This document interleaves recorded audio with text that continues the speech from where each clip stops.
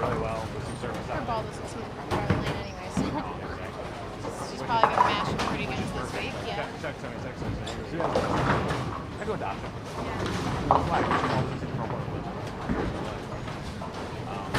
Now it's sort of method solid, and I think actually bias.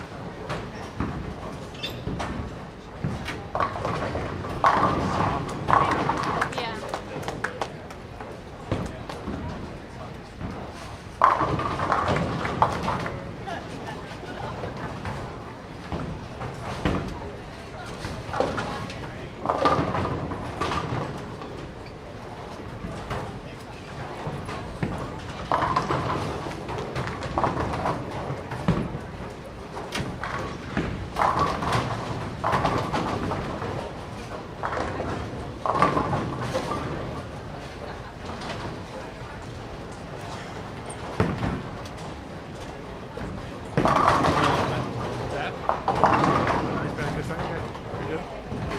I hit her vapor zone with 1500. I didn't really lean into it. Just have to spin it on tap and just slow it down a little bit. I got out of the terminal just didn't Hers didn't? No.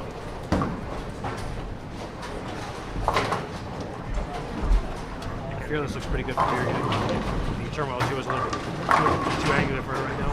Yeah. But I think it'll be a good ball down when she has a change up for Fearless. I think if he gets down here too, they're a little better. Yeah. Or if she gets by the time they get here, they'll be opened up a little bit. she gets. It's really when these girls go at it. That's Yeah. gonna be like make sure you move.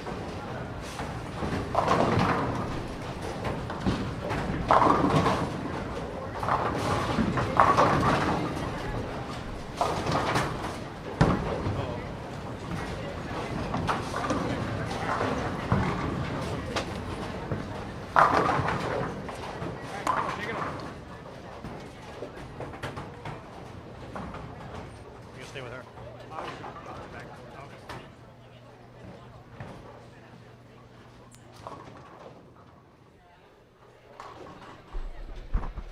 Top of the morning to you all.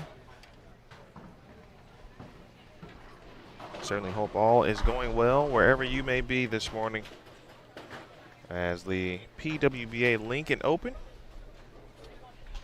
is underway here on Bowl TV.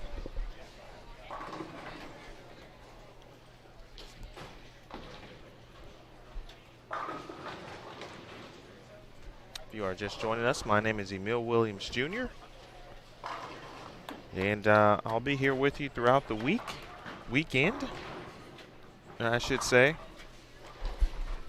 as well as Brant Houghton, who is already assisting in the chat. Thanks, Brant. Aaron Smith, along with Curtis Von Kruger. Tennille Milligan, Kathy Wadka, Kathy Kavicki, our tournament staff, live from Sun Valley Lanes in Lincoln, Nebraska. Proprietor here, John Lucido. Appreciate you, John, and all of his great staff. If I start naming names, I'll probably forget one. But they have all been helpful. I'll probably name a few names, Jen, Brody, Brooklyn, and I've already forgotten a couple names that I probably should be mentioning. But their staff is fantastic, as they always are. This will be the featured lanes for the week. 21, 22, 23, and 24, of course. We have 4 additional channels of coverage. On 21 and 22, we have Liz Johnson, 3-time PWBA Player of the Year. Of course, you know all about her. At this point, 24 titles. Stephanie Martins made the round of 32 last week at the Twin Cities Open. Shout out to Brent Prentice and the Twin Cities Open staff at Cedarville Lanes in Eagan, Minnesota. Fantastic event. Thank you.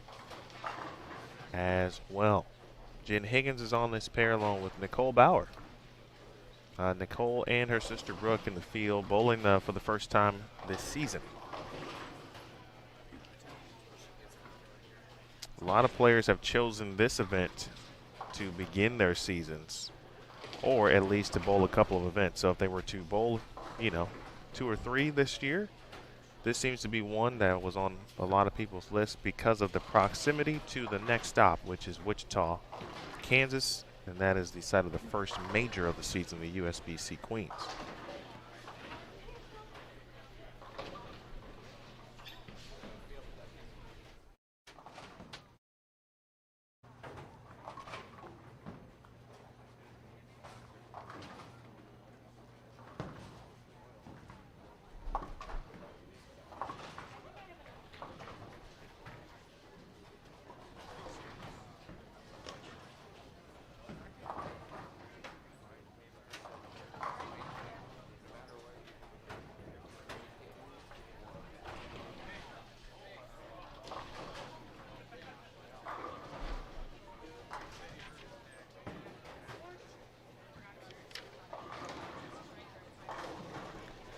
Mentioned Nicole Bauer, also Aaron Zaprinsky from Tinley Park on 21 and 22. Saw Aaron earlier and learned that she went to Purdue, bowled for a couple of seasons, and graduated in 2013. On 23 and 24, we start our coverage with Liz Colgan.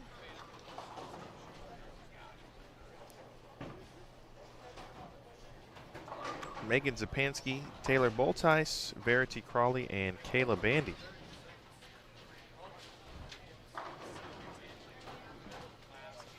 And Verity already out throwing some urethane.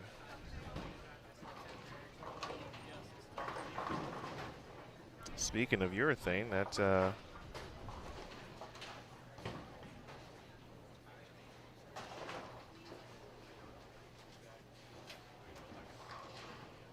brings us to this week's lane condition, which is 38 feet and 21, just shy of 22 in regards to volume. Milliliters of oil, 21 and a half, or 0.52 to be very specific. Combination of fire and ice use this week. Again, that distance is 38 feet. Watched a little bit of practice yesterday and saw some, definitely saw some friction for sure. There was not a lack of friction yesterday, which, you know, it depends on obviously how things go out. How this first round goes, of course, and how players will elect to play some things later on in the block. Or I should say round number 2 this afternoon or this evening. Verity actually at the end of practice was, along with Diana, working on 3-step. And so in case they needed to, at some point, get into 5th arrow, for example, maybe even 6th, they could do it. Just wanted to get accustomed. Ball returns and, you know, those kind of things, seeing where they need to line up, etc. So some of the things that you know, may not think would happen at a practice session, but, you know, it all depends on what the lane condition is projecting, if you will. And then also perhaps what the players, you know, perhaps they worked on something before they got to the event, spent a little extra time making sure they feel okay about what they worked on. So that's always something of importance to pay attention to. Taylor Boltice has bowled well these first couple of weeks. And here she begins the day with a spare 4-bagger. How about 5? And a 2-4-5. So that's what we'll want to pay attention to, I think, early on. Where are you seeing some friction? Good shot there from Jen Higgins.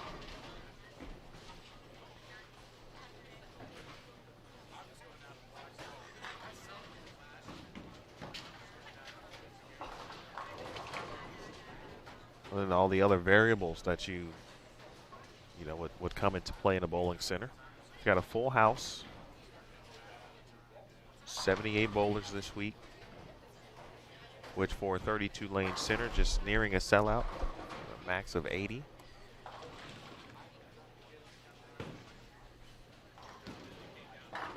Really good shot there from Zaprinsky. I talked to Josie Barnes yesterday during the practice session, and she mentioned for her certainly, but she thought speed would be of utter importance, speed control.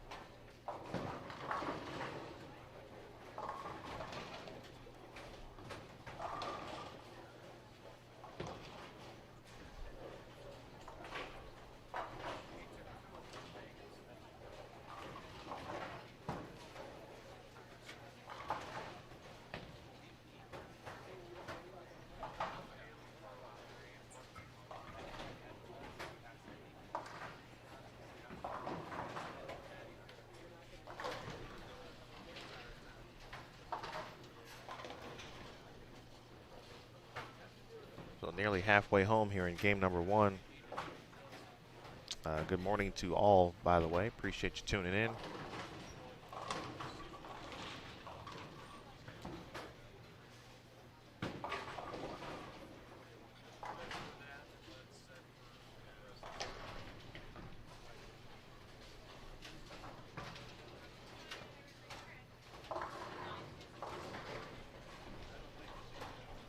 Don't forget about 25 and 26. Our featured pairs as well. We'll see a little bit of 21 and 22.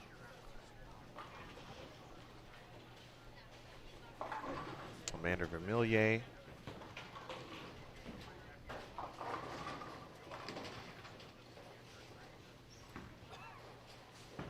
Who competed last week, of course, at the Twin Cities Open, just down the way there in Apple Valley.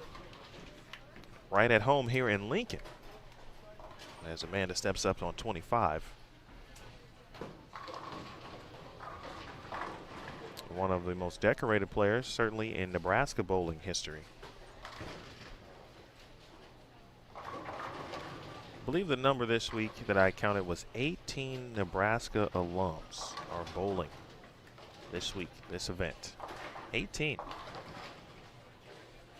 That's pretty impressive.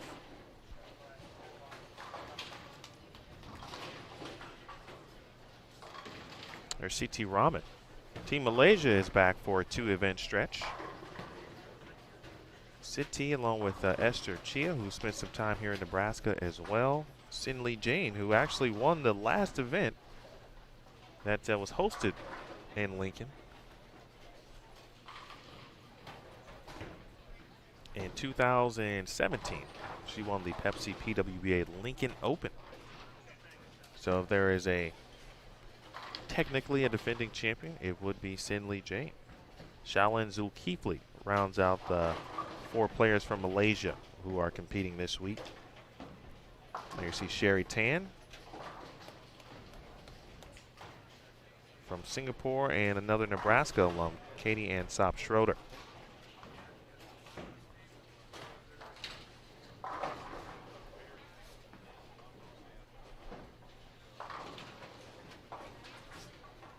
Yeah, this week could be very interesting. Oh my goodness. Wow. That was a tough break there. That ball didn't look to be stopping as it entered the 1-3.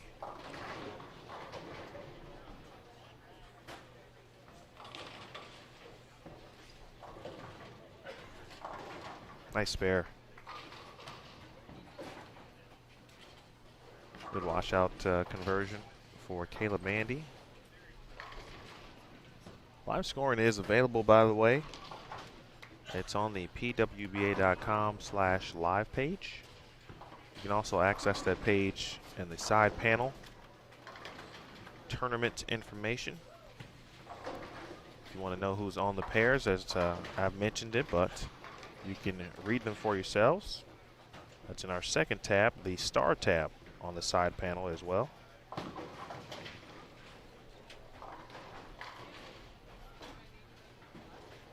Well, Chris, 21 and 22 seems to have the right order going on here because they have started well. Stephanie Martins, she can get to 245. And Higgins can get to 249. Liz Johnson can get to 238. Nicole Bauer can get to 236. And Aaron Zaprinski can get to 194. So that particular pair seems to have a good eye on what's happening.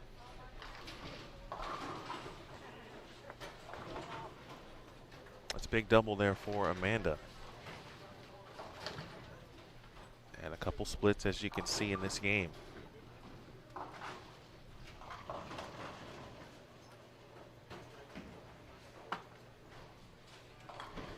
Yeah, it's odd. The practice session would give you the indication that it could be a high-scoring week because of the available friction.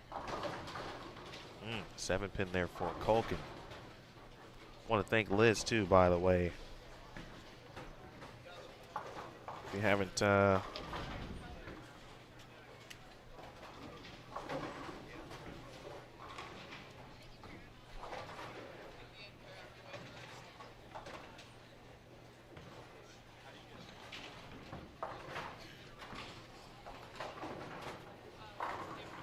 taken a look at PWBA Social,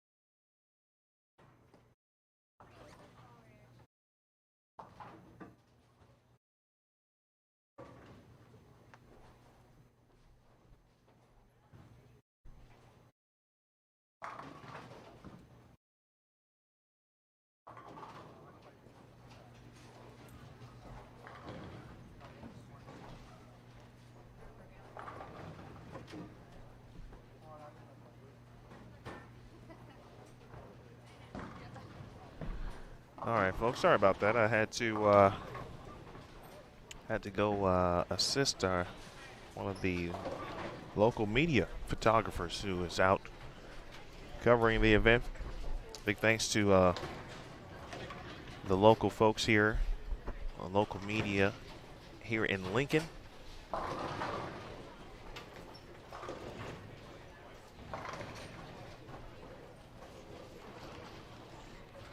I believe before I was leaving, I was about to say that Liz Culkin, we went on a road trip, if you will. We went on the road, literally.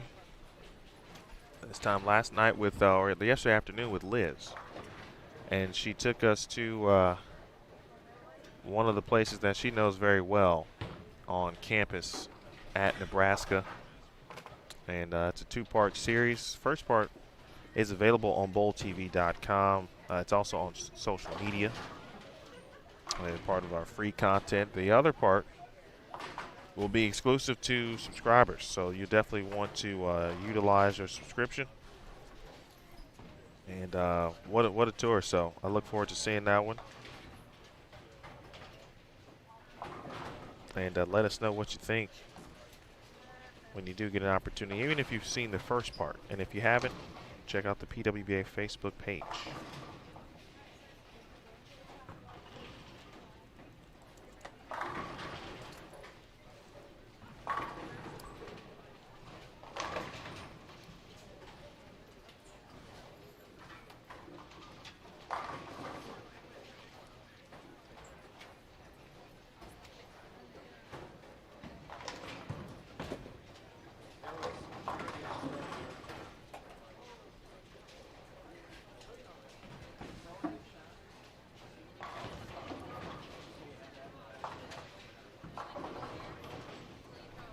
All right, so we're now on to game number 2.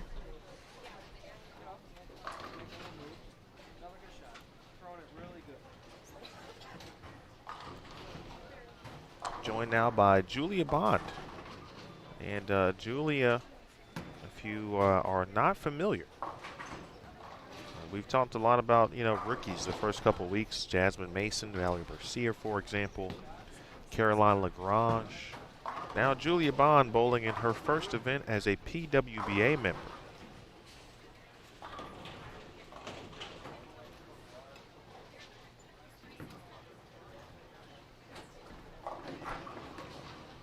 She has bowled in PWBA stops or events before, but the USBC events, for example, majors, US Women's Open, USBC Queens, she has competed in those prior to.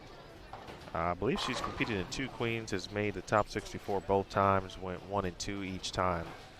She finished 6th at the 2017 US Women's Open and just missed the show. Of course, that was the show where Daria Payon earned the #1 seed. Liz Johnson ran the ladder, which is not surprising to win that show, but Julia gave it a run, and she shot 270 in the final game to get a little bit closer, but it wasn't going to be enough. She just finished her undergraduate degree in forensic science at Nebraska. She was a first-team All-American multiple times, NCAA champion in 2015. So she'll be one to watch, certainly. 3-time Team USA member, U.S. Amateur Champion in 2017, and we can go on and on. We can go back to her youth career as well. Junior Gold, U20 champion. So Bond, Valerie Bercier, we just talked about on this pair, along with Ashley Galante, Stephanie Johnson, and Jody Golick. It's on 21 and 22. That's one of the pairs you'll want to check out. We have the channel, of course. We've got 19 and 20 over there as well. Then on 23 and 24, 25 and 26, the lanes that you will get a chance to see through and through. Shannon O'Keefe has joined us along with Jody Wessner. Jody and her mother made the trip to Lincoln this week.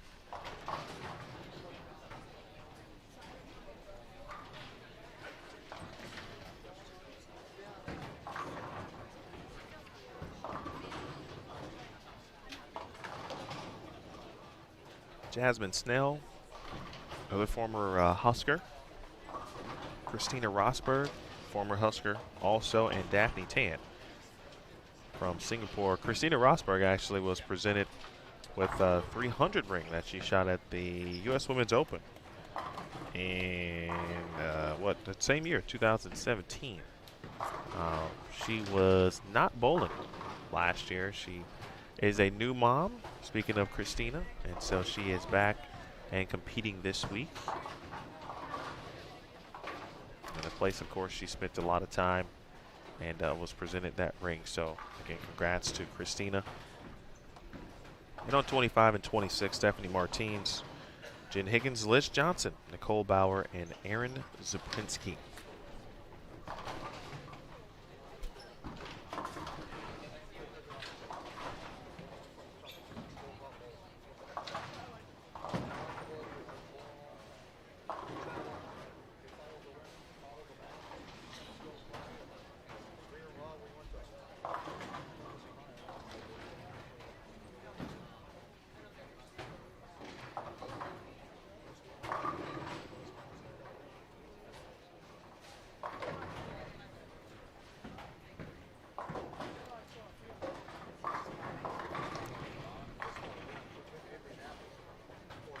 Missed some hellos in the chat. Hello to Troy.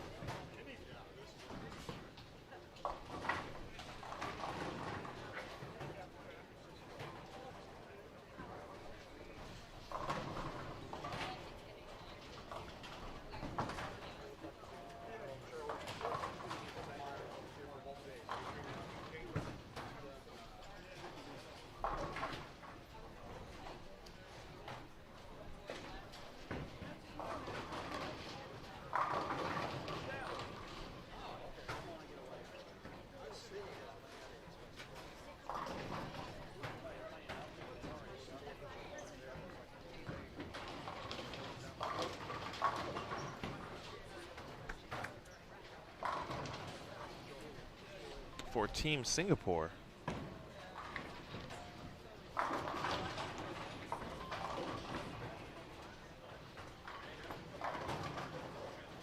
This is their third event.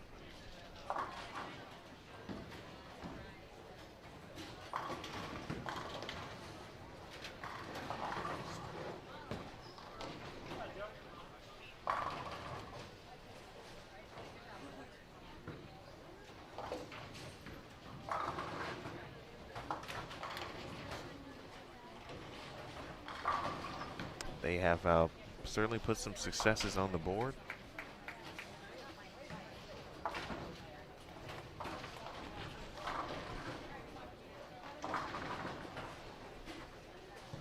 I believe this will be the, if I recall correctly, this will be the most amount of events that they will bowl to start a season. I believe the number is 6 that they are going to bowl, and that would put them through Tucson, if I'm not mistaken.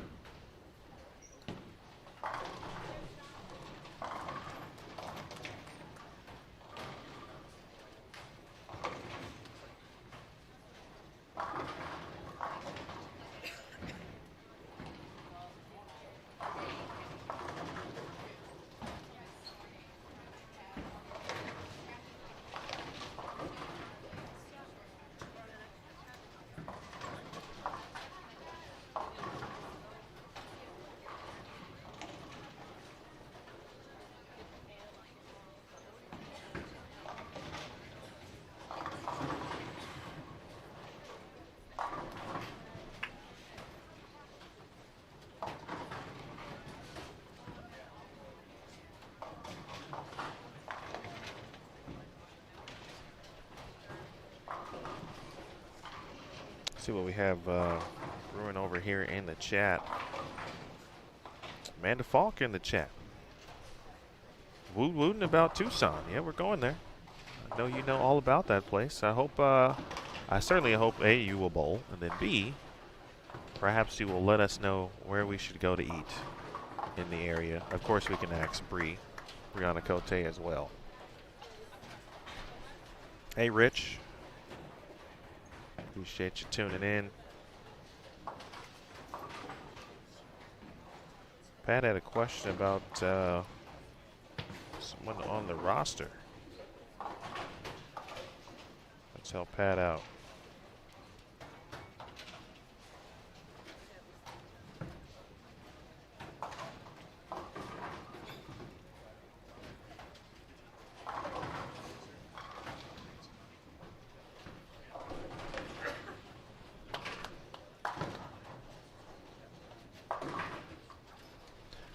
While I was assisting the photographer, chance to talk with Snelly from Team EBI, and he said this would be the lowest scoring event, more than likely, of the season, and definitely of the first three, without a doubt.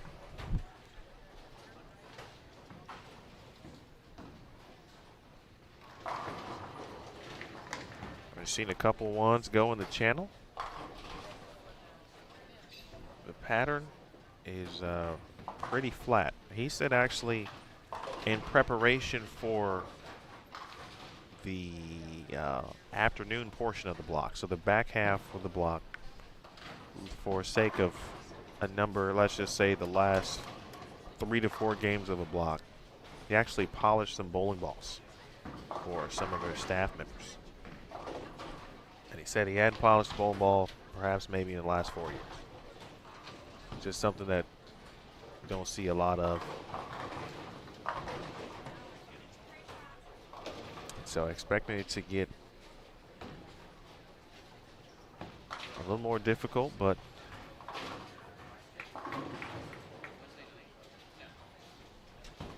you hear players talk about how they could get fooled a lot. And if you're not in tune with what's happening with your game, with certainly, you know, understanding what you're reading from a graph perspective, and we all know, hey, you can read the graph, you can kind of use the rule of thumb, and rule of 31, for example, to give you an idea. But until you start throwing bowling balls down the lane, you don't really have an idea. And you watch a few shots of practice yesterday, you would think that it was going to be a high-scoring week. But from what everyone has said so far this morning, it's going to be the exact opposite.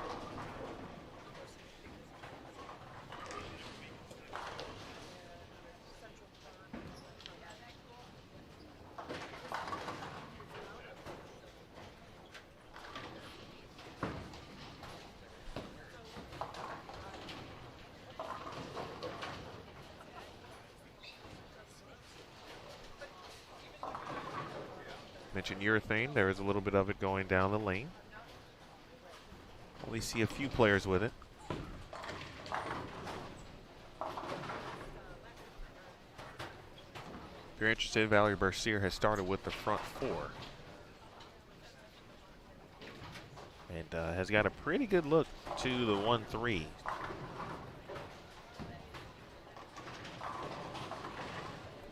Again, live from Sun Valley Lanes and Lincoln, Nebraska. For me personally, this is, let's see, 16-17. Last year, IT 4th appearance for me at Sun Valley Lanes. And each appearance has been fantastic because we're always treated certainly very well. Yesterday on the ride with Liz Colkin, actually got a chance to see something in the city of Lincoln, just other areas or parts of the city that wouldn't normally get a chance to see because Obviously, we spend most of our time inside the bowling center, or even, for example, the Haymarket District, anything close.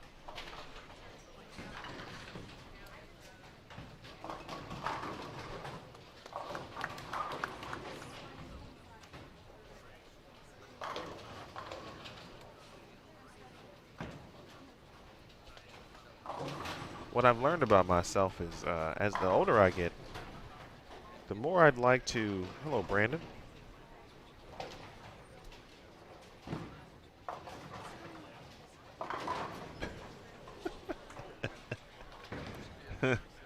That's funny.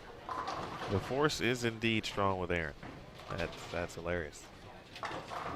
To finish my quick story, what I've learned about myself is I start to really want to check out, or you want to view things like, wait, what local college campus is nearby? You know, how cool is it? Is it beautiful? You know, those kind of things. So just being on the little part of Nebraska and the east side of their campus, and they've got 2 campuses we learned yesterday as well. Just being on campus, checking it out, it's like, okay, if I can, you know, check something out like this every week, that'll be a good week.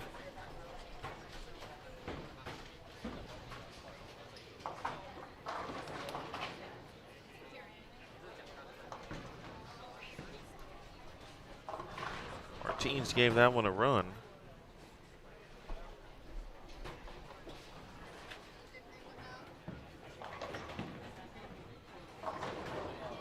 Jennifer, there is a part 2 of that video, and it will be up today. And it actually will be exclusive to Bowl TV subscribers. So the first part is free. And of course, we put it on, added it to social media. It's free on bowltv.com and the Backstage, on the Backstage channel. Part 2 will be also on the Backstage channel and exclusive to subscribers.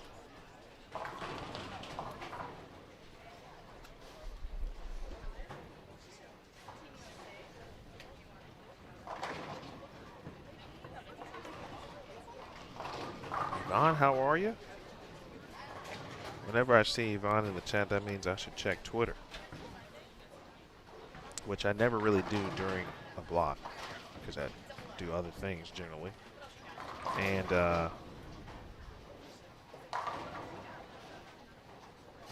but she has normally said hello to me and always miss it.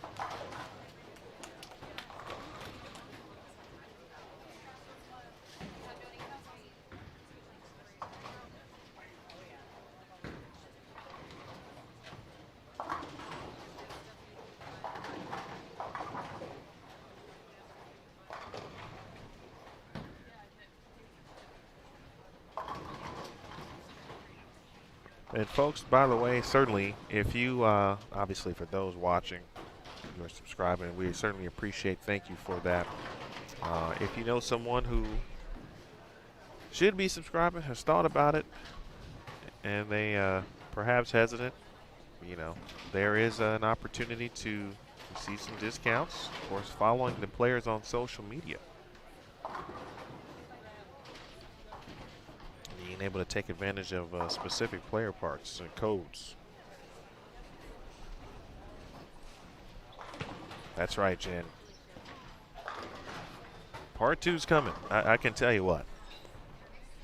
I learned a lot, and I'm not going to give it away, but I can't wait for you. If you saw the beginning of part 1, and so that device.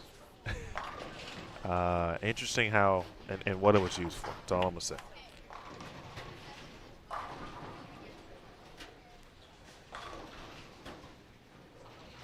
Ladies, Michelle checking in. It is, let's see, well, just past 10 o'clock Central.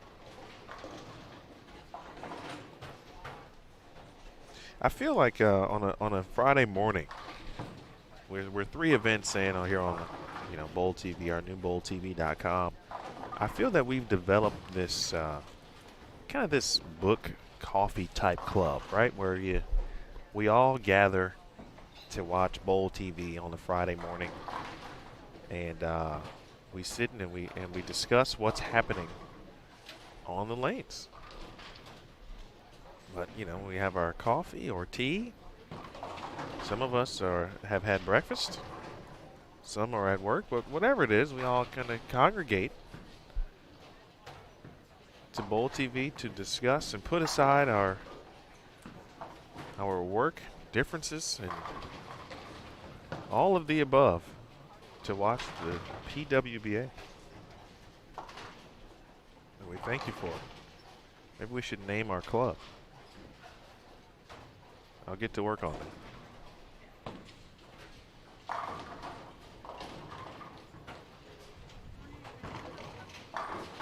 Nice shot there from Daphne Tan. You know, if we're talking about early, and I won't say breakouts, because Daphne Tan has had some success, but I feel she probably is the next player to really kind of break out on the PWBA tour. We've seen Jazreel Tan, we've seen Sherry Tan, we know New Wei Finn, we know Shayna Ung, and Daphne Tan. I think it's her time.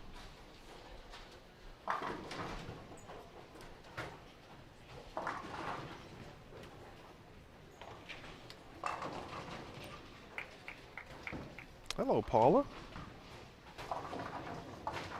Paula V in the building.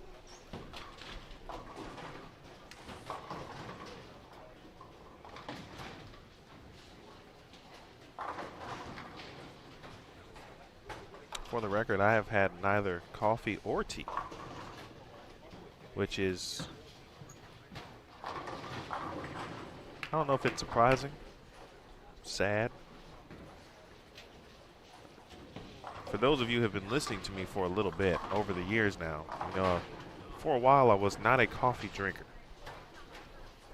And then I started to get into it, and I'm still a novice, and I actually would prefer to remain a novice, you know. Kind of, if necessary, as needed coffee. I certainly have understood the benefits of it, though. It can help you out in a situation where you need to kind of maybe get a quick jolt, if you will. Generally, I'm a tea guy. And I'll probably get some, I don't know, probably mid-block.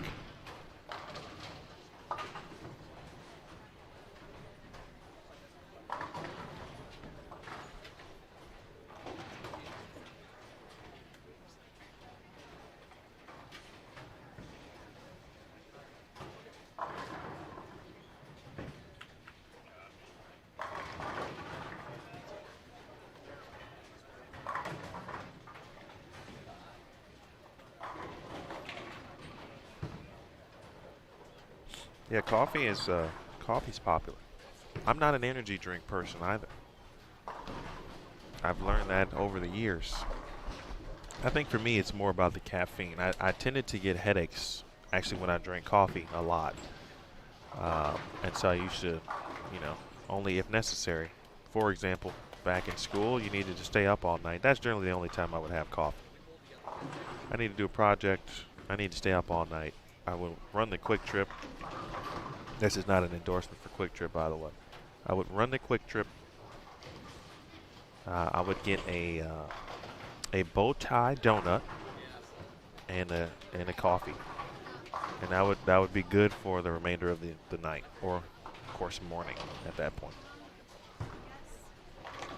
Those were the days.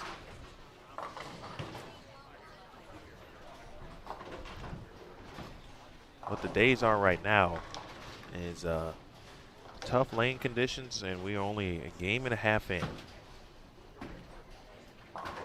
Oh my.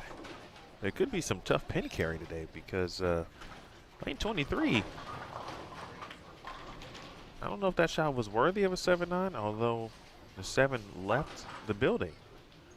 It was about to stand. Earlier we saw Megan Zapansky leave a pocket 7-10 on a shot that the ball looked to still be driving towards in the 1-3.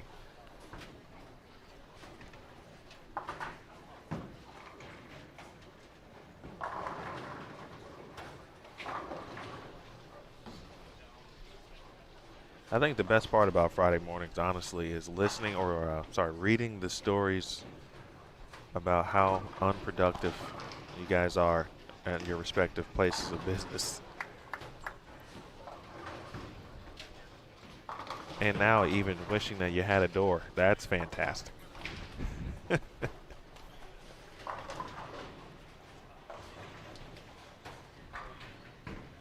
Zaprinsky, who had a really good look, I thought, on, let's see, she was on 21 and 22 prior to this pair. And she actually made me bring up the ball speed comment, where it looked like for her specifically, if you keep your ball speed really firm and online, you were going to have some success. But you can also see where, if you miss left, if you miss right, you're going to need to be accurate, certainly this week. 9 spare. Looks like it might be a good opportunity for you this week so far, looking through a game and a half. Pardon me.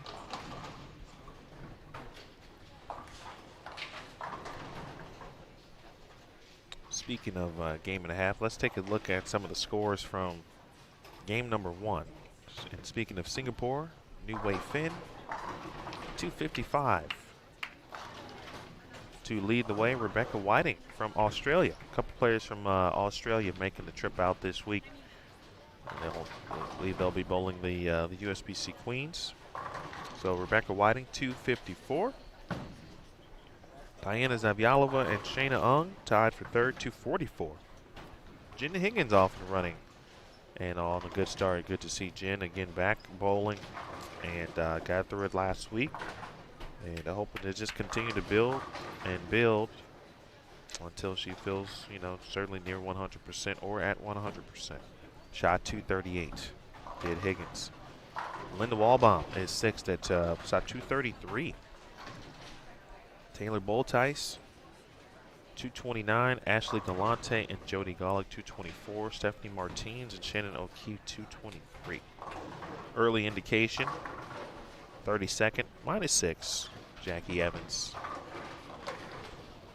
Took a week off last week to complete some finals, and she is back here bowling the young rookie as well.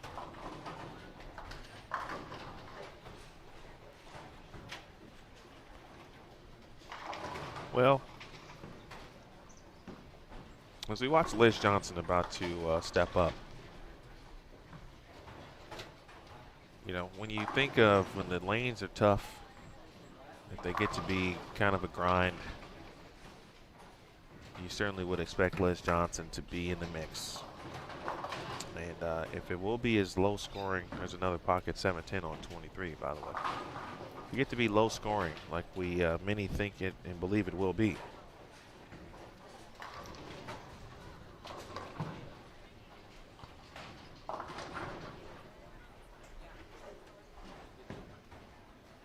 that's a fair point, Chris. That's a fair point. I guess I'm not taking into account my Monday through Thursday. Hey, sometimes it's a little different.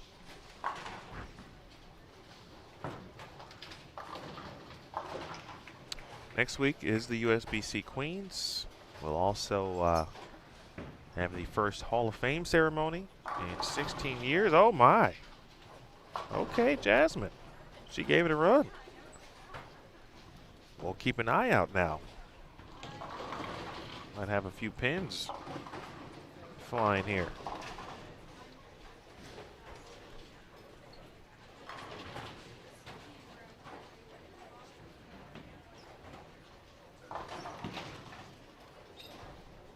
Mike, a bow tie donut is well, basically a donut that is tied in, 1 or 2 knots, so to speak. And it kind of resembles a bow tie. I would just Google that one. But be careful, though, because if you Google it, you may instantly want to eat a bow tie donut. And that, my friend, I cannot help you with. So please don't blame me. Those bow tie donuts become your new fancy. They are good. Speaking of donuts, I'm gonna try to go to Hertz Donuts, which is nearby. I talked about that on the ride with Liz. Another good shot there from Shannon O'Keefe. You can just kind of get an idea of what, we talk about Carey throwing it good. But the Hertz Donuts nearby.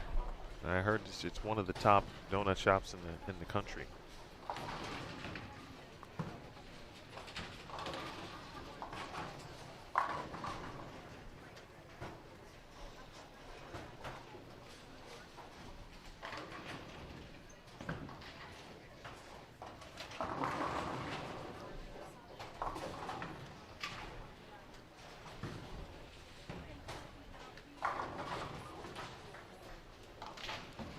Fair single pin miss for Shannon O'Keefe, last week's champion at the Twin Cities Open. Shannon now with 9 PWBA titles. Her goal certainly this year was to win 10, get to 10, I beg your pardon. And that would put her in for a minimum of 2 titles this year. She ended 2018 with 8. And halfway to completing that specific goal. And we certainly should expect to see Shannon in another stepladder championship match here in 2019.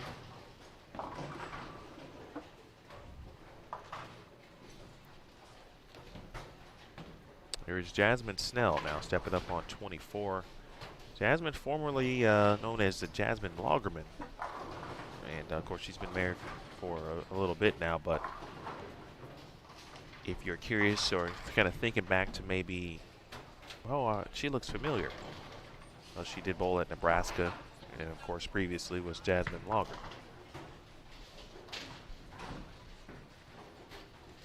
She's had a tough leave to deal with, however. We've seen some weird leaves so far, right? We've got the 9-10 up on 24, and then we've got the 2-7-8 going. As Nicole Bauer just misses that. Open in the 10th for Nicole, and she shoots 170.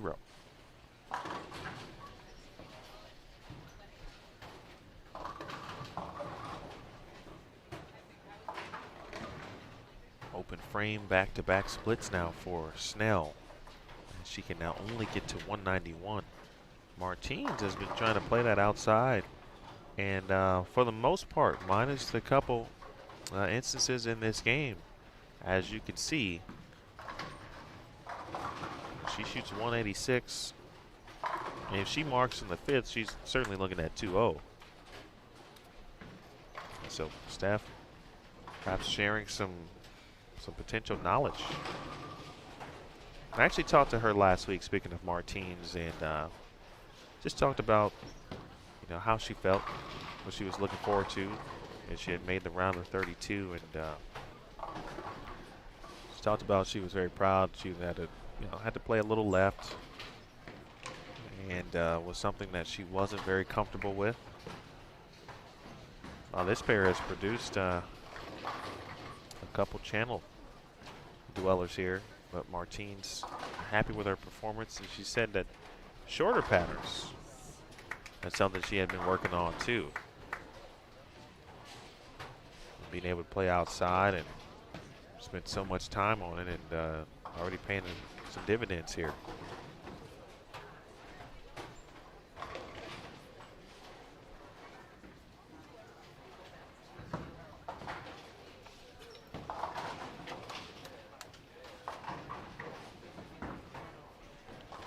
Deandra Asbaty, although a 4.710 in the 11th shot, she'll be in the 240s.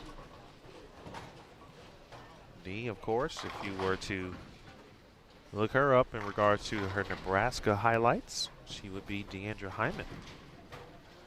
Although her husband John also went to Nebraska and was the team freshman of the year.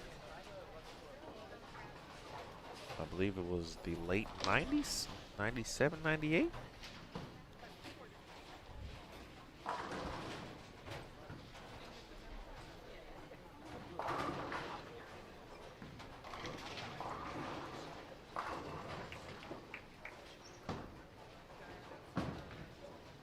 And she made it for good measure. How about that? This is going to be a good week. Scores will be low. Shot making will be imperative. Certainly spares will as well.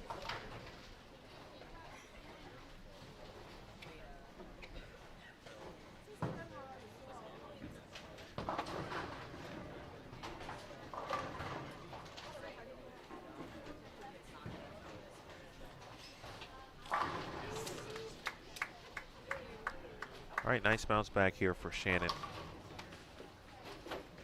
179 as she brings all three in the 10th.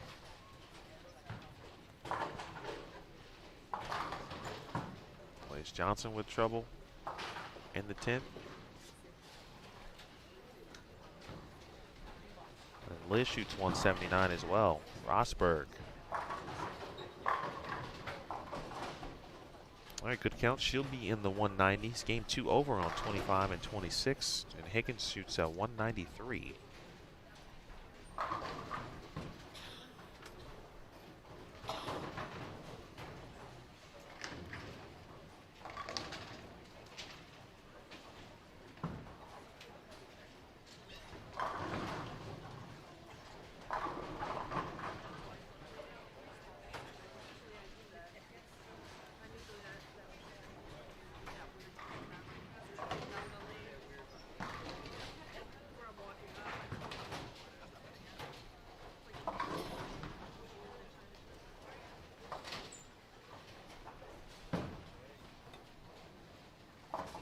Liz Colkin has moved on to game 2 after shooting 160.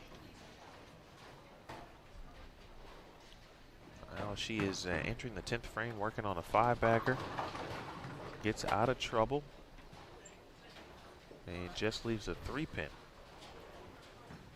Or a 2-pin, I beg your pardon. She's down on 27 through 30.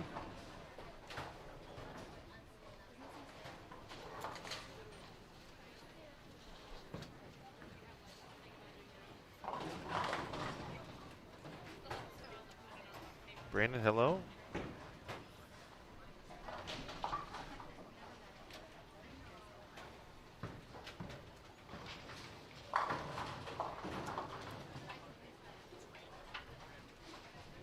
Tan can get to the 2-0s. Rich, thanks for all you do for your area and for the young athletes in your junior gold league.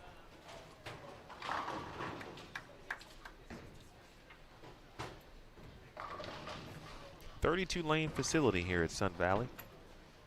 Very experienced in hosting tournaments as well, just in the last few years that I can think of, as Colkin. Again, nice rebound, 248 for Liz.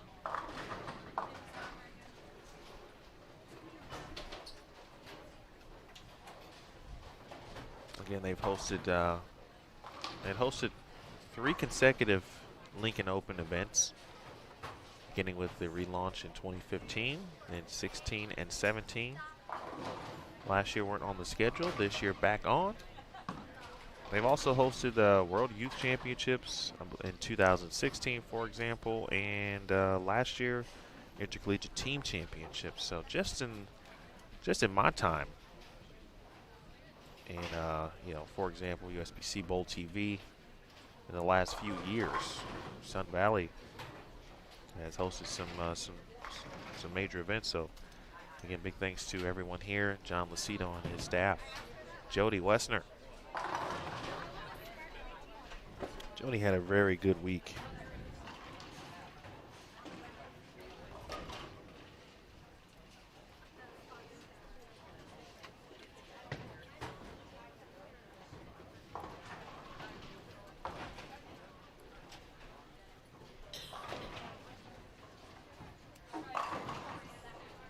Jody finished 11th in Minnesota, and she's made the round of 32 in the first 2 events. Jody trying to keep that cashing streak going here in Lincoln. 206 for Daphne Tan. Rosberg 192. Shannon O'Keefe 179.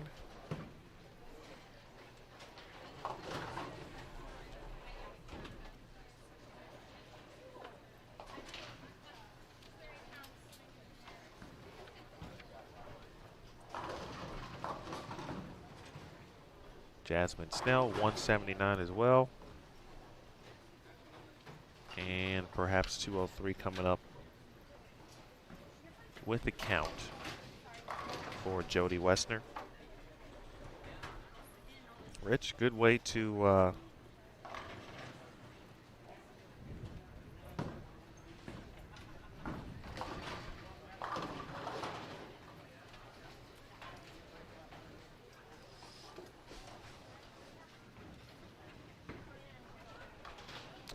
in regards to the national anthem. Yeah, it was we got a clip of that on social media. Good way to start the day here at Sun Valley. And game number 2 is in the books here on lanes 23, 24, 25, and 26. Again, we've got 5 total channels. Lanes 11 through 14, lanes 15 through 18, lanes 19 to 22. Our featured lanes are 23 to 26 and 27 through 30.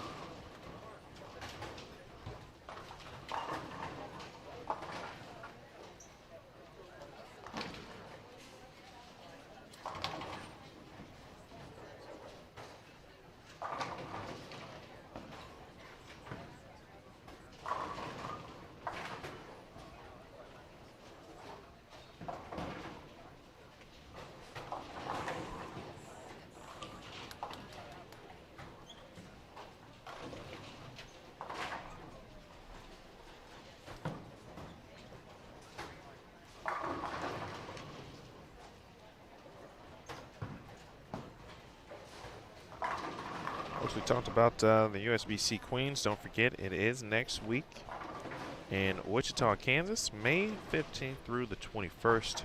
You know where you can watch it. Watch all of the action right here on Bowl TV. Be sure to tune in and watch the best women in the world compete for the tiara. Shannon O'Keefe, of course, she's your defending champion.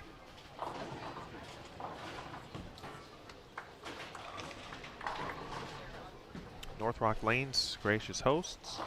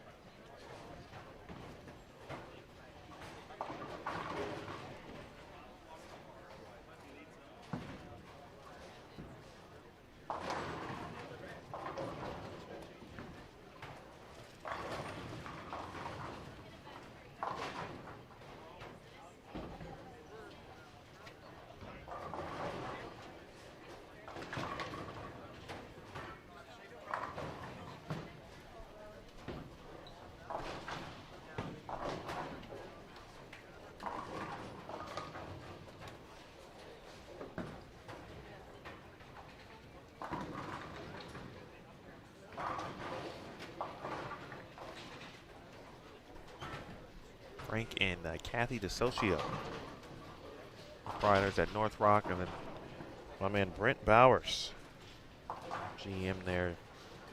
They do a fantastic job right now. Of course, they're hosting the USBC Women's Championships.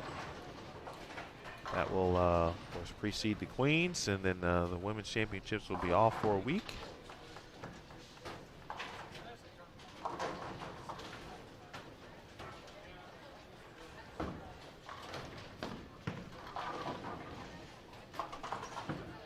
Hello, Brian.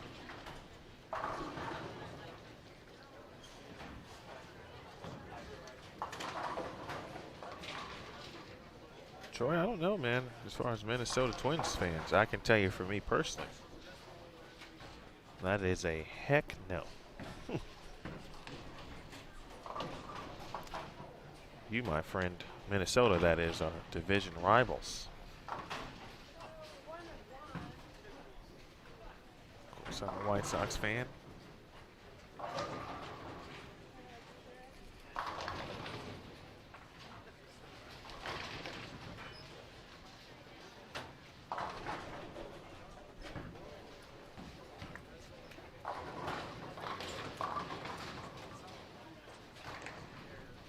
You're on 23 and 24. Jasmine Mason, Rebecca Martin, Giselle Poss,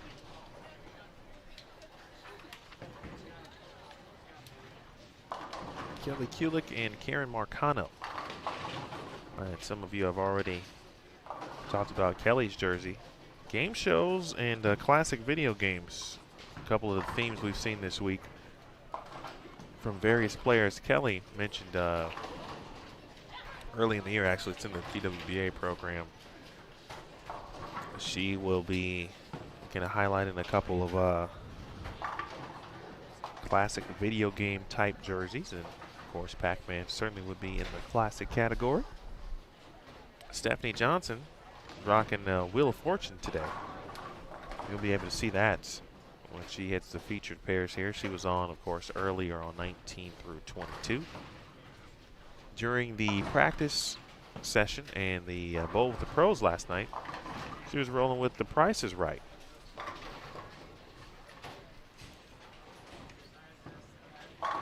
Nice shot there from Poss. Can't tell if Giselle is using urethane. It looked like it. See, it doesn't matter what she throws.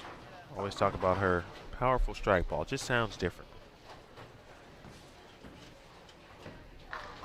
Kelly's got a little, kind of got emojis on my present day emojis along with the Pac-Man. So that's a nice touch.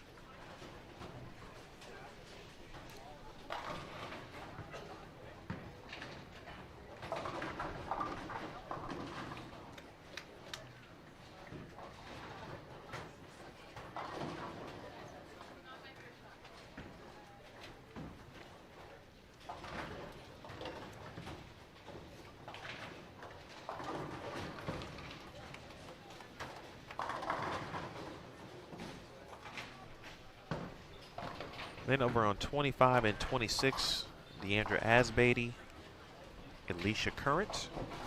He joined me last week in the round of 12. In the booth for a couple of games. Shayna Ung is on that pair, along with Linda Walbaum.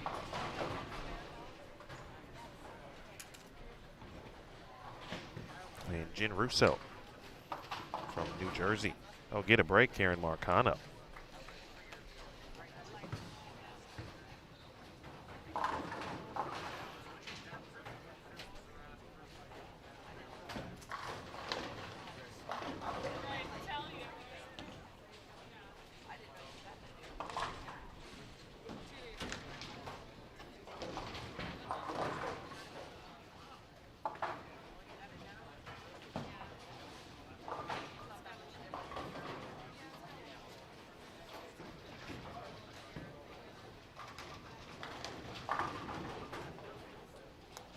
Most Curious, Josie Barnes, Helena Henning-Shannon, Jazriel Tannen, New Wave Finn, and Cindy Polensky over on 21 and 22. Mason wanted that one to lay off. It does not.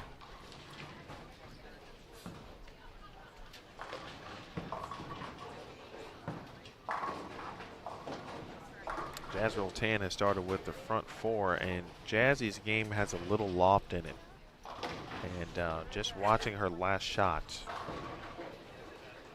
that loft for everyone, if it can happen. But I think she might have a good day because she can delay it a little bit, and her ball speed is relatively firm as well.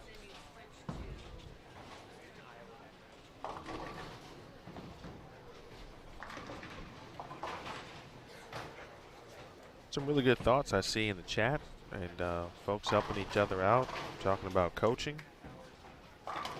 Deborah, I don't remember if you were on last week, but I know there were a couple of folks who hadn't seen Kelly's Hall of Fame speech. I'm glad you were able to watch it. Again, that is available for those maybe who have not seen it. Her USBC Hall of Fame induction speech and the entire ceremony, certainly you can watch on BowlTV.com, as well as other convention news and notes, annual meetings as well. Chris is crazy a little bit because he's talking about the Tribe being the best in the AL Central, which, for all intents and purposes, he's right. But I don't know. They've been injured a little bit. And the White Sox are not that far away. But I'm on the train with them for sure through the rebuild and whatnot. But I feel like they could have a chance when we get to the halfway point. Tabitha, that's pretty good news. You won't be disappointed certainly at the ITRC, whether it's Rod or Lou, giving you a lesson. Of course, Nick will be there as well, getting you started, whatever you need there. Great facility, great people.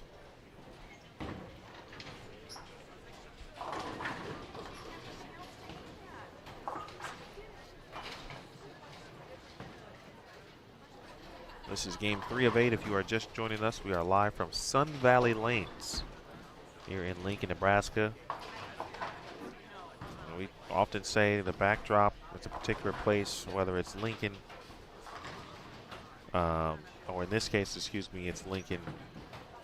Everything about the University of Nebraska is the backdrop here from where we are, just across the street, not across the street, but from the bowling center. As you leave the center and go out to the main road here by the center, you can see a lot of the Nebraska buildings, whether it is the sports buildings or stadium, you can see it all.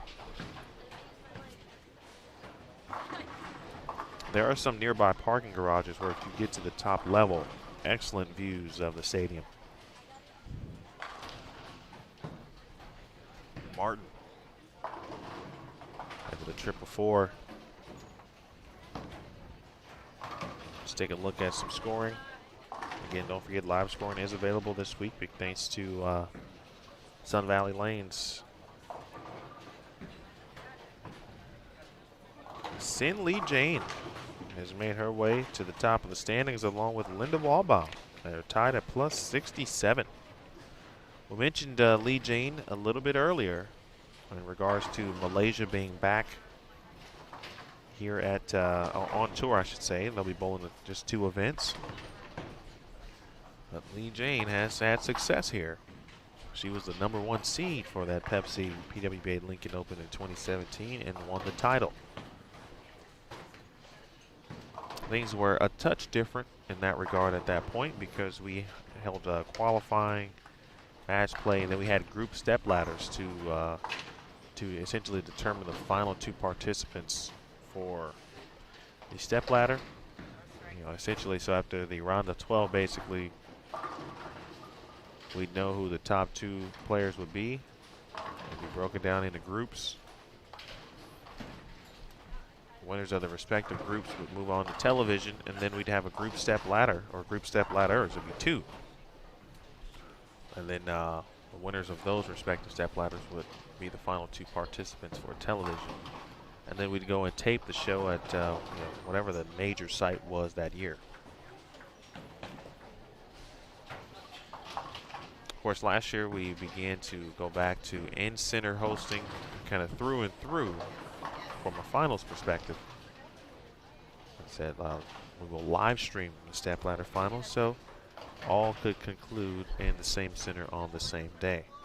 Getting back to the standings, Shayna Ung is in 3rd at plus 59. Deandra Asbeatty 4th at plus 54. Valerie Bercier 5th at plus 46. New Wei Finn is 6th at plus 38. Rebecca Whiting is 7th at plus 37. Diana Zavyalova is 8th at plus 35. Danielle Vandermeer is 9th at plus 34. Jody Golick and Daria Payonk 10th at plus 33. Karen Marcano right now 32nd at minus 9.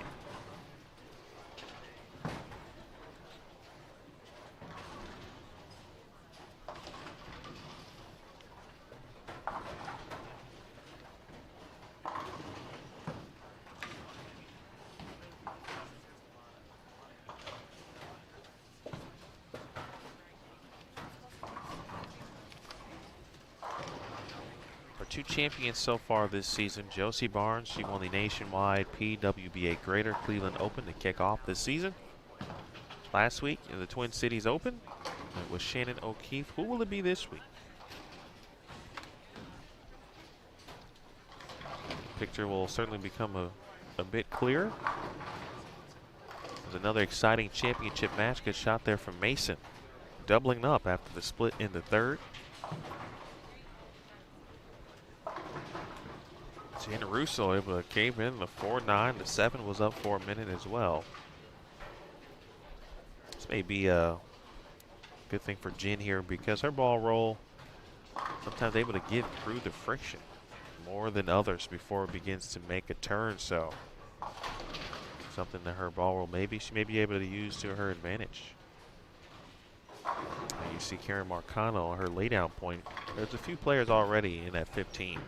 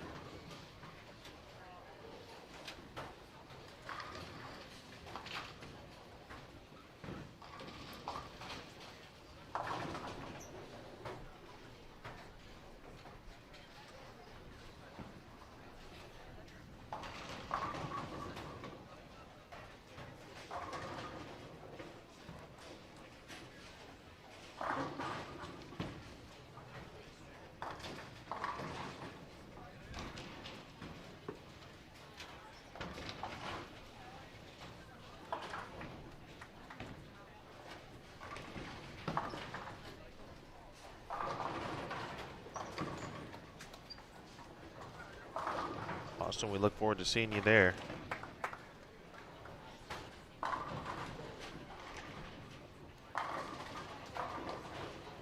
Speaking of Richmond, 2 players, those champions we just talked about, have earned their spots already. Players on the road to Richmond. We do have updated stats on the website as well after 2 events, so if you're curious, you can check out PWBA.com.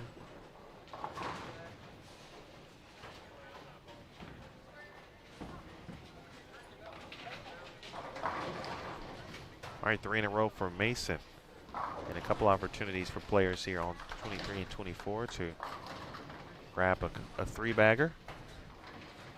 Take a look at Shayna Unk. Shayna last week was minus 110. Minus 110 after the first 8 games, after round 1. And made a heck of a run all the way to finishing 9th last week. I mean, just what an impressive way to. I mean, that's a lot of emotion going on, a lot of bowling, obviously, but to go from really not having a chance in 8 games, obviously you can do a lot in 8 games. We see it every week, but this is just an extreme, very steep uphill battle, and to give herself that type of opportunity. Stephanie Johnson did something very similar as well, although she didn't make the round of 12, but Steph was 103 out after the first 8 games, climbed her way back to make the round of 32. Every week we see blocks where it seems like players just climb out of the holes that they built, and they do it very well. Very impressed, certainly, with what we saw last week.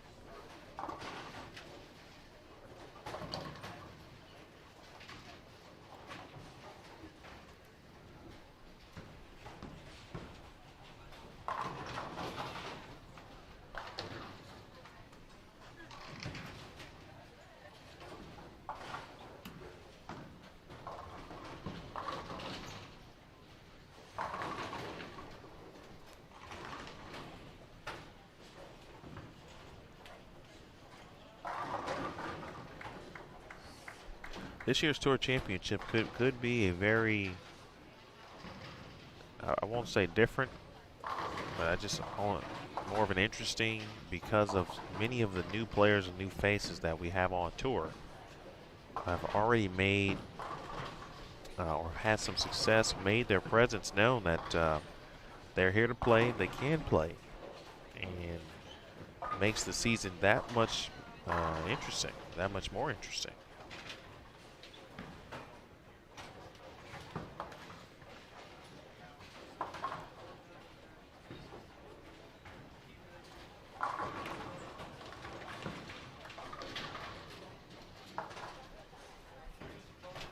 Just looking at players, you know, like, for example, Caroline Lagrange, who has bowled very well through 2 events.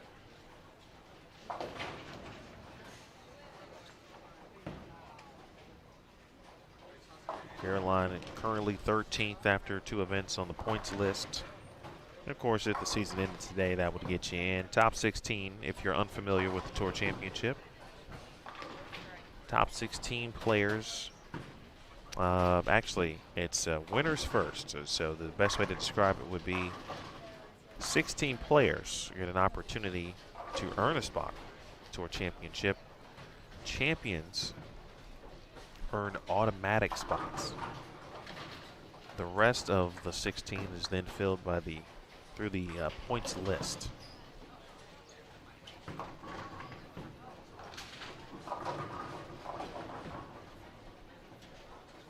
Shannon O'Keefe atop the points list, as she was at the end of last year, winning the PWBA Player of the Year. That is an award solely based on points, really, and performance.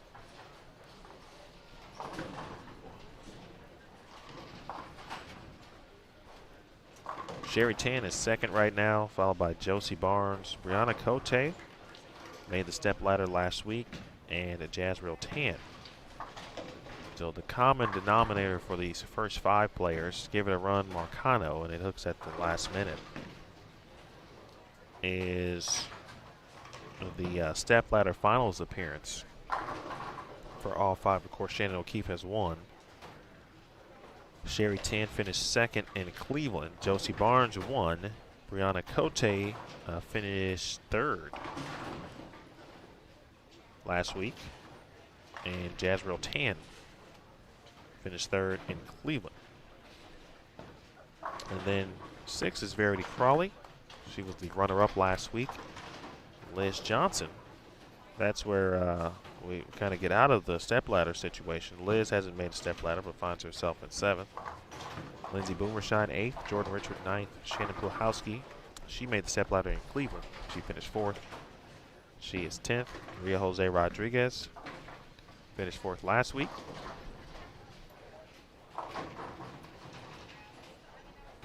Almost the falling 7 there for Gigi Way. New Way Finn is 12th. Caroline Lagrange again 13th. Valerie Bercier is 14th.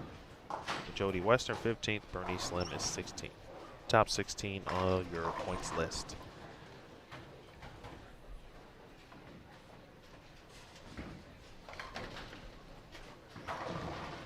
Alicia Curran is on 3 in a row. Great shot for Marcano. You can see a few players doing it a little differently. Pocket 710 is going to be a thing this week. I can feel it.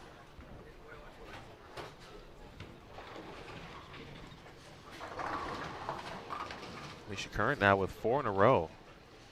He said she was healthy, feeling good. She's been in the gym 3-4 times a week. Working with some good folks where she goes and who understand bowling, she said, and understand the movements, and have created a program specifically for her. That's one thing, folks, that you know, I'm just thinking back to about my experience in this sport and growing up, where the emphasis on fitness and, you know, specific movements that, you know, bowlers replicate is so important.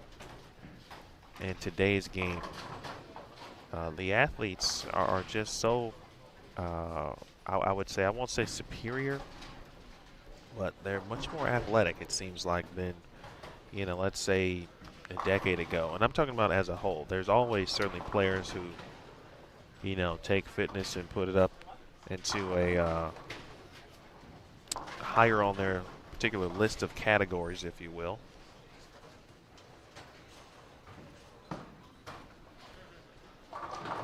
But that's not always the case in some players. Some who, for whatever reason, hey, whatever works for you is what works for you. But after being on this tour now for 4 years, there is there's several common denominators, but fitness is always a high priority for players on this tour. That might be a segment that we do next, potentially.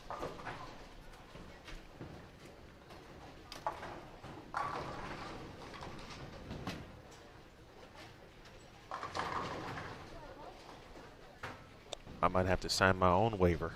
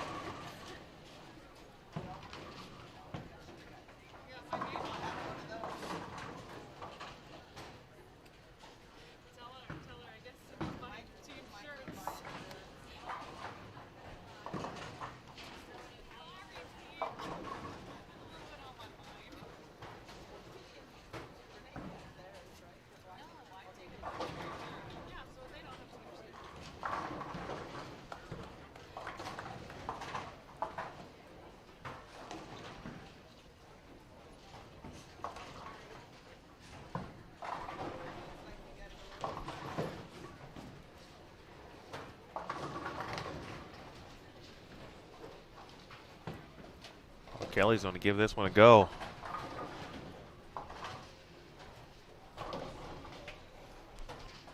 So last couple times out on lane 23, splits for Kulik.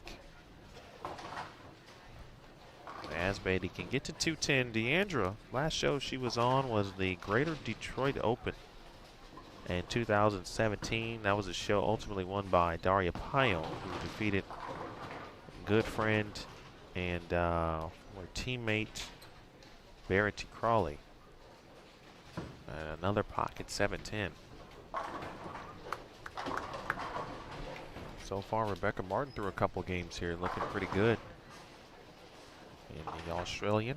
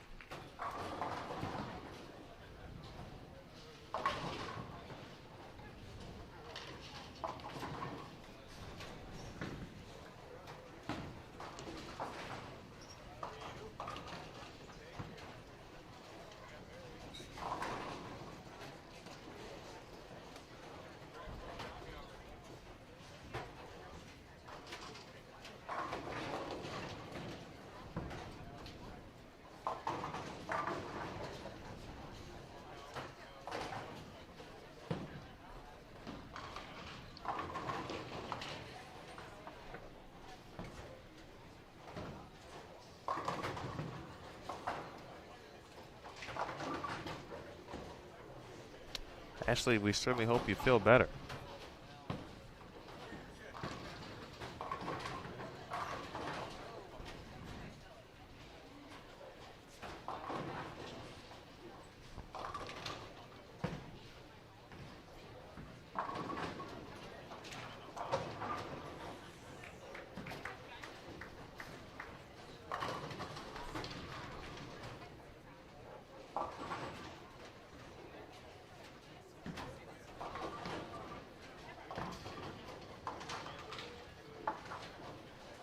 Spare made for Kulik.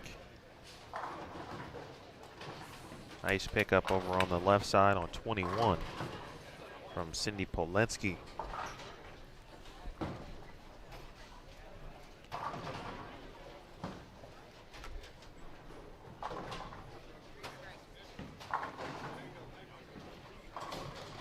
Crossing over there is Mason.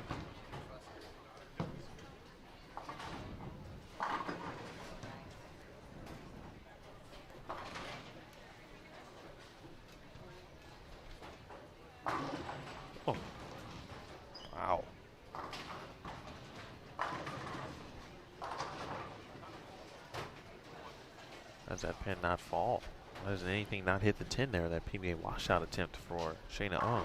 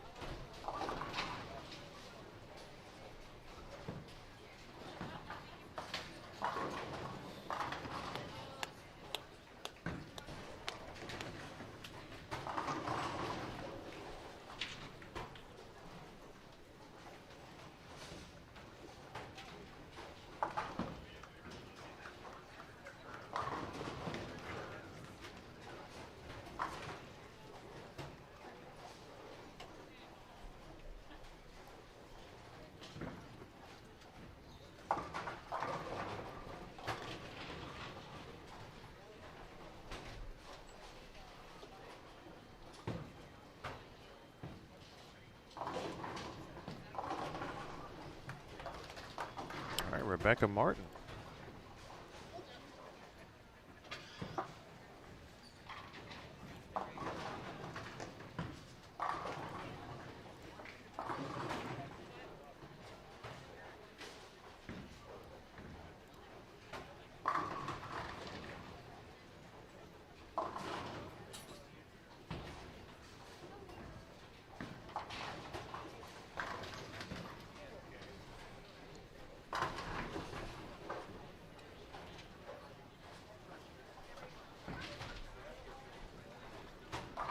.208 for Alicia Current. Asbeatty shoots 168. Shayna Ung on the fill.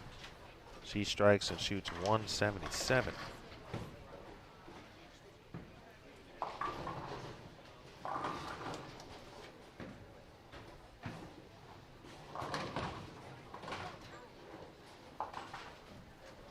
Couple of good games on 21 and 22. Josie Barnes shoots 226. Jazriel Tan 234. Marcano here on 23 and 24, 162. Poss. That one kind of labored just a touch. And spare strike will get her 152.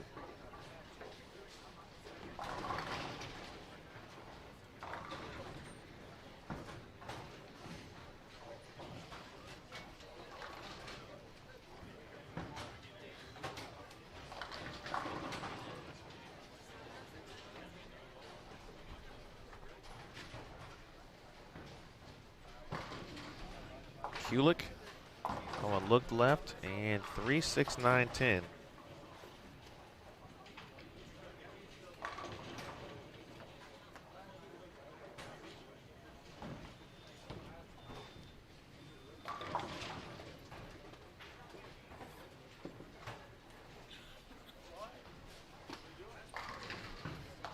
Let's see if Poss what she elects to do here or try on this fill.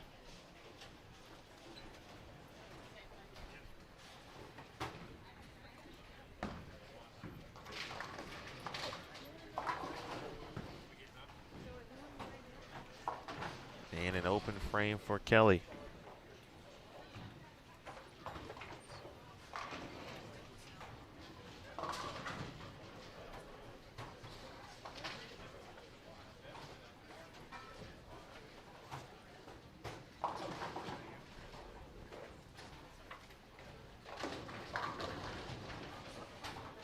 .148 for Poss. You can see how it's starting to look. It's already looking grim. It's tough out there.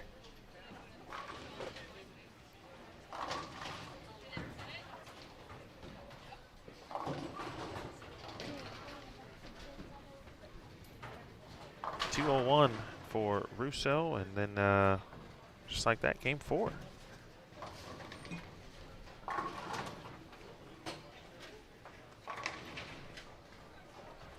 We'll have Jazriel Tan, Cindy Poletsky, Josie Barnes, Kalina Henning-Shannon, and New Wave Finn.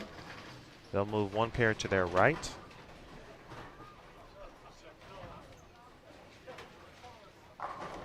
And Marcano, Mason, Poss, Martin, and Kulik will move one pair to their right.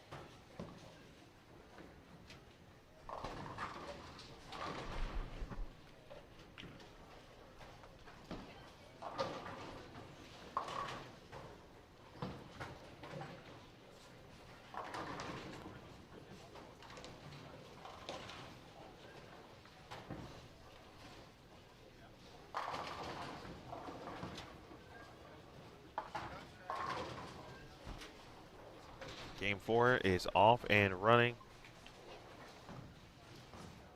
Indeed, Josie on the feature pairs now.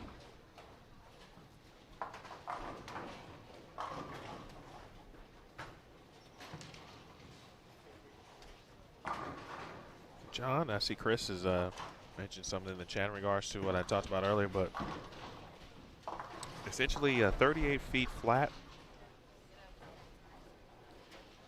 and low volume.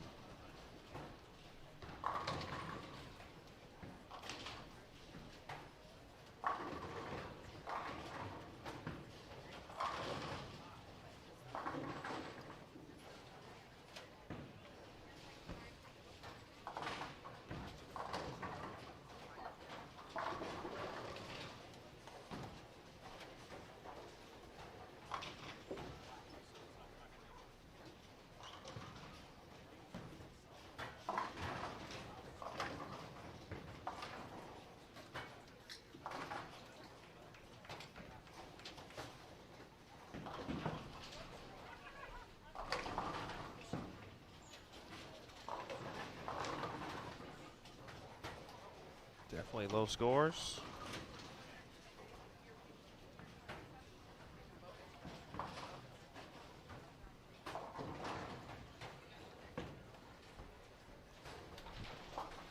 Last week I dropped a little nugget in the chat. I'm gonna do that again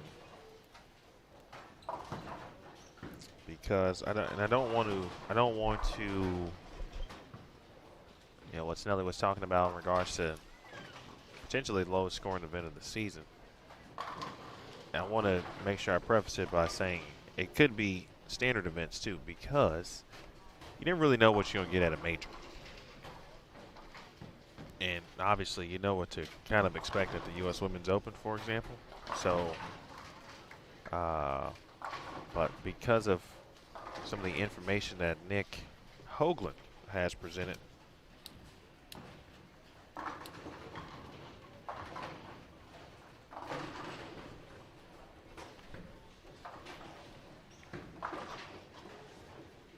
that situation of itself with 6 patterns, each one being a little different, each one with a length and volume, but the intangibles could change week to week. So although they're what they could be or what they might be, they could be different.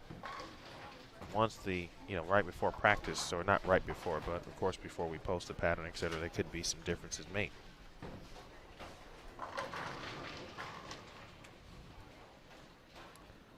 So as soon as I find what I'm looking for, I'll drop that in the chat.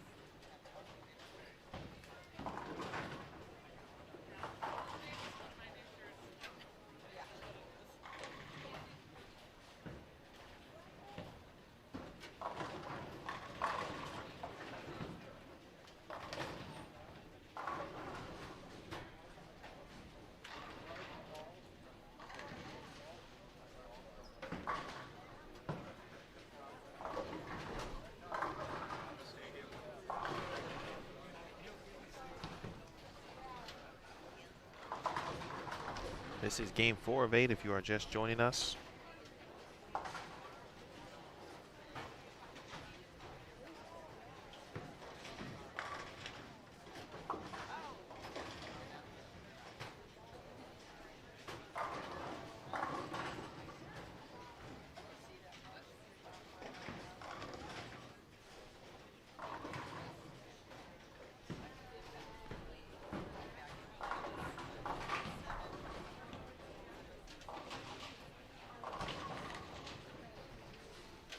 PWBA Lincoln Open, Sun Valley Lanes.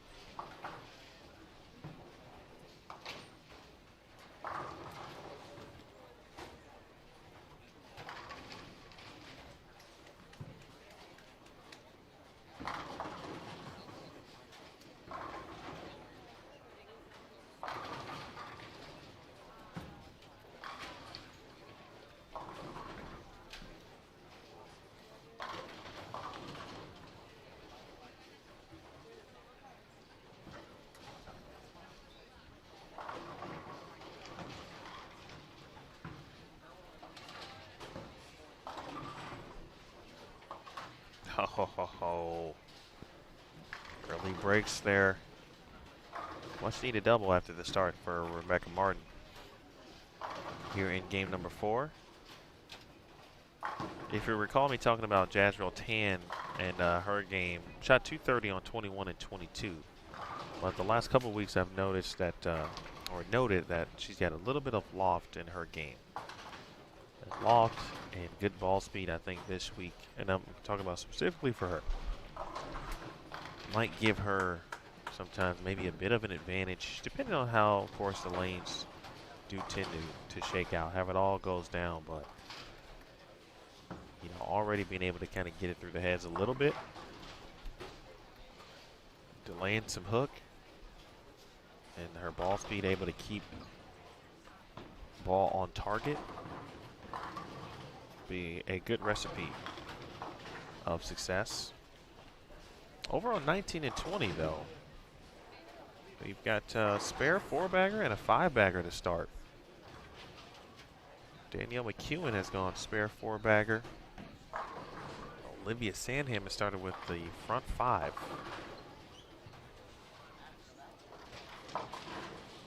Now Jasmine Mason is in some trouble here.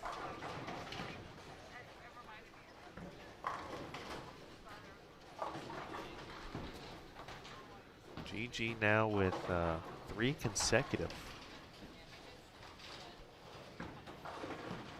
splits with 7 counts. She'll look to get the most she can get here. 4, 6, 7s have been common so far. Pocket 7, 10s, excuse me, have been common. Not sure about that shot there from Jost. Didn't look too bad.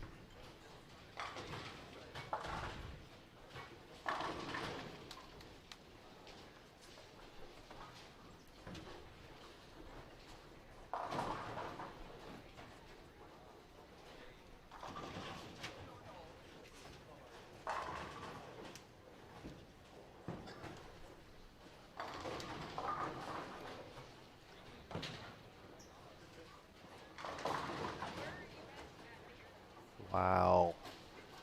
That right there is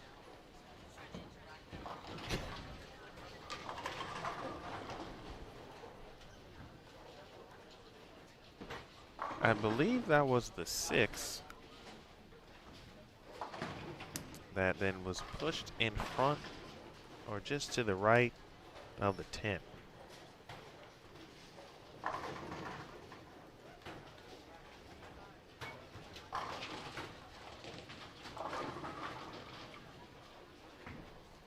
It is starting to get interesting, certainly.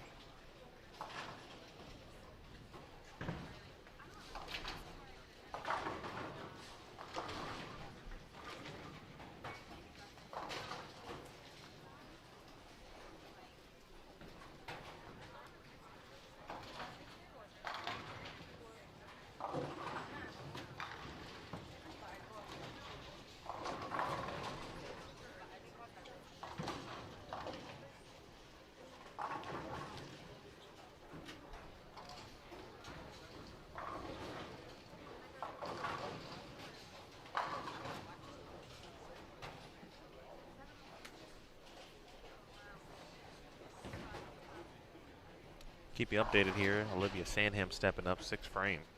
She's got the front 5 and the front 6.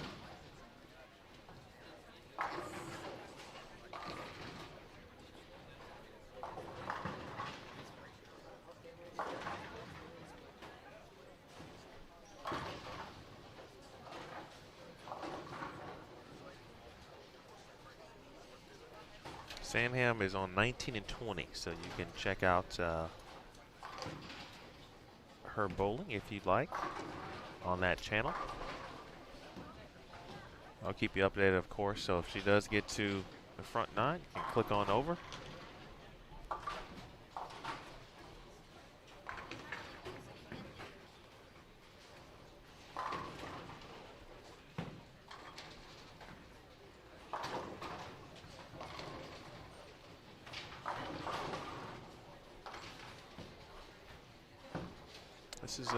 This is definitely one of those weeks to where you could leave the bowling center questioning your abilities when you shouldn't be.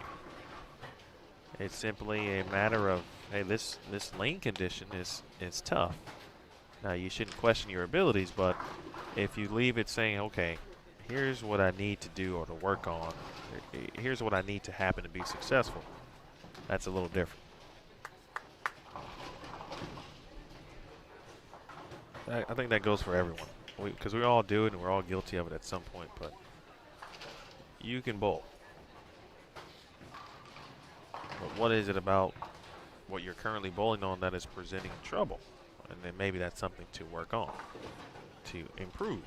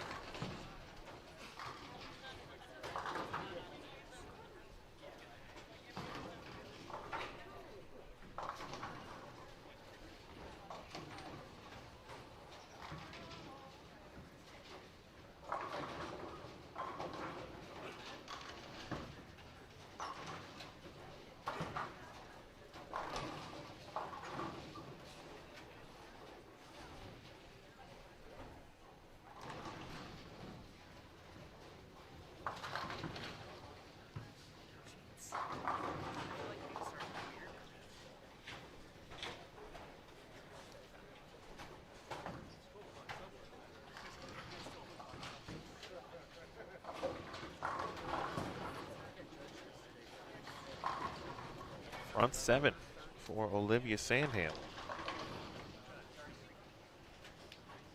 Former Wichita State Shocker. All-American national champion.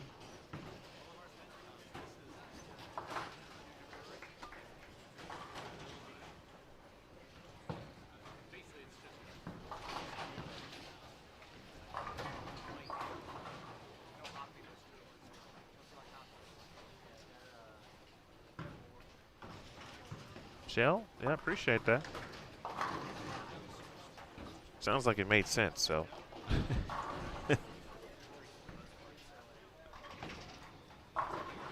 Ooh. Good shot there from Way, who hasn't thrown a lot of strikes here so far through 5 frames.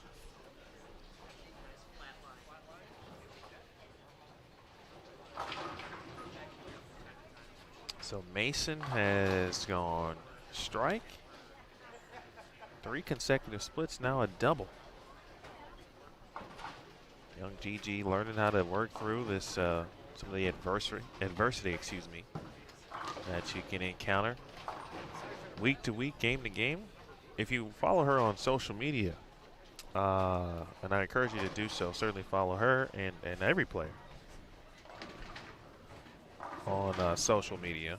But she posted a picture of her spare ball. And a chunk had come out of it. And then there was she had a thumb issue on another ball, and so just overcoming things will be a part of certainly all of these athletes. But Gigi learning on the fly. a young rook.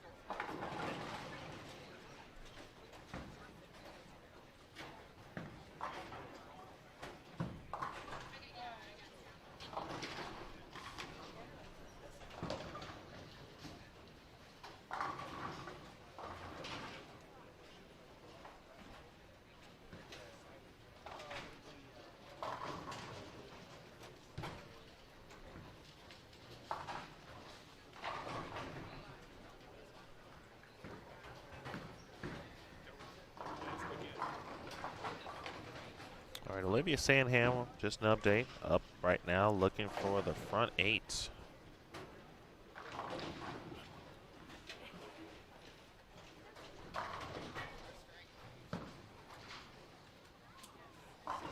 And she has it.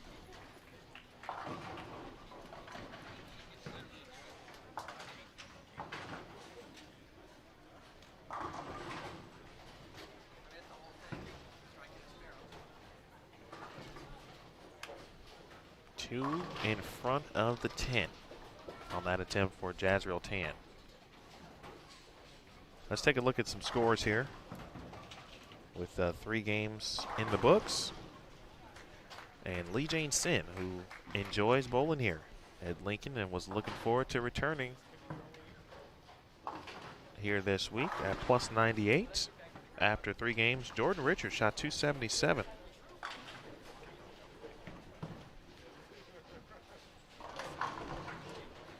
Good shot there from Henning Shannon. Kalina also expecting. So 2 players that we know of bowling this week are with child. Kalina Henning Shannon and Josie Barnes. Jordan Richard is second at plus 62.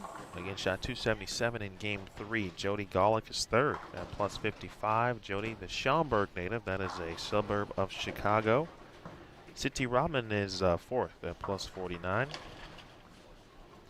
Or Siti Sophia, as you might see her on social media. Daphne Tan is fifth. Talked about Daph. She's gone 211, 206, 231. Could this be Daphne's week to kind of, break out as one of the members of Team Singapore? She's fifth at plus 48, along with Linda Walbaum, also fifth at plus 48. Daria Payong. Daria has missed the first 2 cuts in the round of 32. Could this week be her week to jumpstart her season? Right now she is 7th at plus 47. Josie Barnes 8th at plus 39. Shayna Ung is 9th at plus 36. And Sandra Gongora, also been struggling early in the season, I should say, is 10th right now at plus 33. Cut number is -5 after 3 games. It is shared by Danielle Vandermeer and Julia Bond at -5.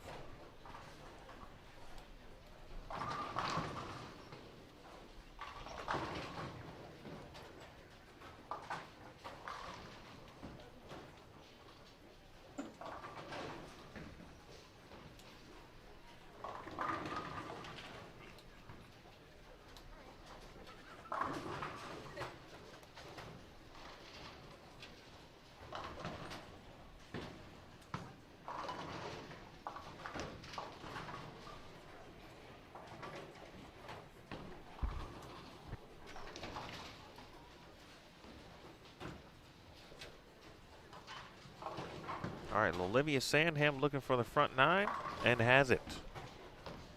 So, Sandham, give her your undivided attention. We'll check her out over on lanes 19 and 20. It'll be on the 19 to 22 channel.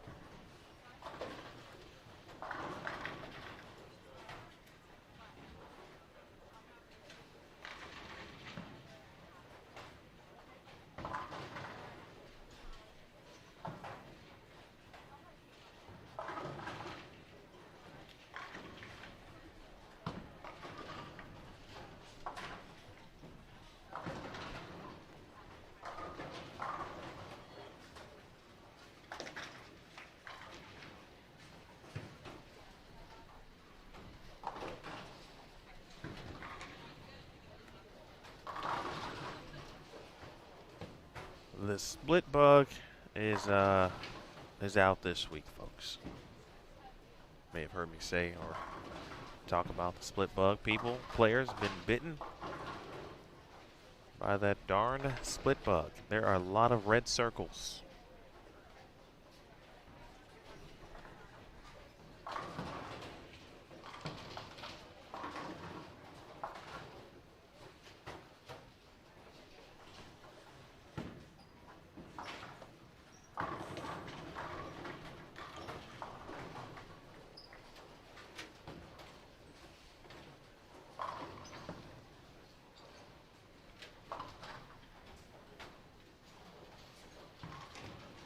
Kulik.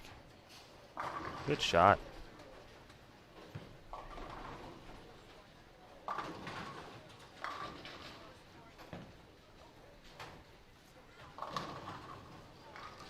certainly will have round of 32, round of 12. The eventual champion will have earned it this week based on what we're seeing. I know we're only through 3 complete games, but as many have mentioned earlier, and some of the ball reps, it's going to be tough.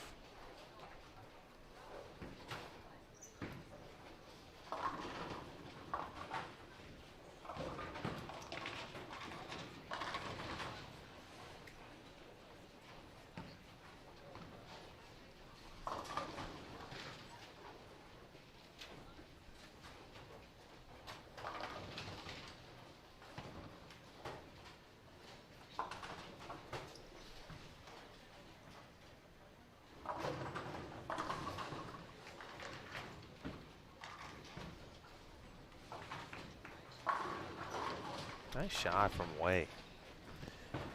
You know, just trying to get the angle right. She threw a pretty good shot in the 6th and left out of week 10. Back on the right lane there. Talked about balls that shiny or polished a little bit. That one's shiny for Way as we get later into the block.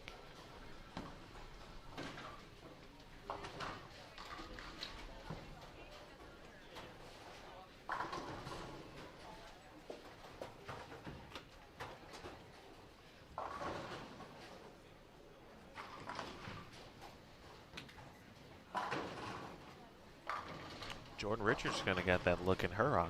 She's on 21 and 22. Olivia Sandham, folks, is about to step up. She's got the front 9. And you can watch that on lanes 19 through 22. That's the channel.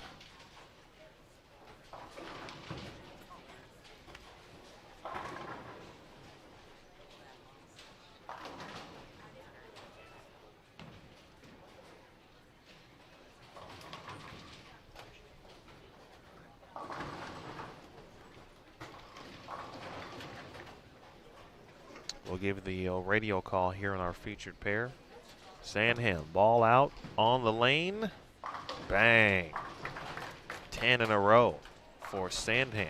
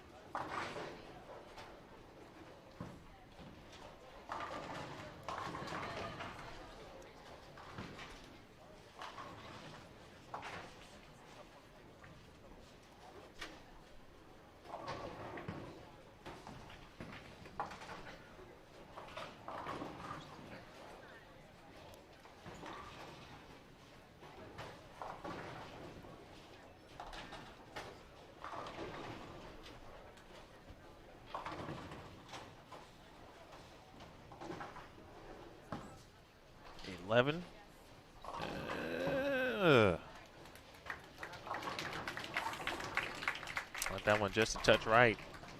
She leaves a 2-pin.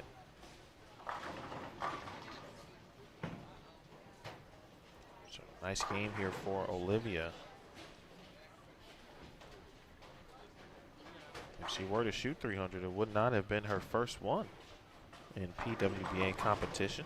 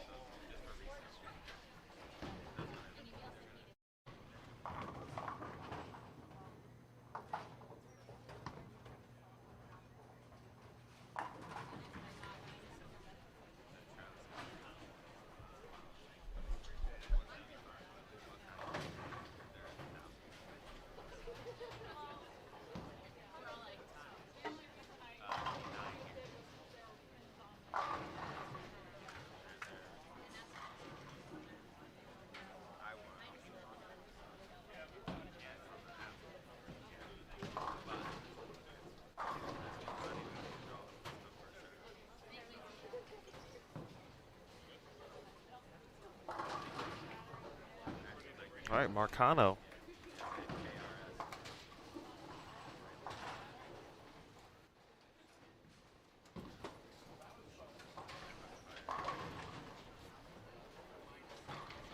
One more, she'll be in the 220s. 289, by the way, for Olivia Sandham. Barnes looking for 5 in a row.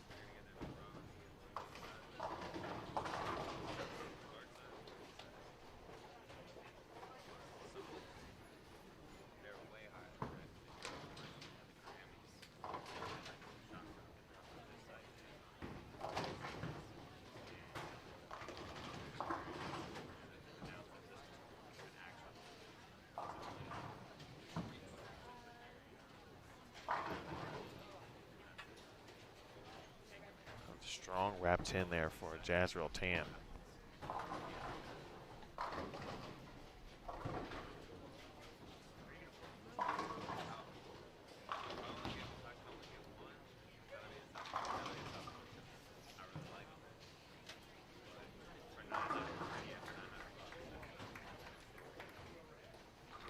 All right, Marcano will be in the 220s.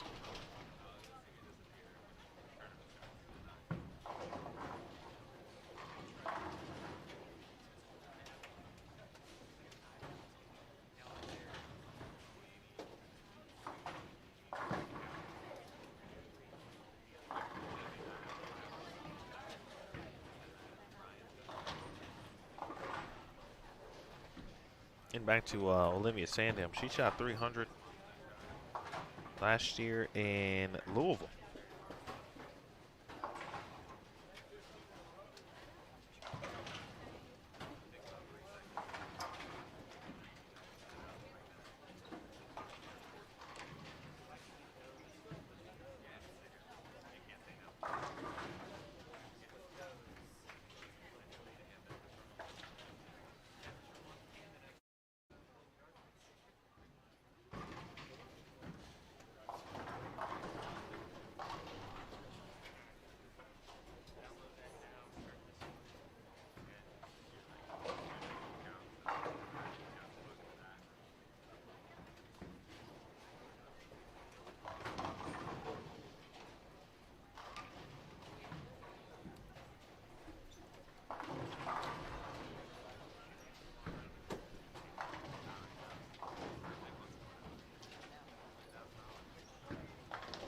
right, 203 for Tan.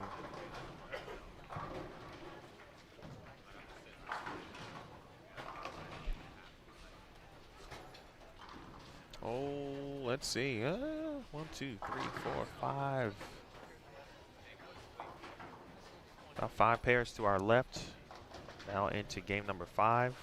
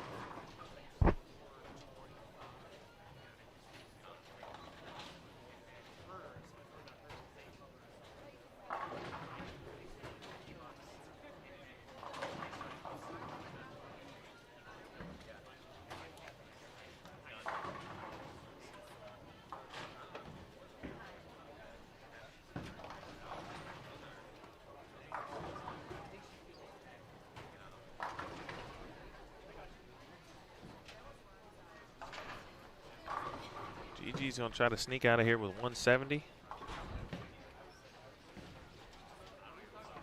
And for all intents and purposes, that is that's decent, certainly, for what could have been in the way it started.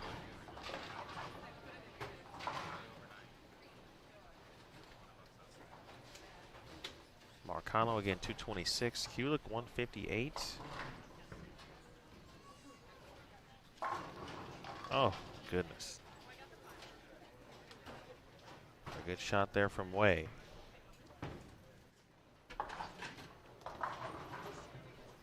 Rebecca Martin shoots 206. Rebecca has been bowling very well so far here in round number 1. From Australia.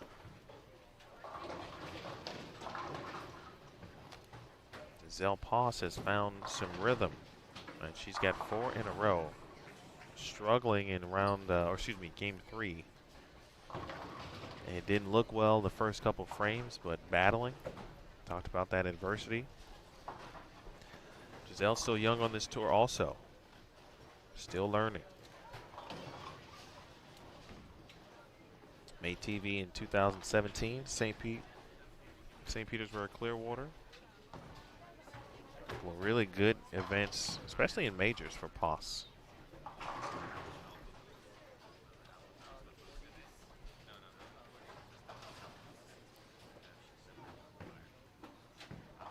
Barnes.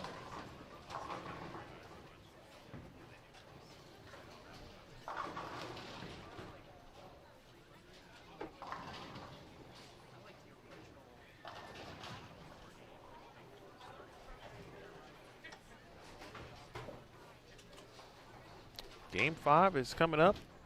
It's already happening on the left side of the building.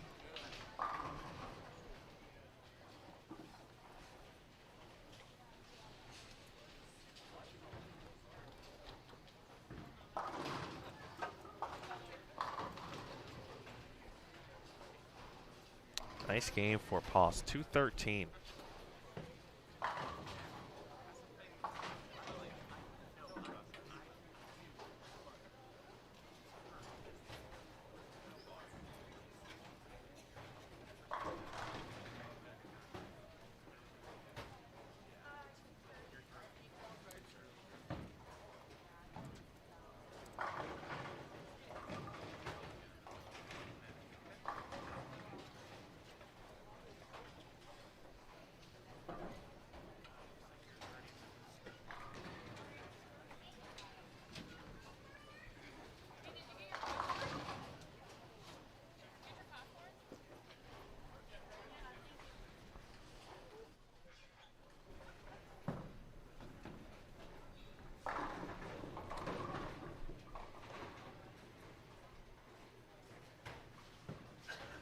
All right, Josie, final shot.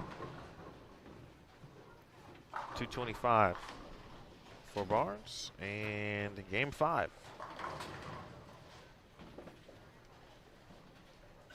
Danielle McEwen, Caroline Lagrange. You'll see Sandham now. Olivia Sandham, that is. Justine Falbo. And Birgit Poplar.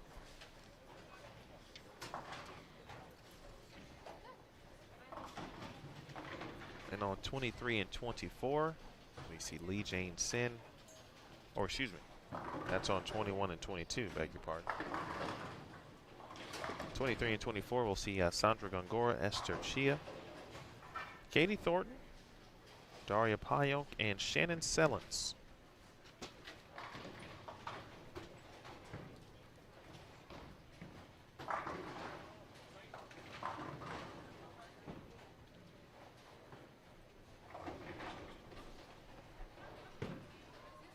I'm going to take a small break myself, folks, and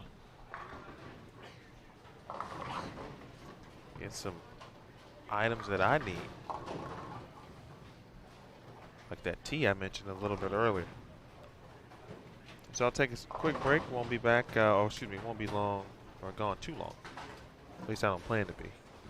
Generally when I leave, there's something happening somewhere that someone needs some help with.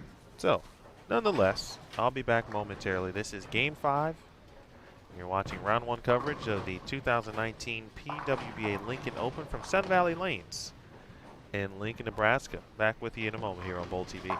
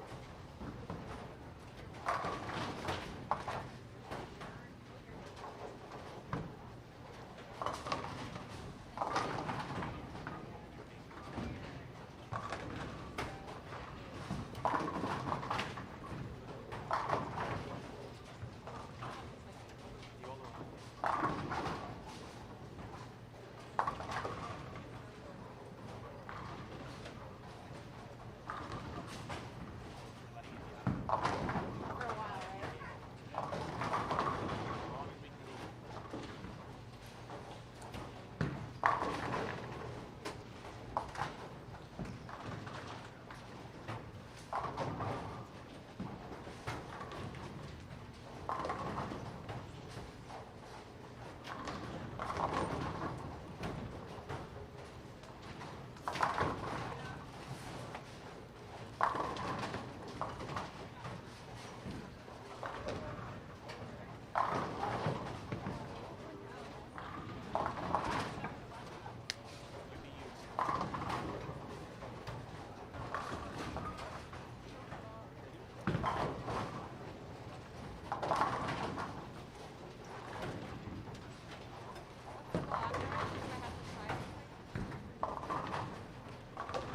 Amazing, but it's a bigger court.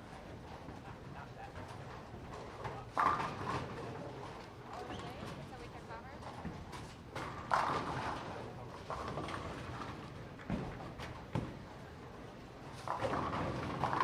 Like,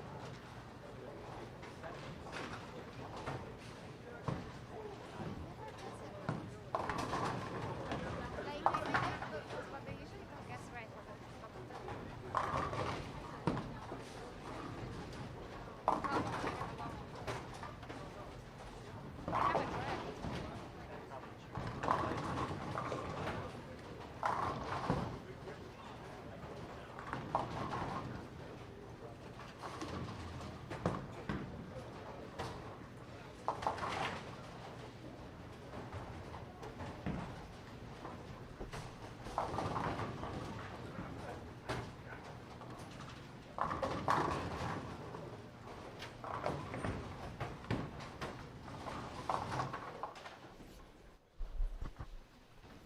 Game 5 is now into frame 4. Hello, everyone, and Mill Williams Jr. with you. Sun Valley Lanes is the venue this week. Surrounded by, of course, the University of Nebraska-Lincoln. All over the place, as you would expect, certainly, here in Lincoln. Near make of the 2-4-10 there for Katie Thornton. Get on this pair, Sandra Gongora. You just saw Katie Thornton, head coach at Savannah College of Arts and Design. Daria Payok also on the pair, about to step up. Caroline Lagrange from Canada, former Wichita State Shocker. Another one, actually, I believe teammates, if my years are correct. Olivia Sandham also on this pair.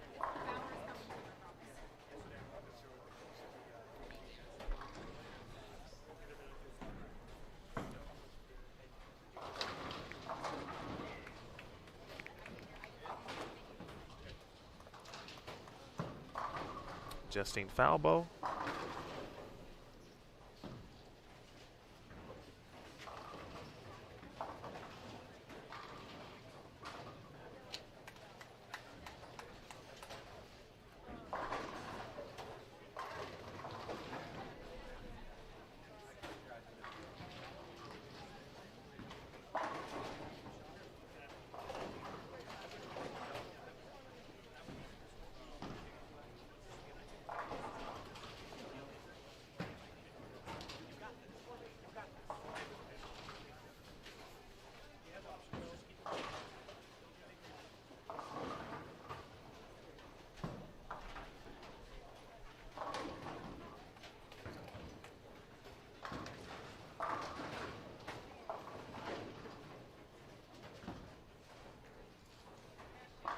And Shannon Sellens.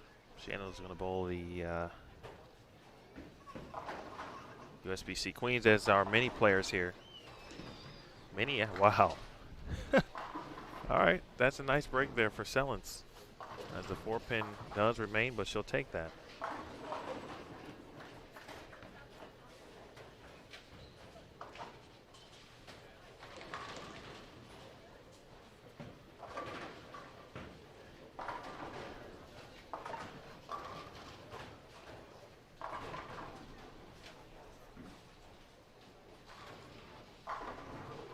Chris, that's a good question.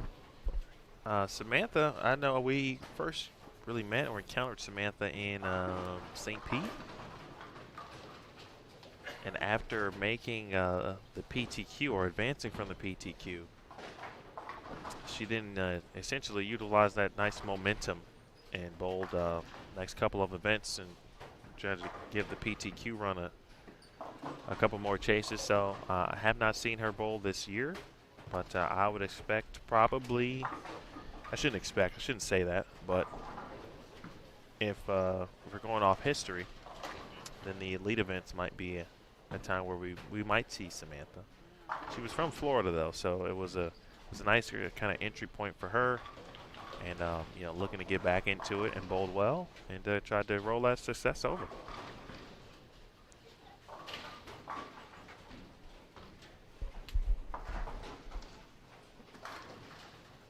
Just a quick note, folks. Do want to apologize for any inconvenience. Sounds like some folks are having some trouble, and so Brand is working with you through those and trying to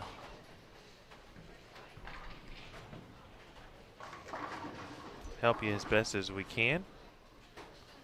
Obviously, my voice does not help you at all, but we do want you to know that we do apologize for that. Apologize, certainly.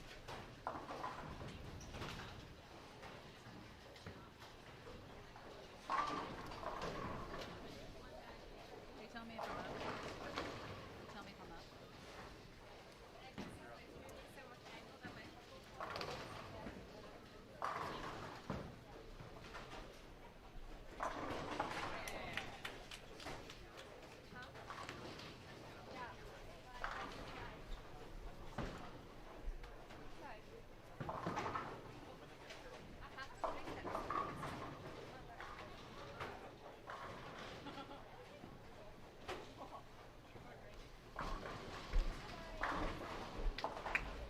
Here again, Poplar.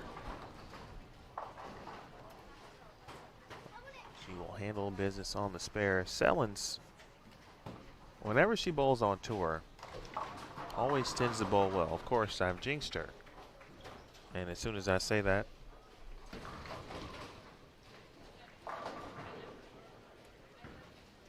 she leaves a 4-6-7, which again has been a very common leave along with a pocket 7-10. But still remains to be true that Shannon generally bowls well when she does bowl a few events on tour. Last week or last year, heck of a run at the USBC Queens.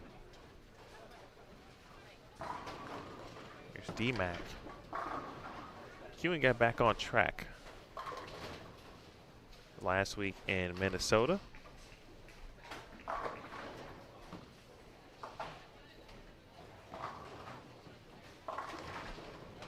Danielle finished 10th at Cedarville last week. Shot 299 to open up the round of 32.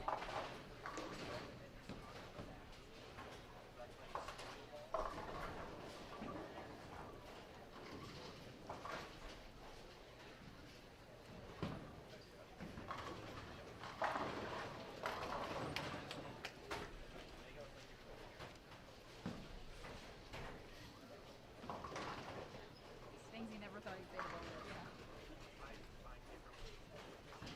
To make your point. What? I did. I know. No. My first two shots, I went.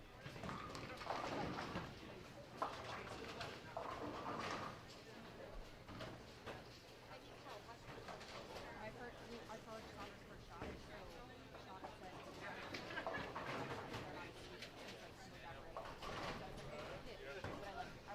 Sandra Gongora looking for a double here, and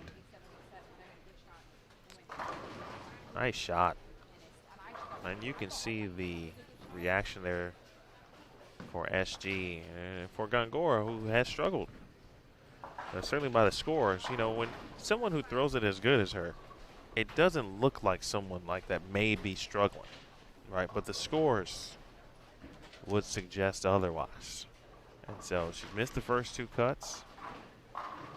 And but I've seen a few shots from her today, and they have all looked to be just like that, and meaning the reaction, just the fist pump, you know, kind of knowing that she threw it good, knowing she threw it where she wanted to, it did what she wanted to. Not that always doesn't happen, certainly, but you can just tell, I think, this week for Sandra, I think pretty important as she heads into the Queens.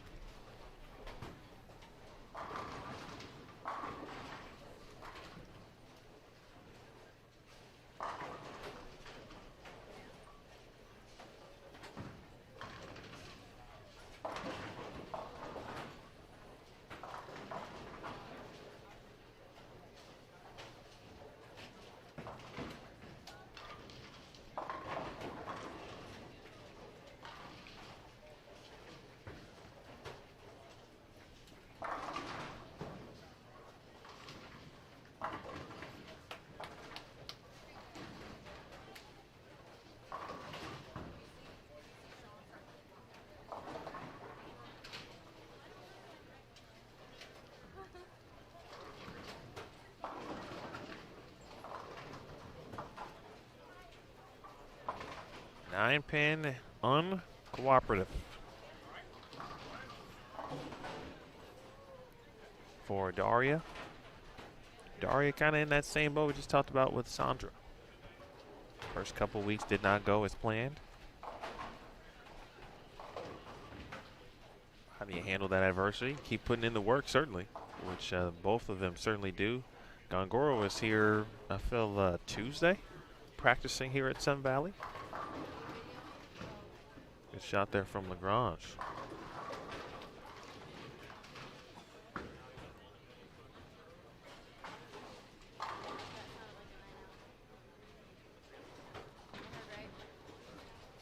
Open frame there for Payonk, missing the single pin there. And Sandham clean through 8, certainly. And obviously the name of the game, you know, on a tough pattern, if you can stay clean, catch that double, turn it into a triple, and see what happens, that's generally going to result in something good.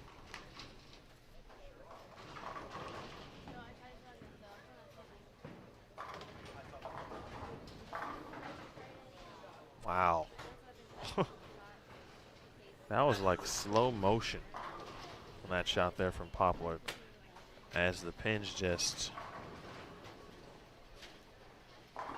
went right, went left.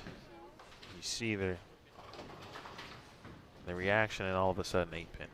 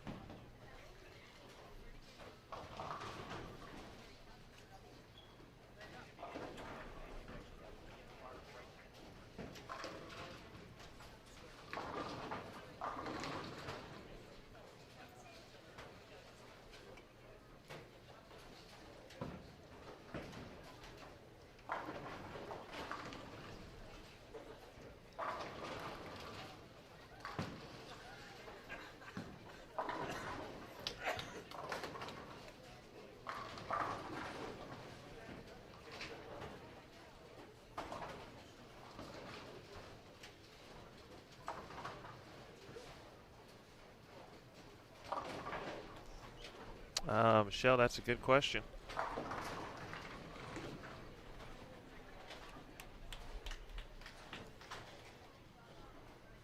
In regards to points,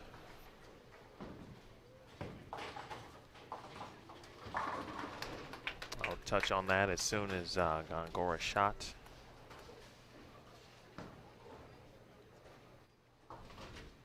Oh boy. Got it right just a touch early. Each event has a certain amount of points established per place.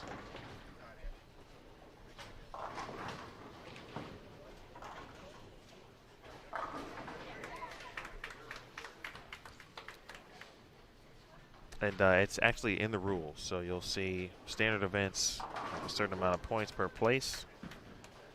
Nice shot there from Payel, big spare, especially late in this game. Majors, the points are increased as you would expect.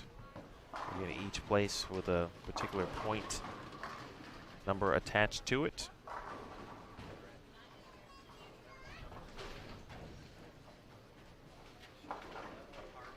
Even if you obviously miss the round of 32, for example, you're still earning points as long as you're a PWBA member. But the best thing to check it out, or best way to check that out, is on PWBA.com. I'll tell you exactly where it is.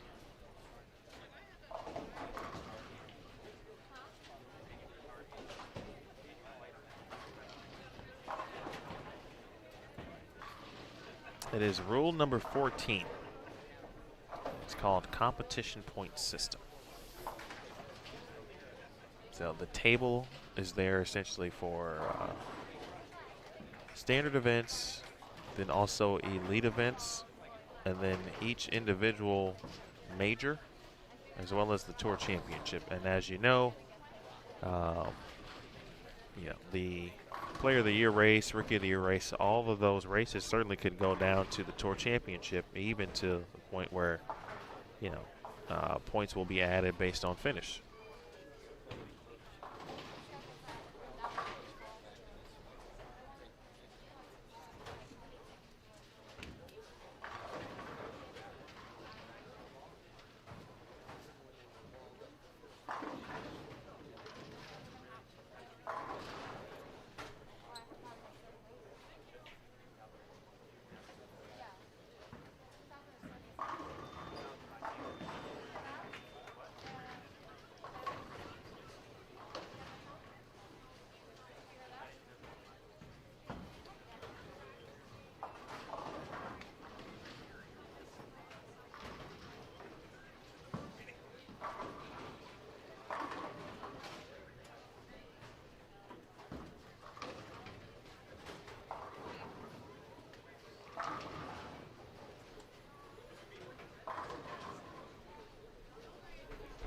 All right, Lagrange can get to 208.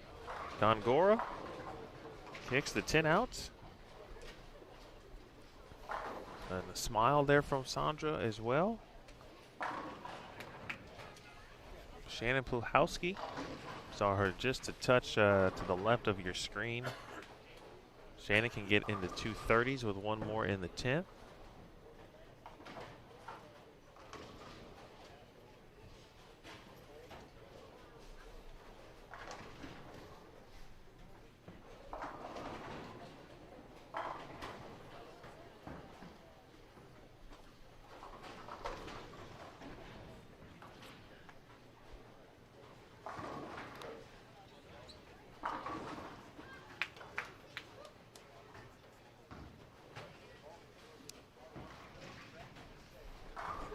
Yeah, Shell, the easiest way to check it out is to see, you'll see the points chart. And obviously we've only had standard events to this point. So let's see, in your example, Sherry Tan has finished 2nd and 6th. Sherry earned 12,000 points for her 2nd place finish 2 weeks ago. And she earned 6,500 points for her 6th place finishes. So basically she had obviously two top 6 finishes, where Verity finished tied for 49th in week 1. but finished second last week. And so obviously you would see the point variance, from 49th to second in that regard.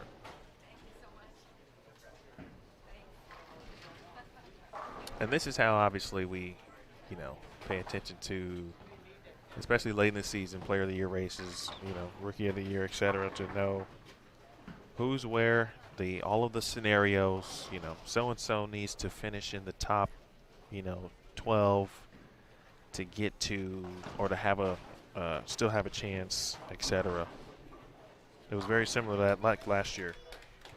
And of course, the Players' Championship, we did the math. And Danielle needed to finish second or higher to have a chance at the Player of the Year at the Tour Championship.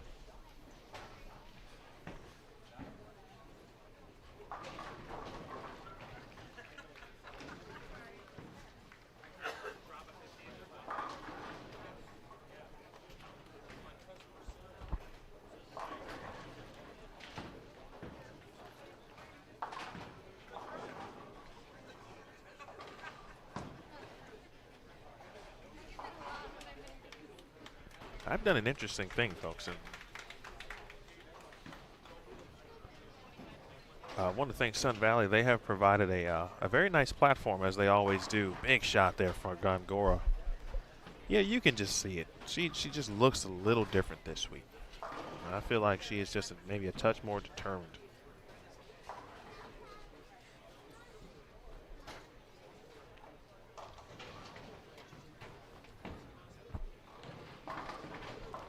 But after sitting for the first 4 games, I'm now standing behind the platform.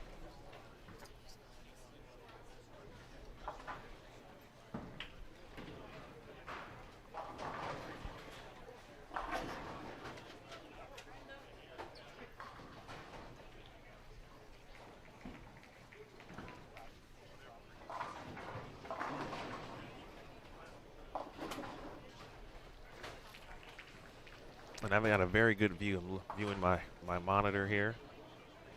I'm relatively tall, so I do have that advantage. Gongora yet again. That's a big triple here. Good count. She'll be in the 2-0s.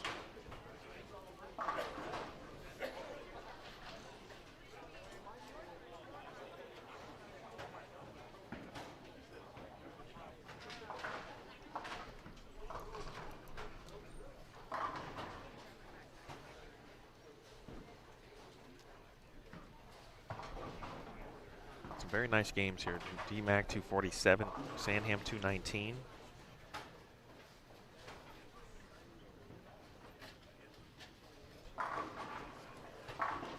Ball change for Gongora. 3 really good shots in the 10th frame for Sandra. Liz Johnson, by the way, shot 279 in game 4. Some of you mentioned that in the chat. That propelled her, if you hadn't noticed or checked it out, to the top spot here. Told you earlier that if we're going to have a low scoring type event, if it maybe turns into something that you have to be grinding it out, that Liz Johnson certainly should be on your list of well, she should always be on your list, but list of players who might be near the top early, and she is. Lee Jane Sin second at plus 99, Jody Golick third at plus 90, Jordan Richard fourth at plus 76. Gongora was 5th. At plus 66, she will add a few pins, so she'll get to plus 70. And SG having a really good start, and I'm happy to see that. Josie Barnes is 6th at plus 64. Julia Bond is 7th. The new rookie, plus 52. Valerie Bercier and Linda Walbaum tied for 8th at plus 51. Diana Zavyalova is 10th at plus 49. Daria will lose a few pins, but she will remain plus. She'll drop to plus 31 after shooting 194. Stephanie Schwartz, 12th at plus 36. If you're wondering, Olivia Sandham, that 289 game, that bumped her up to plus 28 and into the number. 32nd, by the way.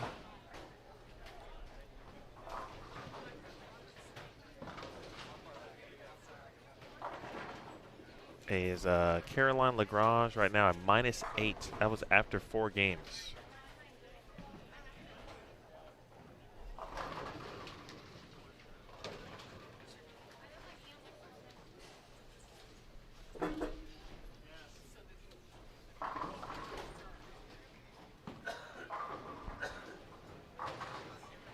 Esther Chia. She's going to be in the 230s as well with a good count. They're starting to see a few scores, not many, but you know, someone mentioned in the chat maybe starting to open up just enough. Another Husker, Danielle Vandermeer, bowling this week. Dasha Kovalova on this pair, as Aaron mentioned in the chat. Nicely done there for Esther. She spent some time in Nebraska as well. 233. Esther made a stepladder final last year. It was in Louisville, where she finished 4th. Erin McCarthy eventually won that event to win her first career PWBA title.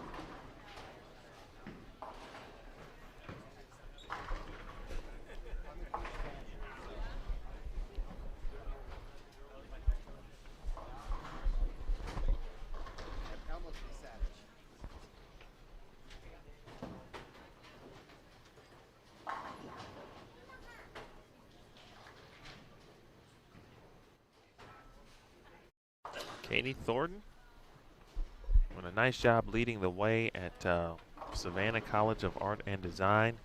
She bowled collegiately at Weber International. Of course, good friends with Jasmine Mason, or excuse me, with Daria Payok and Verity Crawley. Verity, of course, is an assistant with SCAD, so those two down in Savannah, Georgia, Verity and Katie. Shaolin Zulkifli. First time we'll see Shaolin here on our featured pairs, along with Sin Lee Jane, or Lee Jane Sin.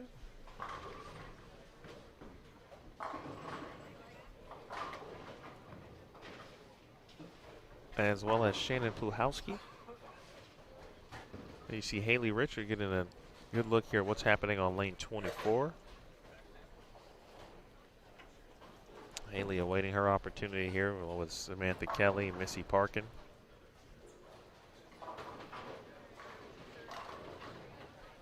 .200 for Thornton. And we are on to game number 6.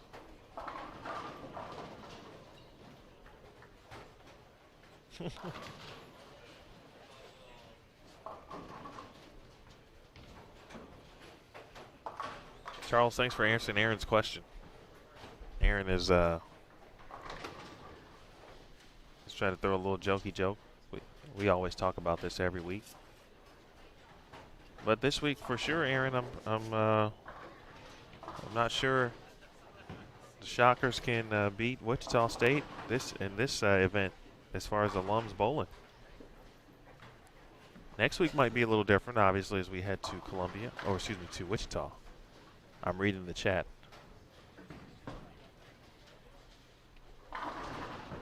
Hey, Nate. Hope all is well. Thanks for joining us here on Bowl TV. Any thoughts on the PWBA Tour stop in St. Louis? My thoughts would be that'd be great. And if you happen to know someone who would mind or would like to host an event, please send an email to Neil Milligan. She is our Director of Operations and directly involved in, of course, scheduling, certainly. St. Louis is I'm very familiar with that area. Spent plenty of years there. Actually, how many did I spend there? 6. 6 total in that area. Going to or attending Lindenwood University, which is in St. Charles, a suburb of St. Louis, but I'm sure Nate knows that already. That'd be cool. I know, obviously, the NCAA Women's Championships have been held in St. Louis before, so yeah, just from a center and able to host, Tropicana obviously would certainly have some semblance and on what it all takes, what it goes down to.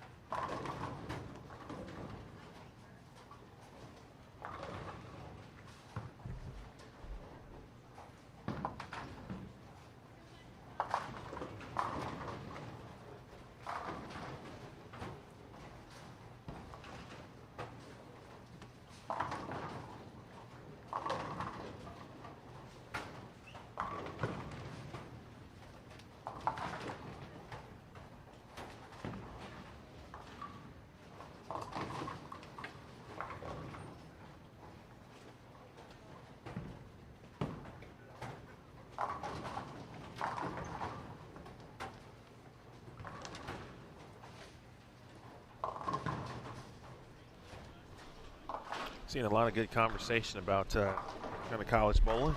Excuse me. Not gonna lie, folks, that brief few minutes that I was off the air, I just devoured a chicken sandwich. Just devoured.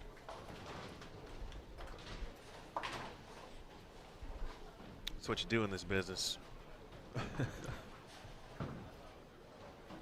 I'd have had the chicken sandwich probably for about almost a full game at that point. Kept looking at it. Said, okay, at what point am I going to break and just eat it?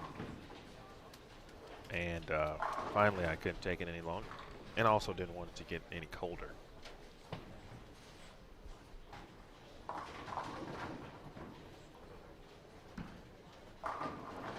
It was very good. My man Brett back there at the here at the Sun Valley kitchen, doing his thing as always.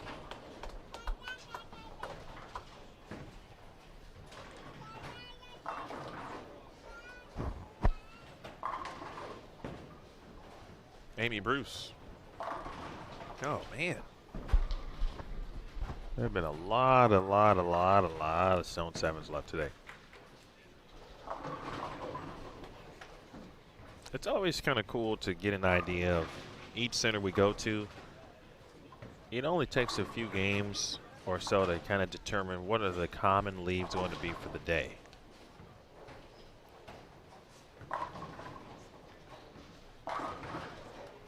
You saw Shannon Pluhowski's shoulders go up because she was basically kind of in a crunch saying, oh boy, what's going to happen here? And that one struck. Aaron, that was one I was about 90% sure on in regards to Amy, by the way. Jody, let's see if we can help you.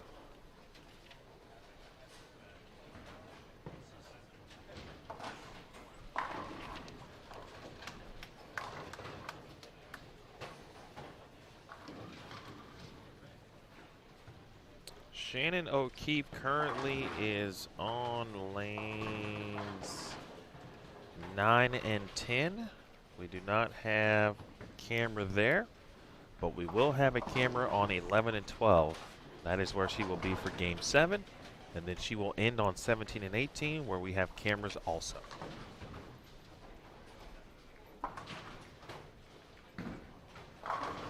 If you are just joining us, this is game 6 of 8 here on Bowl TV, the 2019 PWBA Lincoln Open. Stepladder finals will commence tomorrow, Saturday evening at 5:30 p.m. Central, 6:30 p.m. Eastern.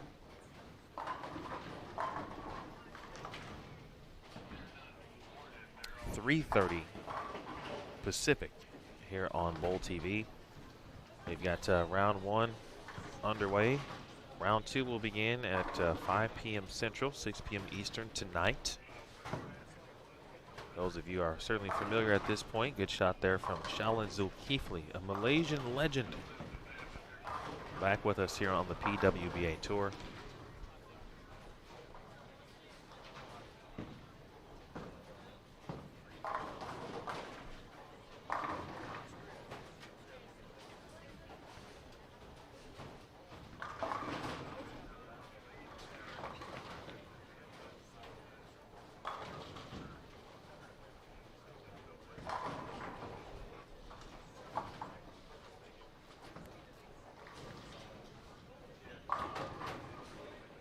Look at all the Wichita State Shockers just coming out of the woodworks. I feel like every time we should just have a certain Shocker time. We'll designate every week on a Friday morning, Friday afternoon. And all of the alums of Wichita State all just gonna let me know you're in the chat at the whatever time we decide. No, I'm just having a little fun. And I'm only saying that because the last couple weeks, I should say the first couple weeks, Friday morning, afternoon, Wichita State Look at chat takeover.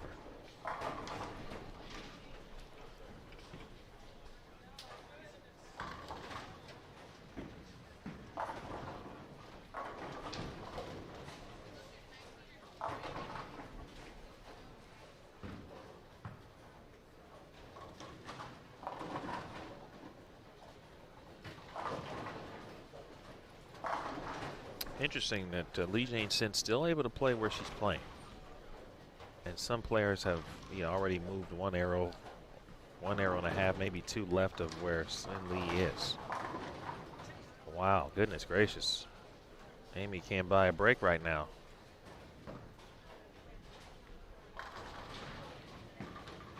Kovalova in around 15, it looks like, as well. A lot of it has to do with ball speed, as we talked about a little bit earlier.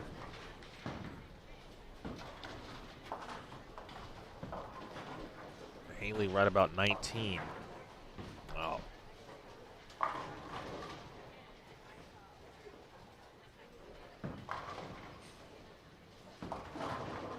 Kulhowski got that one left quickly, throwing urethane. That one was not going to make a corner or get up the hill.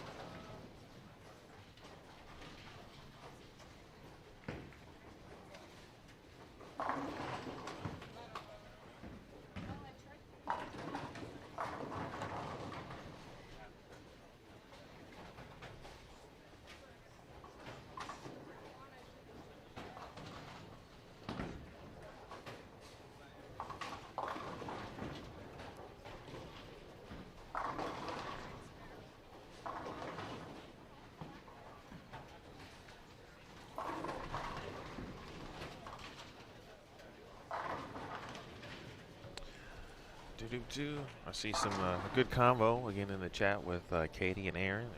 I actually do recall the, I think it was the 2016 Queens. Oh no, I'm sorry, it wasn't 2016. 2016 ITCs, and where the Shocker reunion commenced. That was pretty cool. Obviously, I didn't go there, but it was cool to just think about the history. That was all kind of in one room, and then, although we did get invited to a place where there were some extracurricular activities. We'll just put it that way. And got to catch up with a couple people.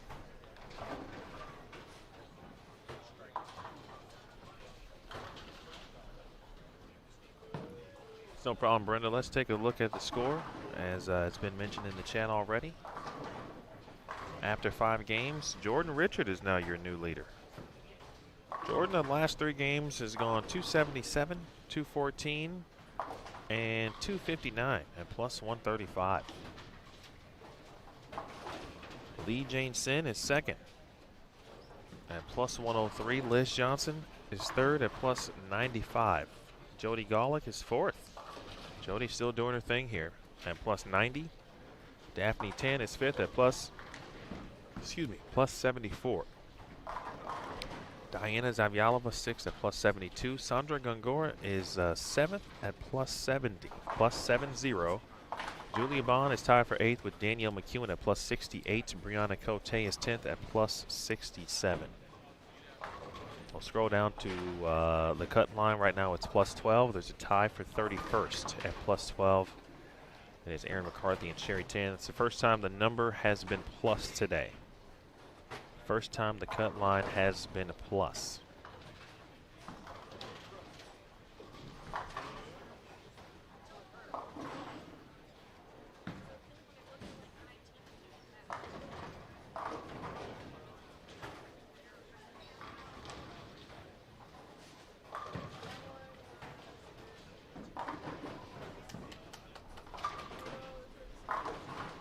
Well, later in the block, generally you expect to see some higher scores, and we are starting to see that a little bit.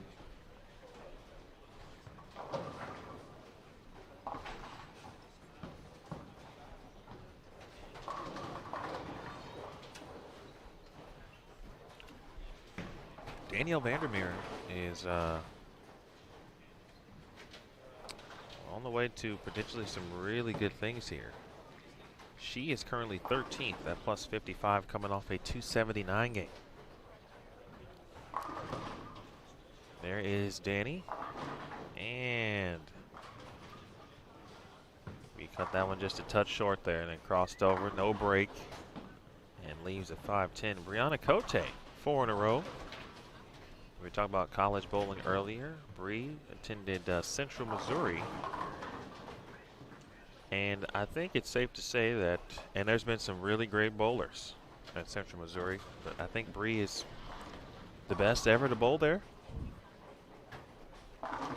Her credentials certainly would back that up.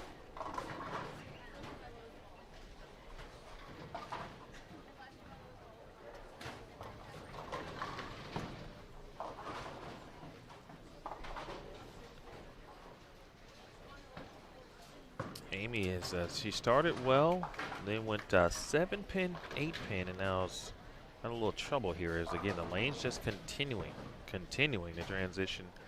And, you know, the transition is, it's a lot. I mean, big moves. Here's Haley Richard making a huge move. That one about 22.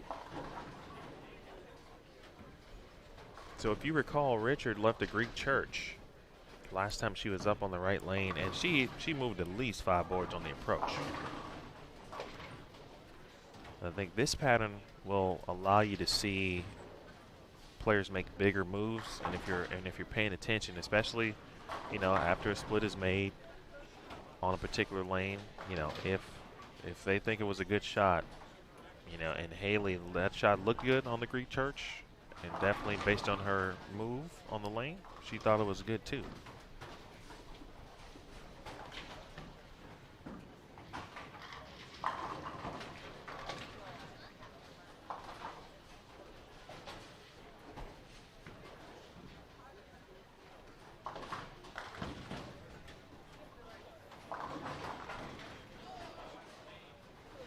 Dasha Kovalova.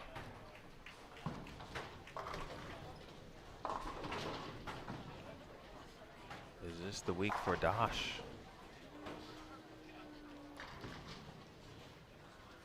No problem, Brenda.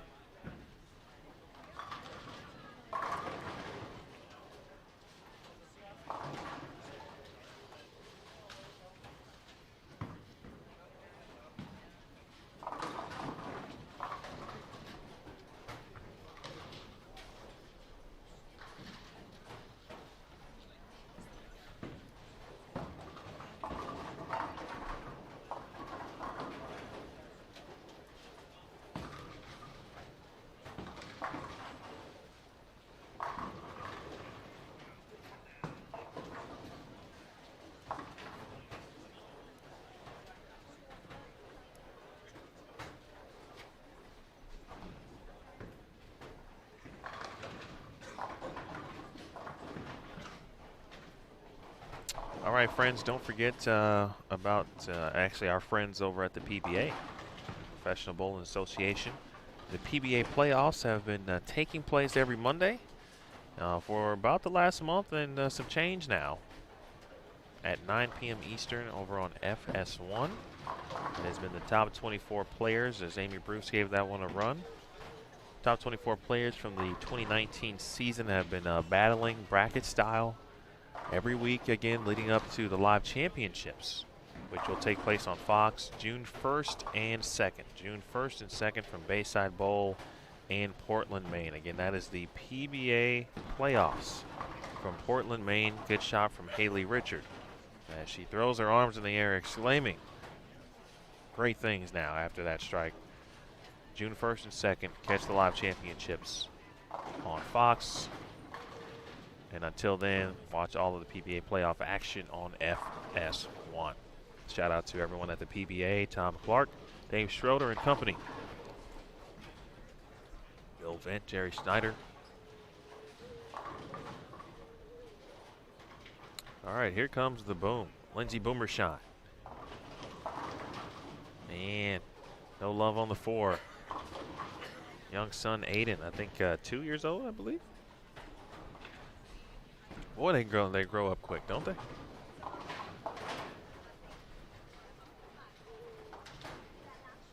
Dasha's string ends in the 9th, but 258 still potentially awaits her in the 10th frame. And finally, some good news for Amy Bruce, who seemed to be off and running until the 7th and 8th frames.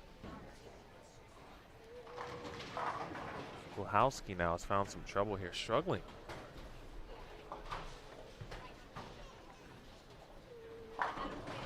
You know, honestly, I'm not sure if I've seen a lefty today until Shannon on our featured pairs here.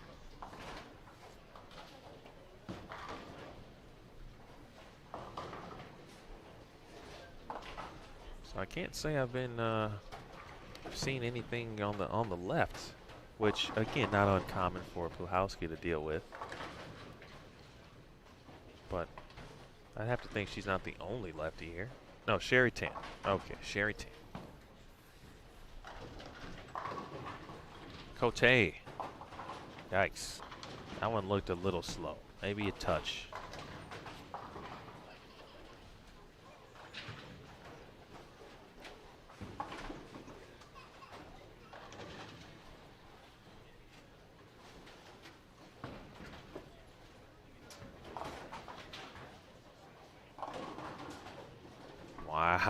Wow.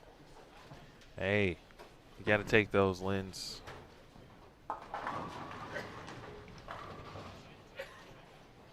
There won't be very many. And so you got to take them, obviously, when you can get them. Cote will take the 2. First player in NCAA history to be a 4-time NTCA Player of the Year winner. Speaking of Brianna Cote. Kovalova.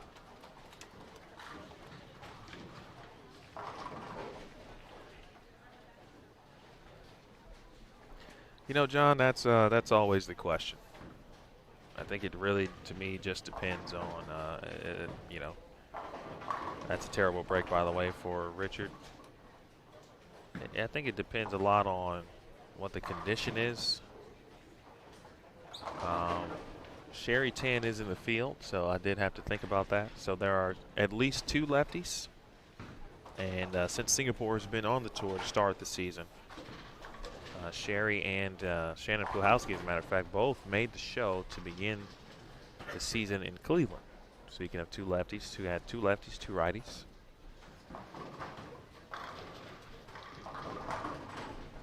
I also think someone in the chat to, and if you're left-handed, for example, not trying to throw Katie into this question, but she is left-handed, and so I feel that she would be able to provide some insight into when you are the only lefty. Sometimes I think it could work out, and sometimes it can't work out, or it may not.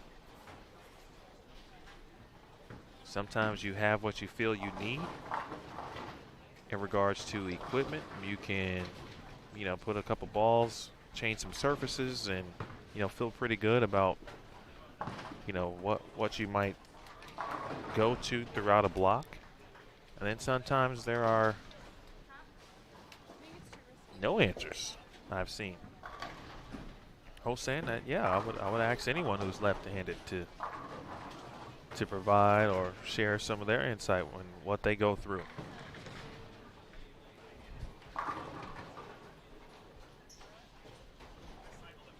John, you can check out the pattern for this week. Yeah, I would say it looks pretty even throughout as far as what you see on both the right and the left. Still doesn't mean that, you know, there's never going to be that amount of traffic on the left side. Sometimes you see patterns just throughout, you know, various events where, you know, if you don't give the lefties or, you know, aid them in some situations, they'll never have an opportunity. Good shot there from Amy Bruce.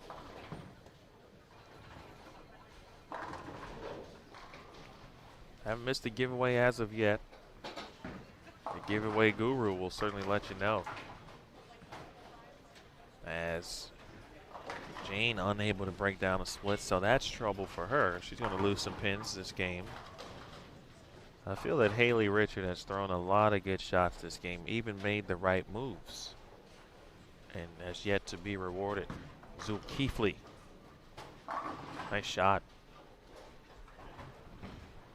Shaolin now can get into the 230s.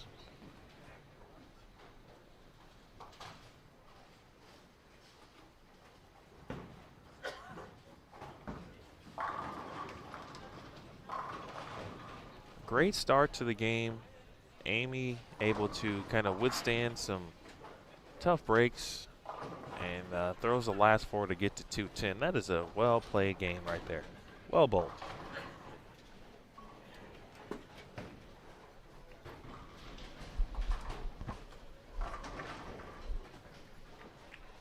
I see a different bowling ball in the hand of Shannon Pluhowski.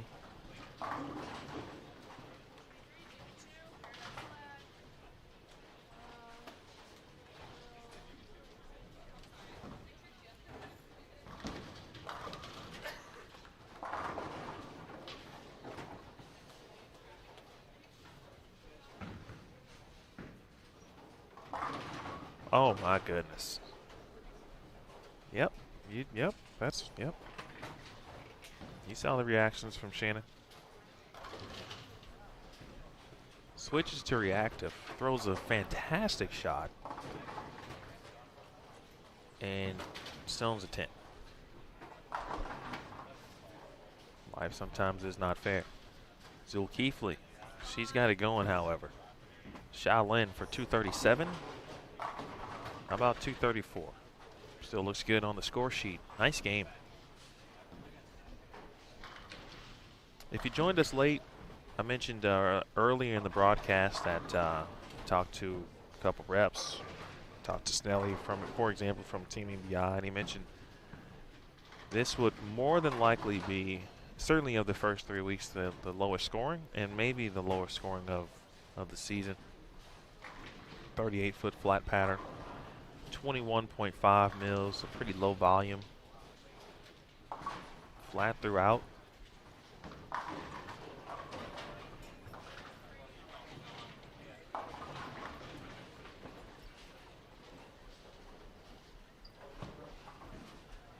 One thing I know about Shannon Pluhowski, she's going to figure something out.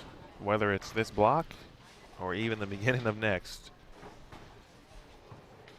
She's going to figure something out to be able to give herself or make some type of run. Either just wrapped up. If I recall, that's the one sport that I don't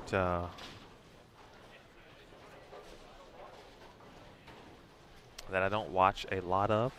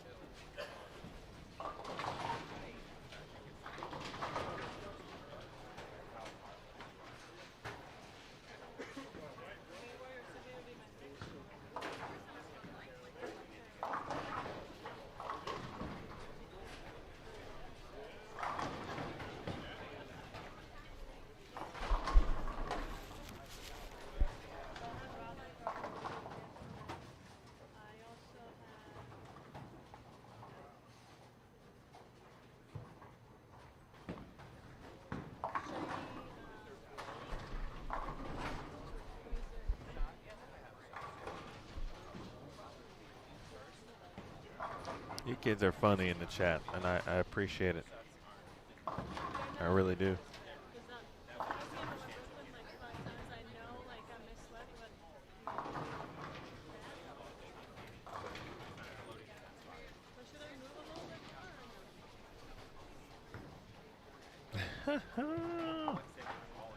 A-track. Wow. Jennifer. Taking us back. And needless to say, and then I'm not trying to say that anyone else is maybe a bit more experienced than I am, but I can honestly say the 8-track is definitely before my time.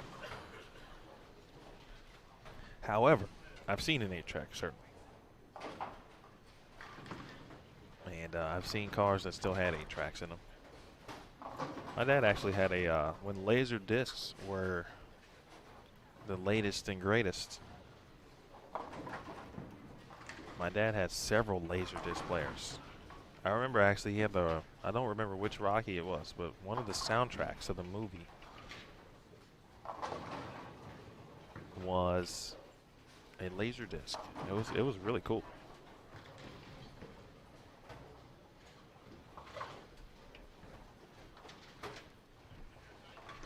Shell, you just said something that I hope certainly comes true as well. In regards to one day you'll be able to watch your daughter. I assume you're talking about either PWBA tour. I'm sure there'll be additional opportunities where she will be moving on at some point to bowl collegiately and maybe bowl some events where there is live streaming, but I certainly hope that she will too. And I still hope that I'll be right here bringing you the action.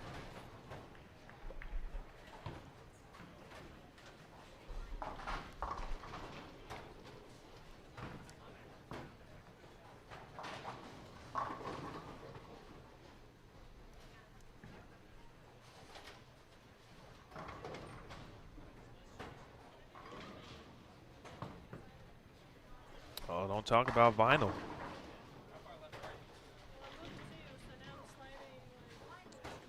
Game 7 underway. Tanya Rao-Memper, Samantha Kelly. Earlier I mentioned we had 2 players in the field who are with child. We actually have 3 that I know of now for sure. Samantha Kelly also expecting. So how about that? 3 players with child. Kalina Henning-Shannon, Josie Barnes.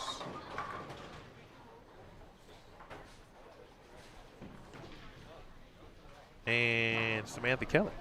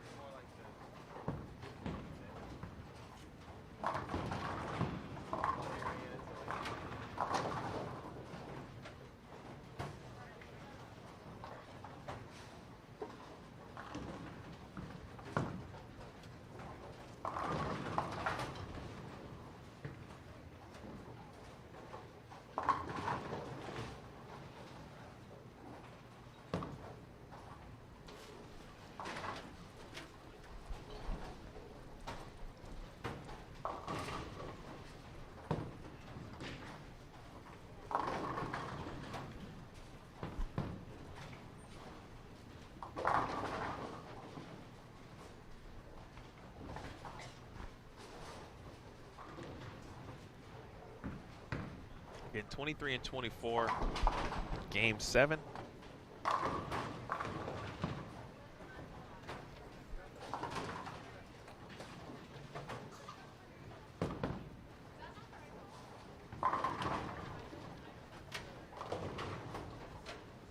It's Samantha Kelly, Brooke Bauer, Bernice Lim, 2016 USBC Queens champion. Tanya Rao-Memper and Missy Parkin. Then pair we just saw has moved 1 to the right. Brianna Cote, Amy Bruce. Lindsay Boomershine, and Haley Richard.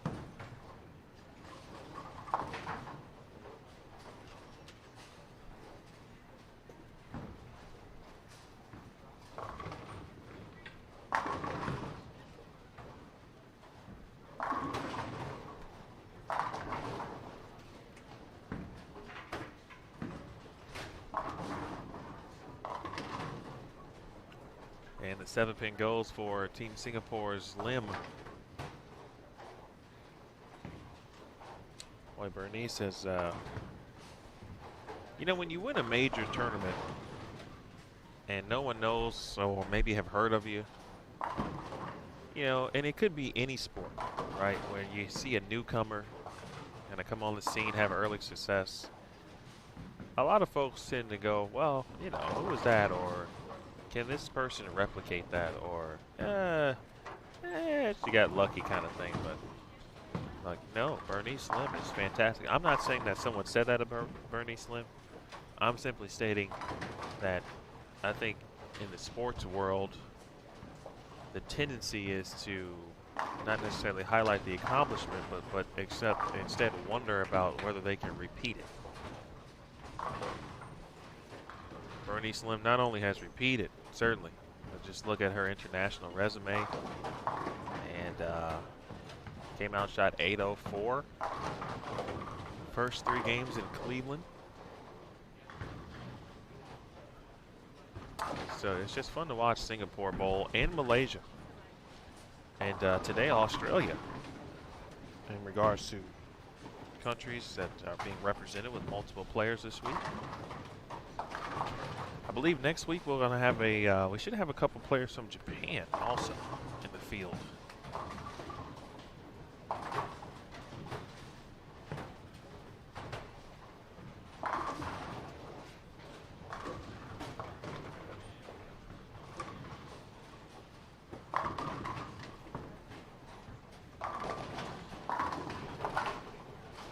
Diana Z is over on 21 and 22. DZ is about the only player that I know on tour who, not that anyone has trouble bowling in long sleeves, but who is first to bowl in long sleeves if necessary.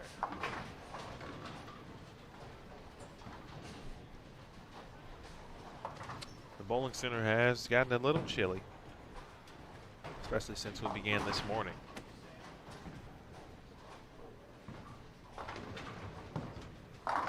That means I gotta be paying attention to my old nose, my sinuses. You know, first couple weeks that was my battle. After being out on the road for a week or so in some 40-degree weather and unprepared for it.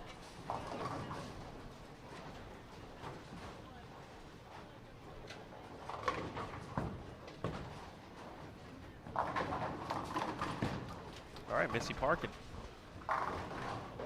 Missy's got her son Drew here this week with her. I don't think I saw Drew Sr. though. I don't think. Oh, how about that? The 4, 6, 7 made on bowltv.com. What a bounce.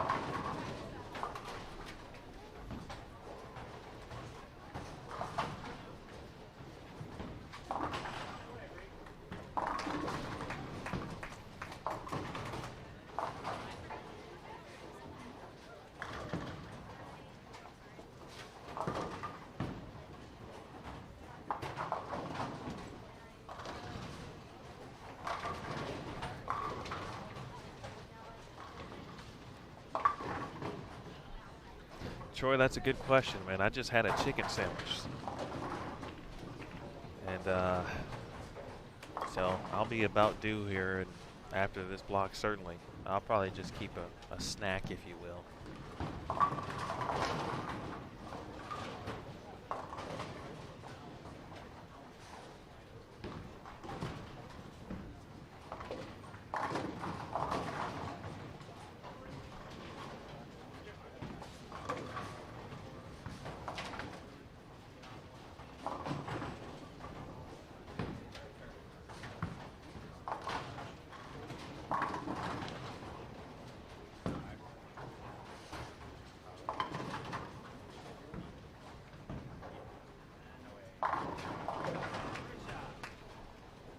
right, Kelly is on the board after the first 3 opens. Again, this is game 7. Think about where players started in game 1. A little further right, certainly. Somewhere, yeah, you know, flirting with 15 at that point, but I told you earlier that I saw Diana and Verity kind of practicing 5th, 6th arrow yesterday at the end of practice. But I haven't seen anyone have to get that far left as of yet. Who knows what might happen in round number 2. The tendency, according to some players, is that, you know, players as a whole, group as a whole, tend to play the lanes and maybe start a little further left than they did in round 1. So we'll see if that remains true today, especially on a pattern like this. Very tough, obviously. We've talked about that. With players already having to be left, I'm not sure if you want to have to get in the 5th arrow in game 5. That's going to be a really tough way to make the round of 32 tonight.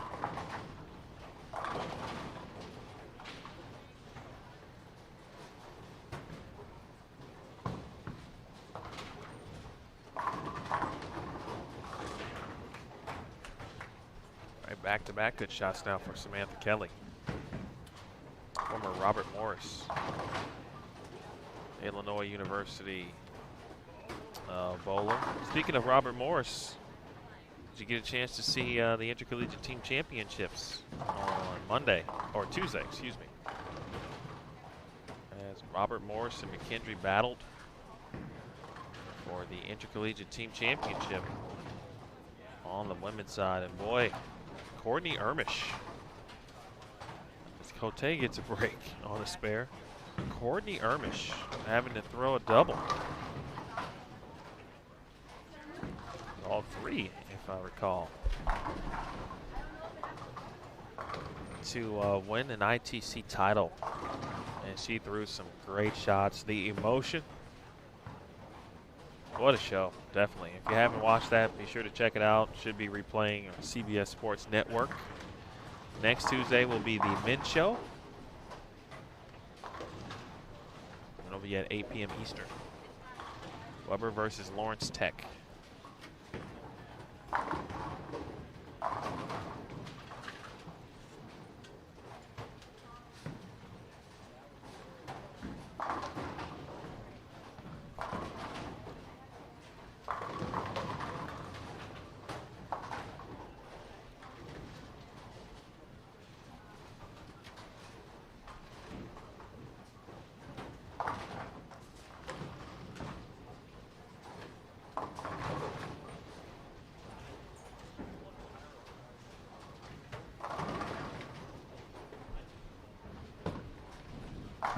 All right, let's take a look at the scores.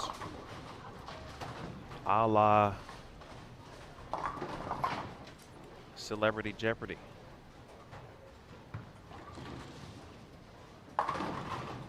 Okay, my question was answered. Drew Sr. may be acting as Missy. I'm just playing. We'll see him next year or next week.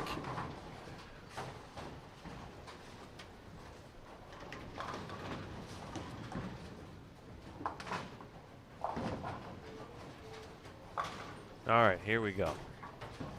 Oh, nice one, Chris. All right, scores for you.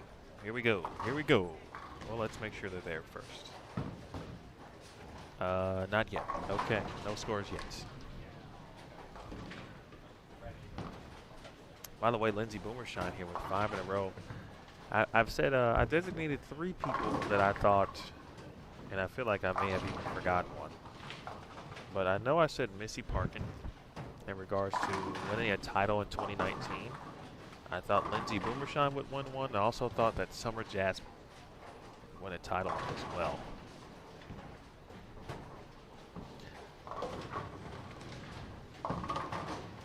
And to me, those two, or 2 of those 3 players, specifically Missy and especially as of late, Lindsey Boomershine, have been right there, kind of on the cusp. Summer Jasmine, I feel, has made the consistent progression as a tour player, as a touring professional, to where this year she should be putting herself into, you know, the contentions of, you know, being able to consistently make round of 32s and, you know, then provide herself with opportunities to win, certainly. Oh my. That is not what you want when you see the two.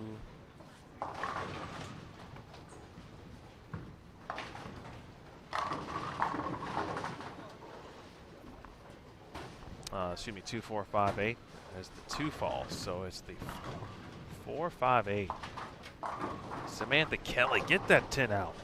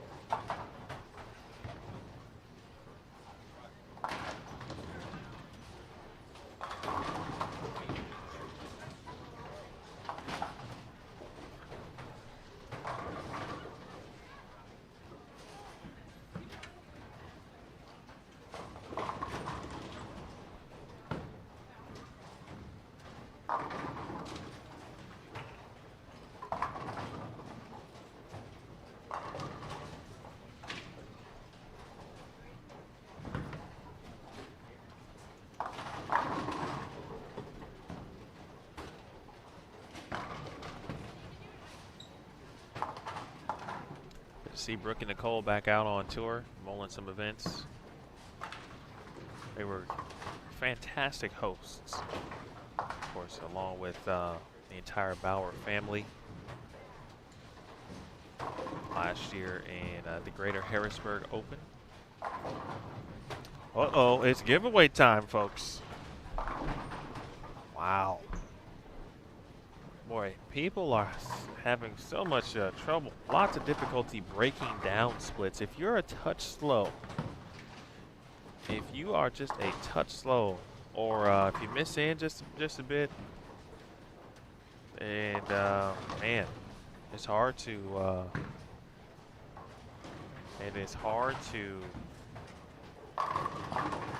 break down splits. The giveaway guru, by the way.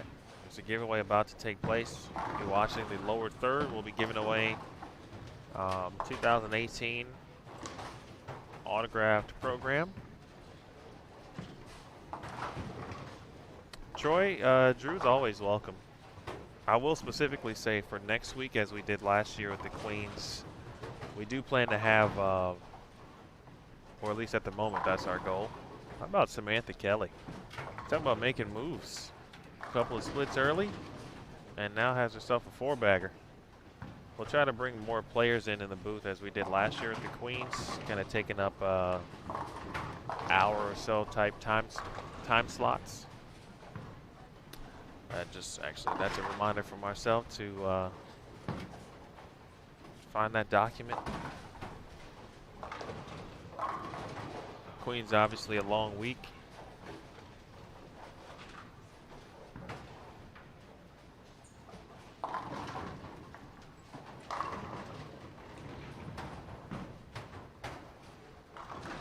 Giveaway is happening, folks. Win yourself some free memorabilia, PWBA style.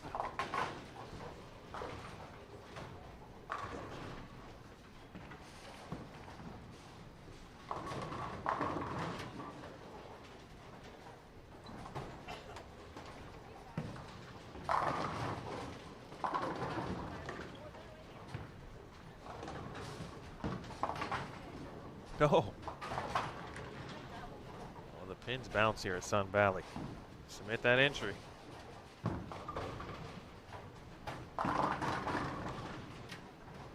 Yeah, we'll check the player schedule and see what's happening, and then we got some time for you, Drew. Certainly let you know, my man. How about that? Al. He said he was injured. He proclaimed it, and he won it.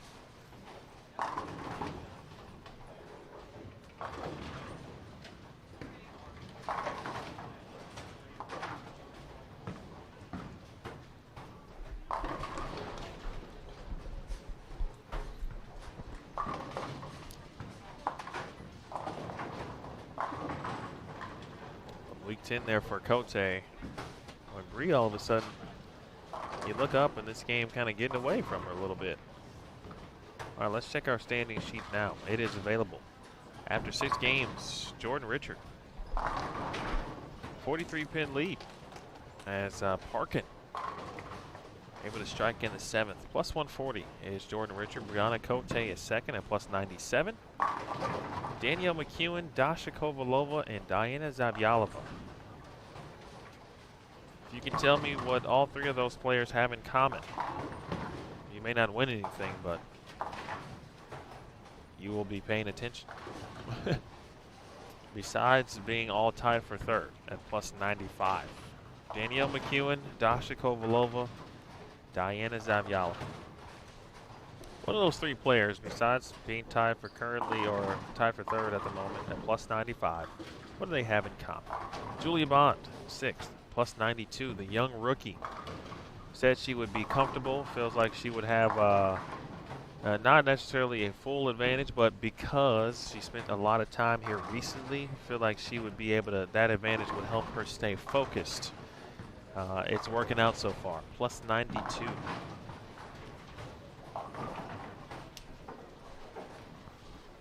Liz Johnson, 7th at plus 90. Daphne Tan is 8th at plus 86. Jody Westner, 9th at plus 81. Valerie Bercier is 10th at plus 80. Daria Payo is 32nd at plus 18. So it took us 5 games for the cut number to move to a plus number. And now game 6, it has moved up 6 pins, excuse me.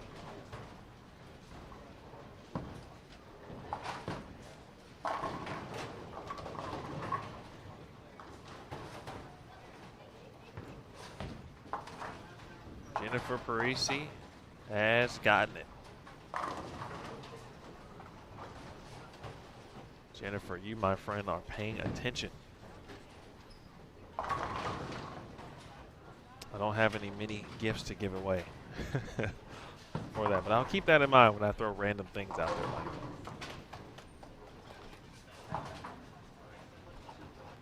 that. If I think of it ahead of time, generally I might have some.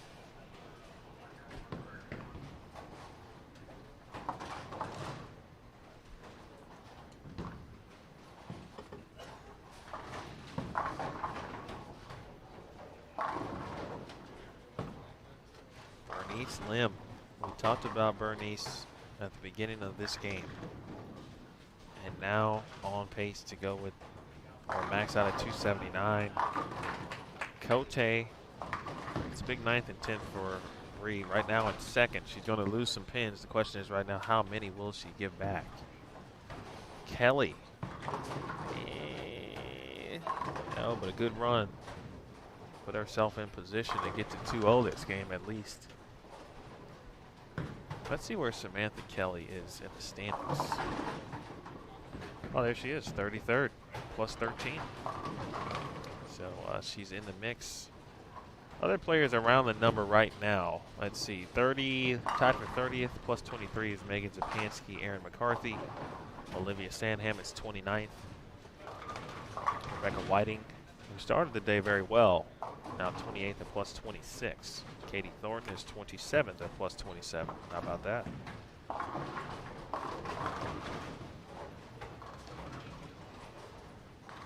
Shannon O'Keefe 24th at plus 33. Jazreel Tan and Justine Falbo at plus 30.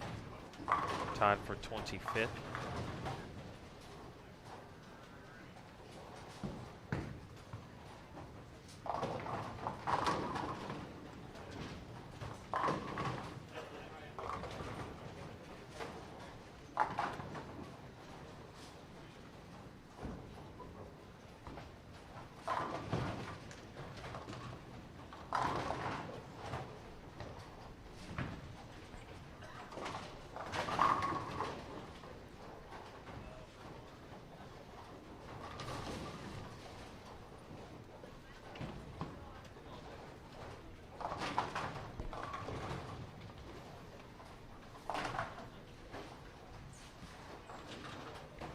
Nice job there from our maestro today, Brent Houghton. Our tournament staff, led by Tennille Milligan, Director of Operations. Tennille, a former professional, of course, on tour. Last year, she was inducted into the USBC Hall of Fame. A couple majors under her belt. Used to call her Major Milligan. Kathy Wadka, also a PWBA champion. Kathy Kavicki, also on our tournament staff. A shot there from Boomersheim. This week, of course, Aaron Smith with us, along with Curtis Von Kruger.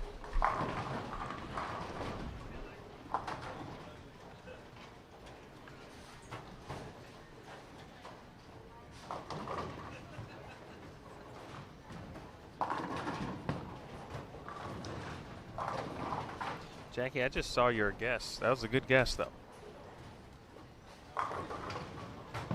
That's a fair guess to throw out there. Kelly to start the 10th frame. Oh, she's out of trouble.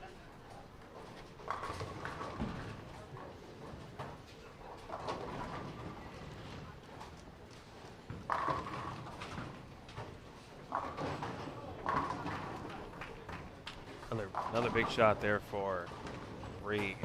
Right now, she's trying to get into the 160s at minimum. She doesn't want to give 50 pins back to the field. Of course, Cote coming off an appearance last week in the stepladder finals. Her first of the year. Last year, she made 3 stepladder finals appearances. She does have 1 title to her credit. 2016 Lexington Open. 168 for Bruce.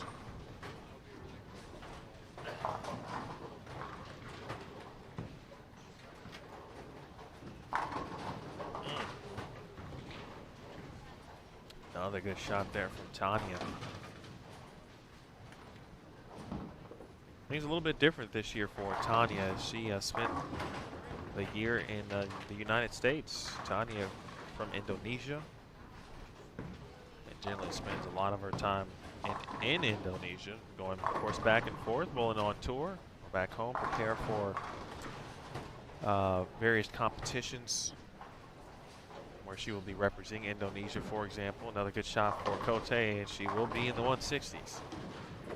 But this year, Tanya became a grad assistant, so she took a graduate assistant position at Mount Mercy.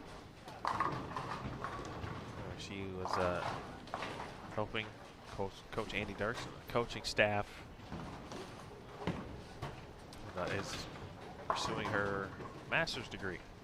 Speaking of Tanya, formally, or I should say, began her career at Wichita State.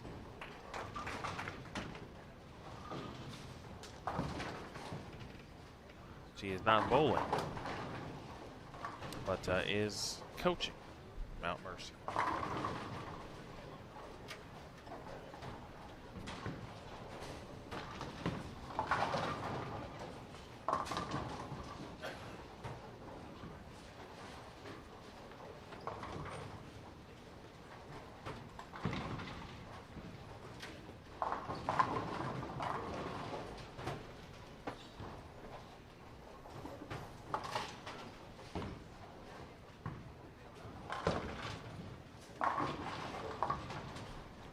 One of the better shots we've seen from Haley. And she's thrown some pretty good ones the last couple of games. Finding more success this game, however. They're figuring out some things, making a ball change.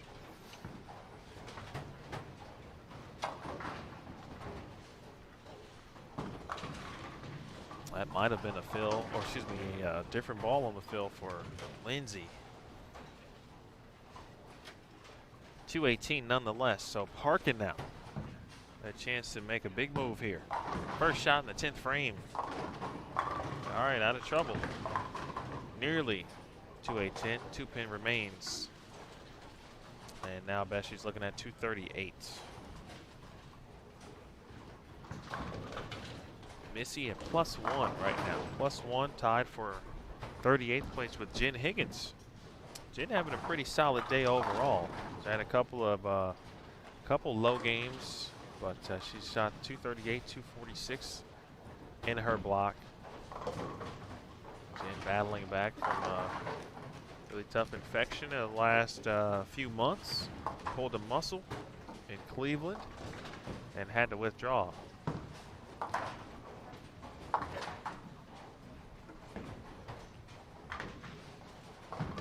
Richard to finish it out. Nice game there for Haley. Bernice Lim, potential 279. And she too able to break down trouble.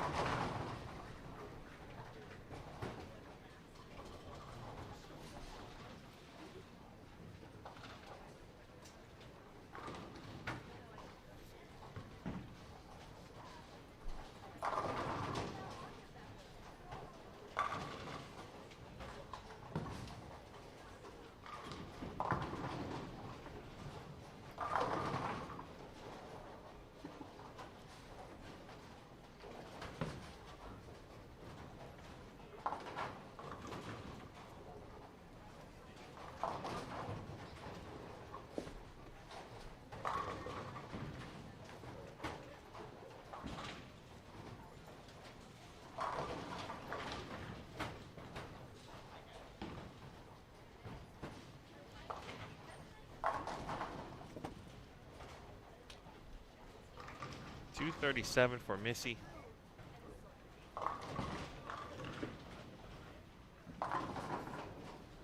.257 for Bernice Lim.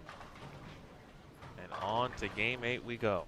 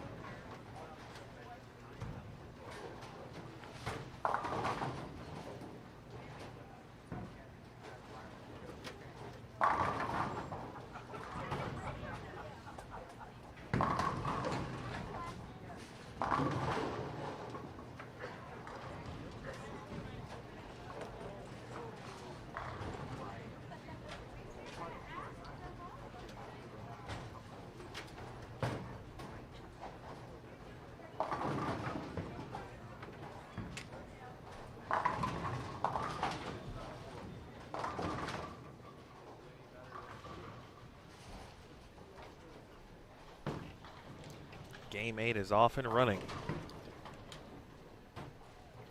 Round number 2. Wow. Oh, okay. A lot of emotions there on that shot from Amanda Vermillion. Round 2 begins at 5 p.m. Central Time, 6 p.m. Eastern.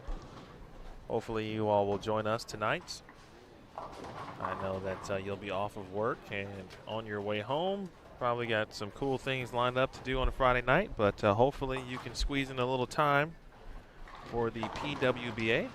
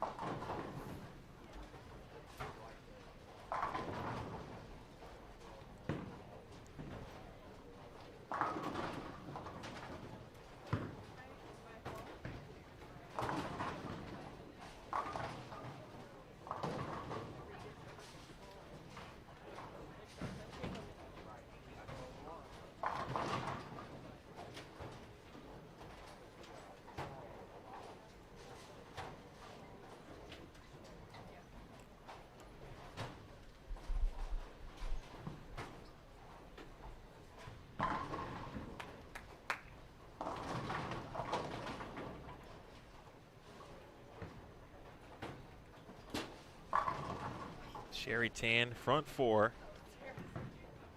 She's joined by Katie Ann South Schroeder, former Nebraska Husker. C.T. Robin.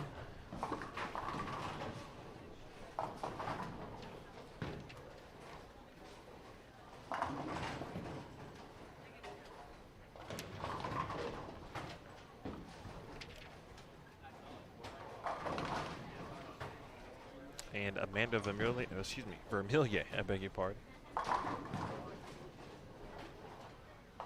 And on 25 and 26, Kayla Pashina, Rebecca Whiting, Sydney Brummett, Erin McCarthy, and Rena Sabo.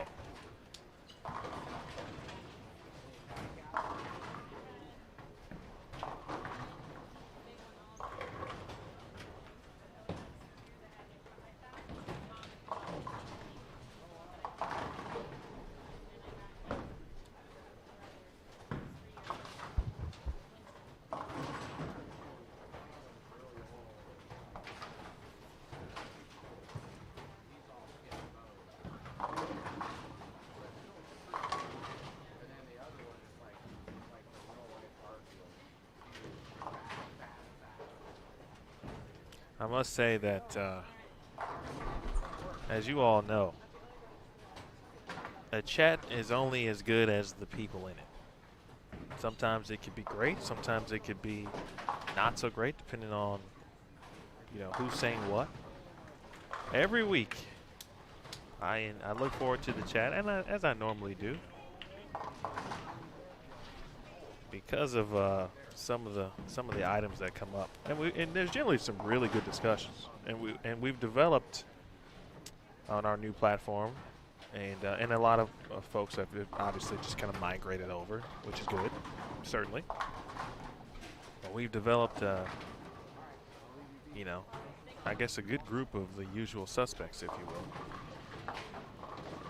So some of the things that we've discussed in the chat for Millier. This might be a big game for Amanda here to be able to move on up the leaderboard. She has no troubles, too, by the way, of getting in, letting it fly. She's throwing some really good shots. But the thought now is in my head. I'm going to consider. I'm going to figure it out. I'll talk to my wife. Hey, honey. The good folks at Bull TV Land said that I should think about insuring my voice. Never once did it cross my mind, but it makes so much sense. You insure other things that in case of, things happen. And so, hey. Yeah. I'm no James Earl Jones. I'm definitely no Barry White, as Chris mentioned. But late lottery pick, Brandon, I'm definitely getting drafted, 100%. Even if it's late first round, early second. Pashina. I talked to Kayla last week at the Twin Cities Open. She said that she certainly was going to bowl, but would miss the practice session. She was making the drive and had to wait for some of the crew that she was riding with. Rare miss there. Rare single pin miss for Sherry Tan. Oh, I'm going to tell you, Michelle. Don't worry. In fact, she's listening right now. She just sent me a text. She said, insurance it is, honey. Buns.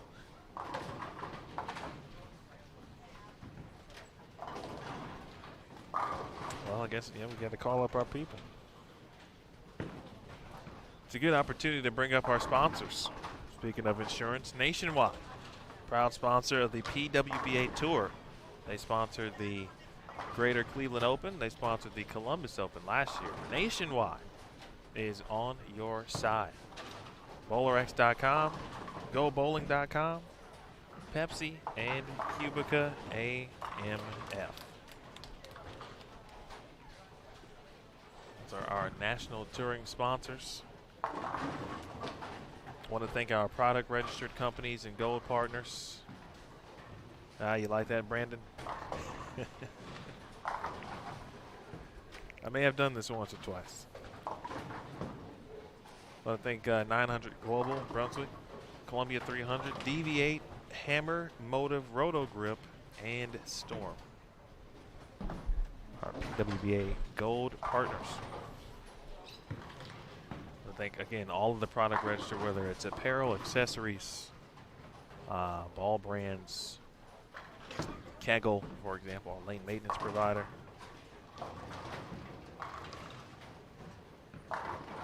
By the way, folks, since my wife is in the chat, please congratulate her, as we are also. It's the year of the child on the PWBA tour. Although my wife is not a PWBA member, obviously I'm here on tour. We are expecting a child as well in August. So clearly I'm not with child, but I am with child.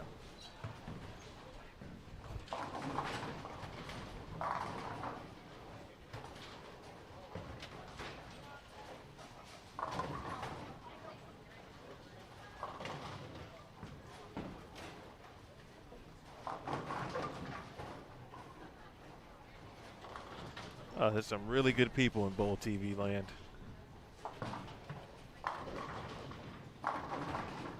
Her name's Shanice too, by the way. I should tell you that. Shanice. So if you want to type it, that way you don't misspell it, and then she's not all upset at you.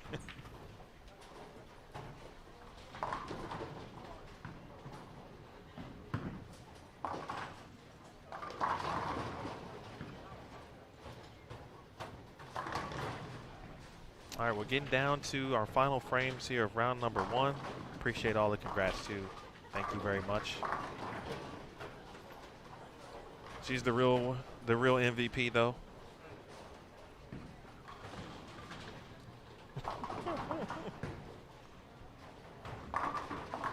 That's right, Chris. See, that's my man. You guys are funny.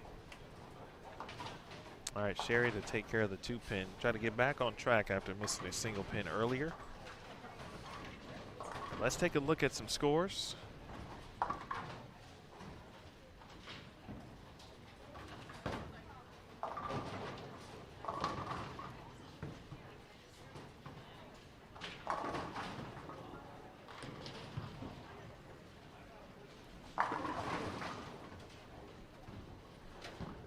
Uh-oh.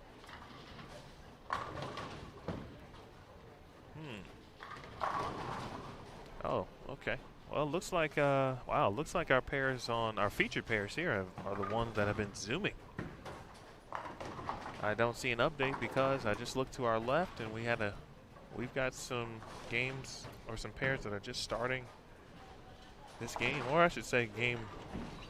They look to be in frame 2.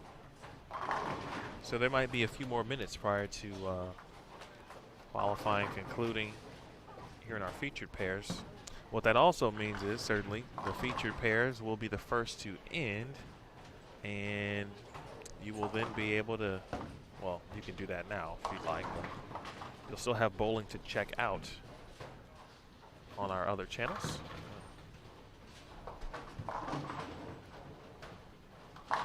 Oh, it's there. Okay, maybe it's just me. Ah, see. I literally had just hit refresh, John. I'm telling you, John, I hit refresh. You guys are playing tricks on me. All right, here we go. Jordan Richard leading the way after 7 games, plus 167. Let's take a look at Jordan Richard's numbers here. Here they go. 204, 181. Then she shot 277 in game 3. 214, 259, 205, 227, plus 167. Julia Bond has made her way into 2nd. Wow. First event as a PWBA member. I would say she's got enough experience certainly to be able to contend. We all know it. Her U.S. Women's Open performance 2 years ago said all you needed. She's in 2nd at plus 145. I talked about Daphne Tan. Maybe this is her week to kind of, you know, put herself in the mix in regards to not only the tour, but, you know, we've heard of the, you know, we've heard of Team Singapore. The other 5 players, you know, have won or made a couple shows, etc. Daphne hasn't done that yet. This could be her week to do so. She's 3rd at plus 125. Dasha Kovalova is in 4th at plus 108. In 5th, Sandra Gungor. Talked about SG making a run this week, battling after a couple of subpar weeks to start the season. She is now in 5th at plus 102.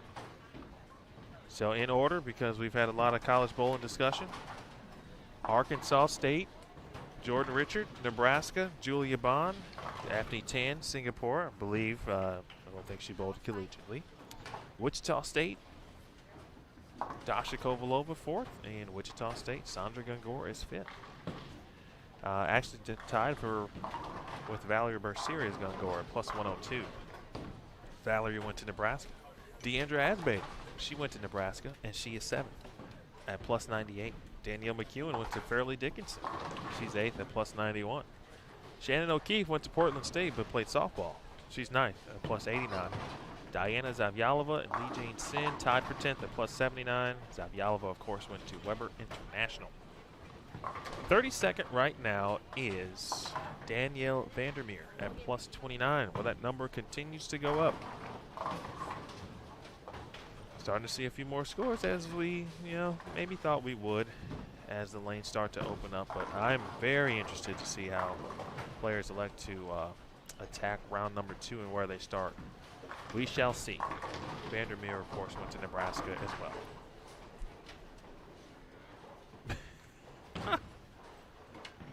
Tony Franklin checking in. Folks, be sure to check out my man Tony's podcast, too. It's on BowlTV.com. Out of Range. Tony, Derek Hardnell, Matt McFadden. Pretty good stuff. I do appreciate that, Tony. I look forward to seeing you at some point soon.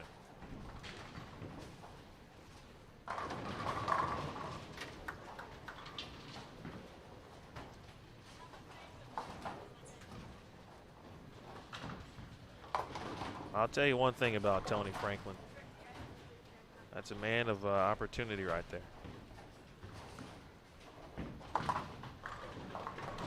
He offers, and he helps. He gives some good folks an outlet in the bowling news, so it's a good dude. His wife's better, Jeannie. Just how it is, Tony. You know how it is.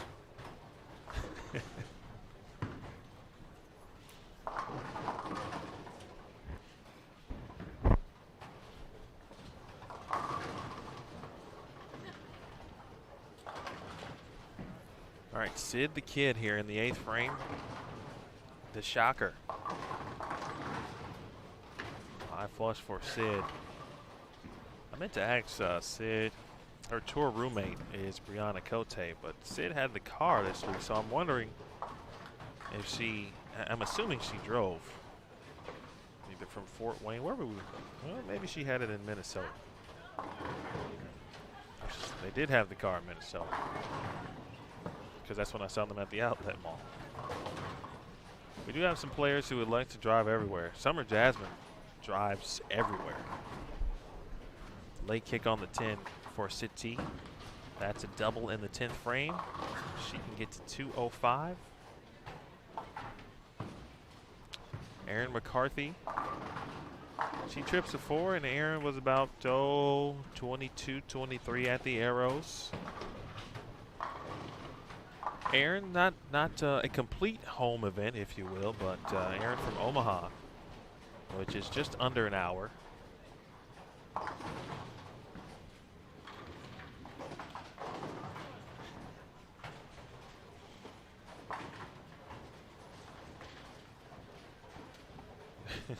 Judo chop, Brandon.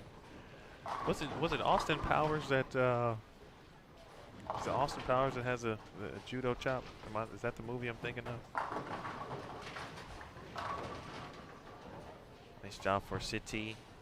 Team Malaysia back in business, making their presence felt.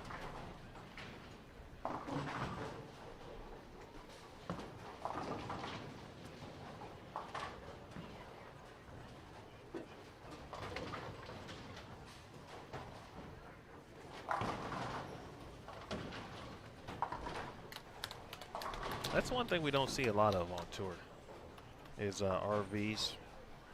When Kayla Johnson was on tour, she was the only one. She would travel with Kayla and Danielle Vandermeer and maybe a couple others, but they're the only ones who I actually seen that did travel in an RV. Actually, that's not true.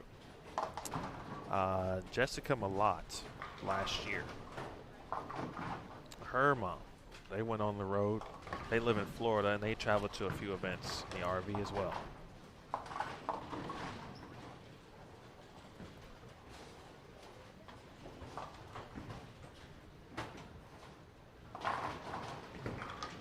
Vermillier. That was a well-bowled game by Amanda.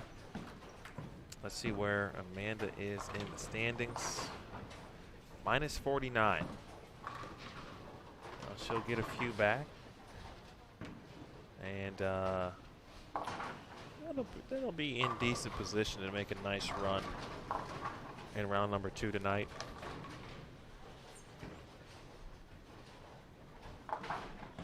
Well, this one got away from Sherry Tan. 181. After going front 4, 9 spare, missed a single pin, 9 spare, and then 3 consecutive splits to end the game.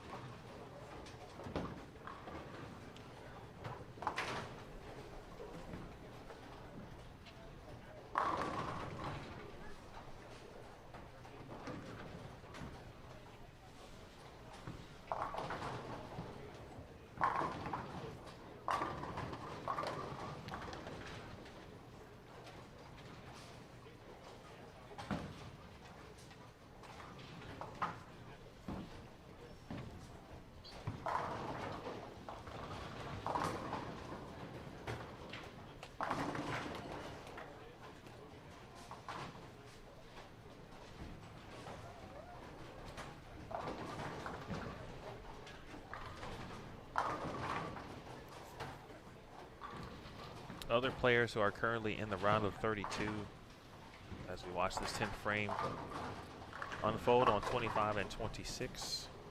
There's Kayla Pashina again, former Nebraska Husker. Erin McCarthy started her career at Nebraska, ended it at Midland. She was an All-American and ITC tournament MVP.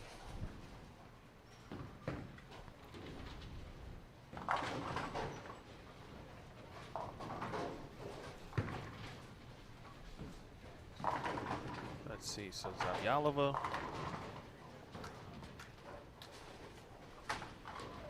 Talked about Jody Westner, Josie Barnes, Liz Johnson, and Stephanie Schwartz. Speaking of Summer Jasmine, she is 16th. Brianna Cote, Kayla Bandy, Justine Falbo. Sister of Tania Falbo. Or Tania Moore now. McCarthy is in currently. Jody Golick, Liz Colkin, New Way Finn,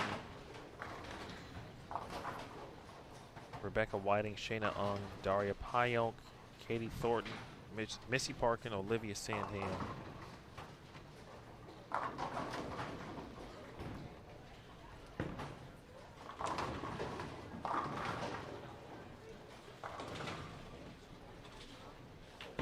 Jezreel Tan, Danielle Vandermeer.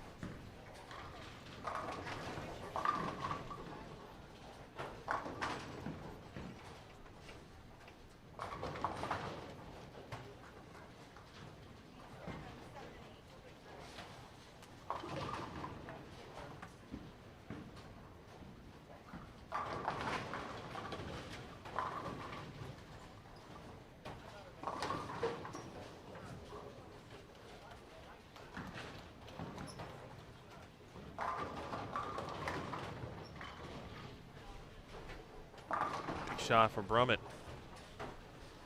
Where is Sid the Kid? Sid is at -30. Boy, Linda Walbaum is at -34. She was in the number for quite some time. Had a couple of rough games here.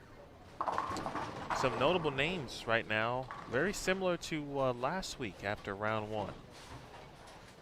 The deficit not too steep right now for Stephanie Johnson, but she is at -47. Verity Crawley at -41. Millier will get a few pins back, as we talked about. Plowhowski was at -51 after 7. 77 bowlers in attendance this week.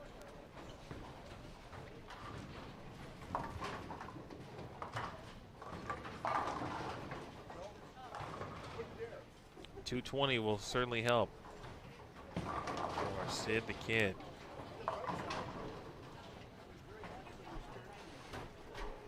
Strike, and she'll be at -1.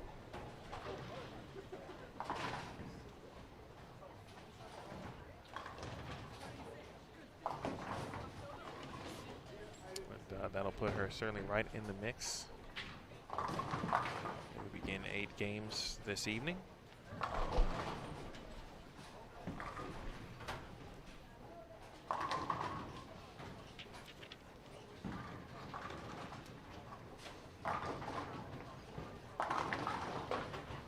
Nice game for Sid. Pashina 186, Whiting 200, again Brummett 229, McCarthy 216, and Sabo 191.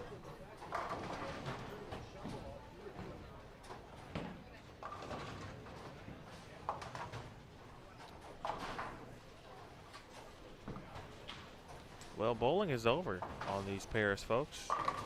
I gotta be honest though, I'm not ready to quite leave you yet. So, if you're still watching bowling and maybe you've got a few different tabs open, I'll keep talking and update you on some other items that I can't see. For example, 21 and 22. You can actually see that very well. Big shot there from Liz Culkin. So Liz is on a double.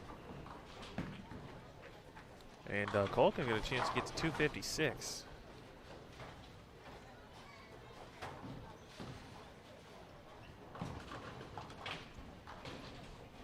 Kayla Bandy has been, I feel like, just a shot away so many times. And she throws a really good one there.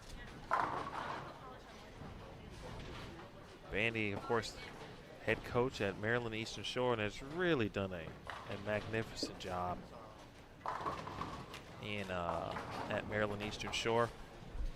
Didn't bowl last week, excuse me, but she did bowl the opening event.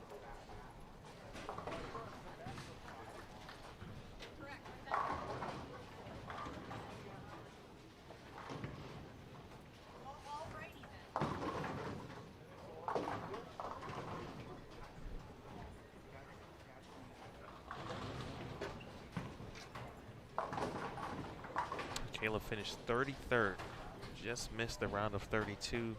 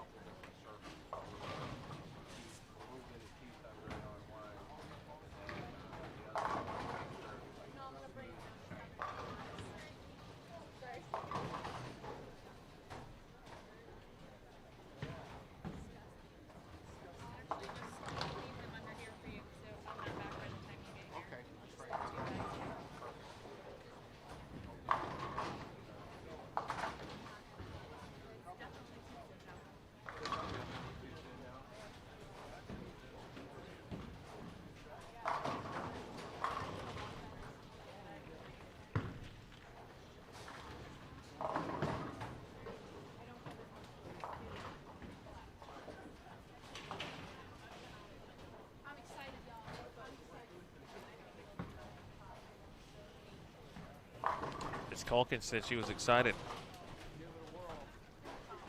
don't know what she's excited about, but could be excited about getting to the 10th frame.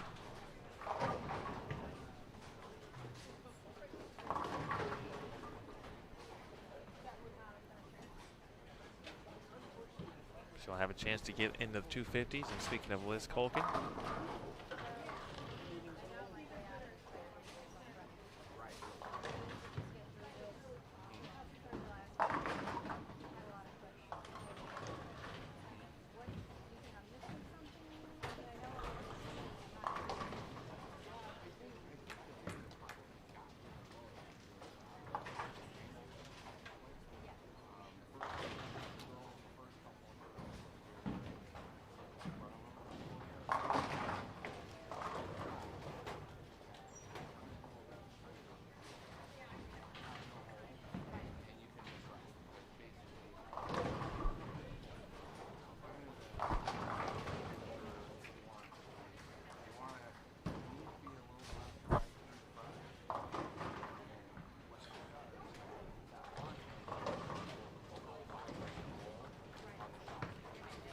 Julia Bond, let's see, she can get to 214 this game. She just struck in the 8th. You guys are chatting about, what did I see here? Airlines.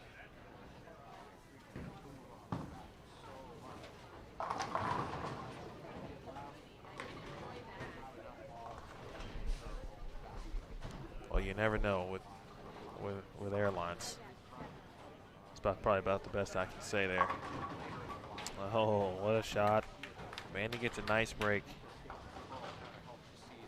Kayla, like, she gets from the foul line back to the approach quicker, I feel, than any other bowler.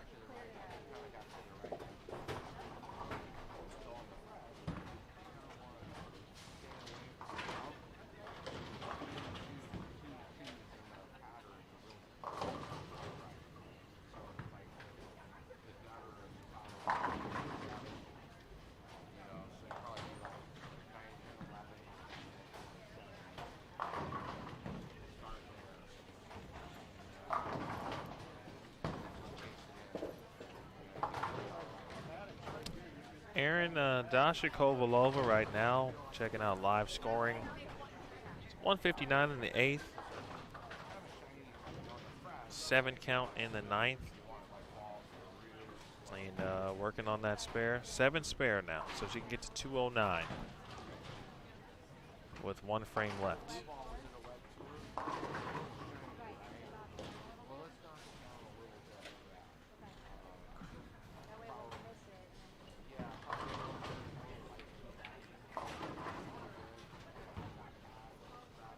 Taylor Boltice.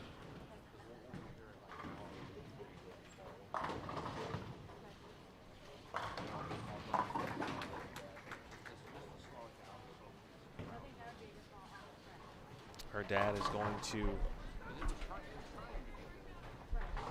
come visit her next week at the USBC Queens.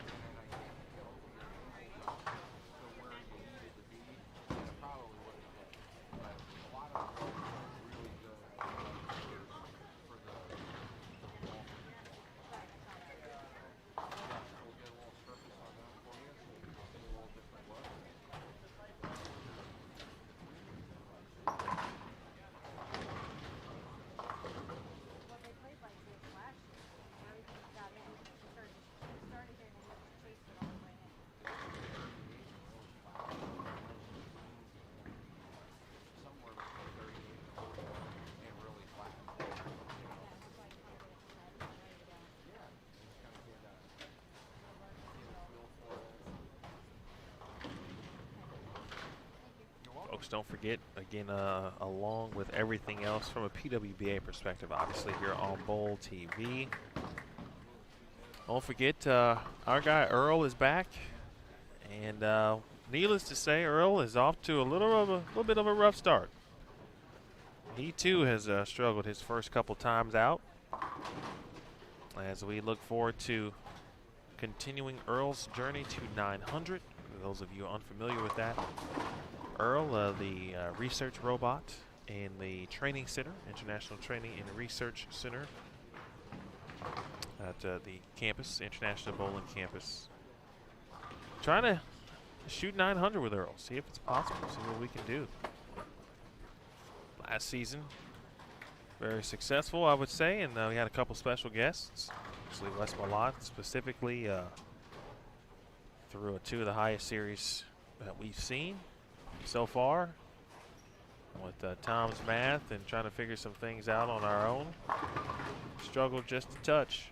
You can check the first 2 episodes out on the Backstage channel. Next episode is scheduled for the first part of June.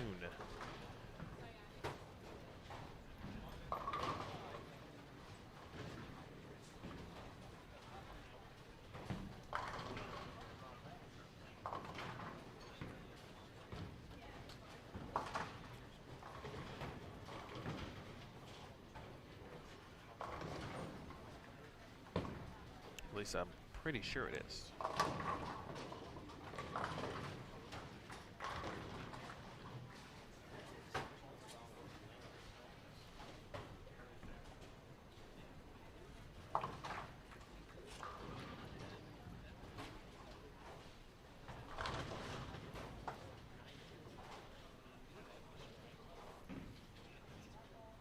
Liz Culkin strikes first shot in the 10th frame.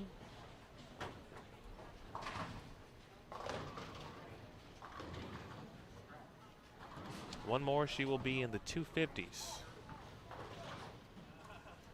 Brandon, sorry about that. I just read your chat message. We'll have someone take a look and see what potentially that is about.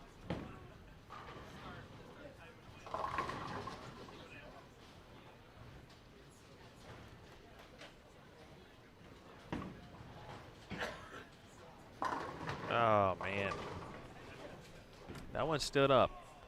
It stood up at the 1-3.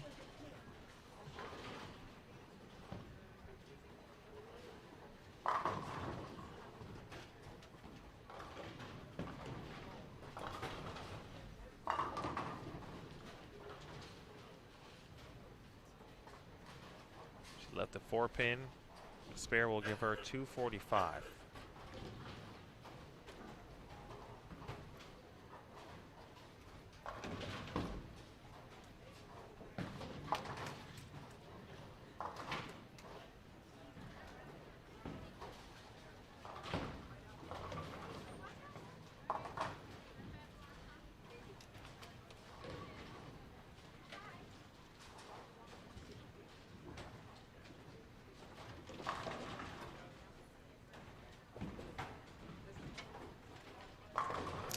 Brandon, and what do you mean in regards to ball speed, rev rate, or maybe if you mean like kind of how we come up with how to start with what rev rate, or I think most of what we start on is with either like this past episode was based on kind of how we ended things in episode 1, where we felt like we were in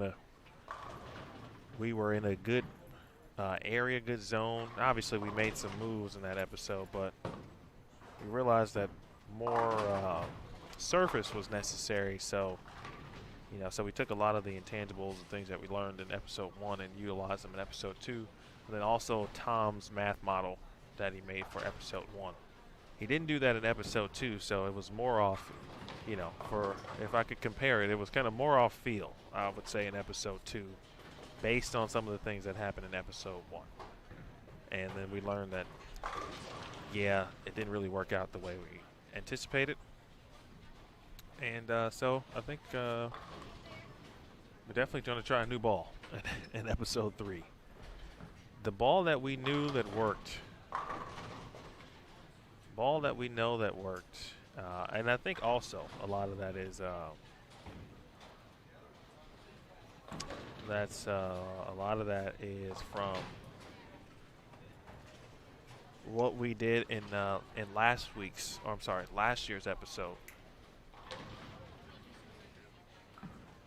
So last year in season 1, we learned that that rev rate and ball speed, similar to what like a Wes Malott would do when he was controlling Earl, and obviously his success rate.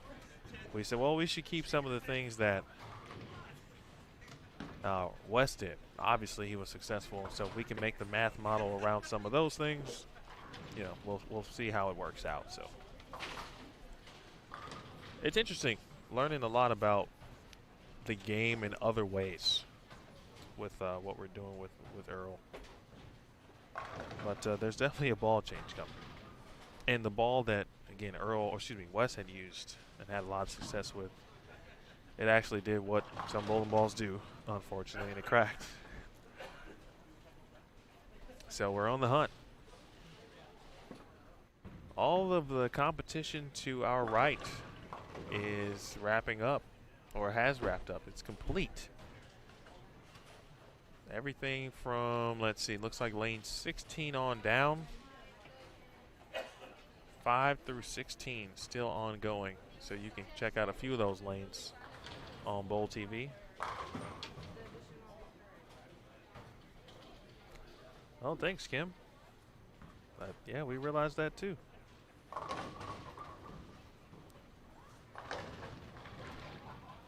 We didn't say it was perfect.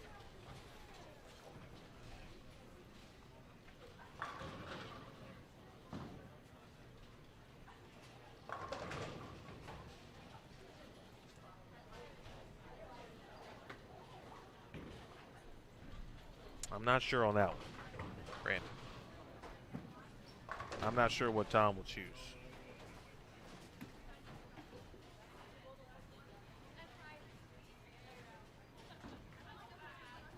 We've got a few weeks to figure it out, though, so that's good.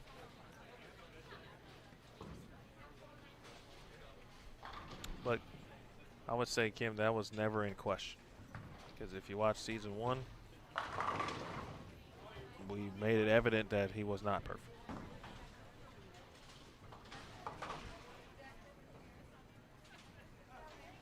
But I digress.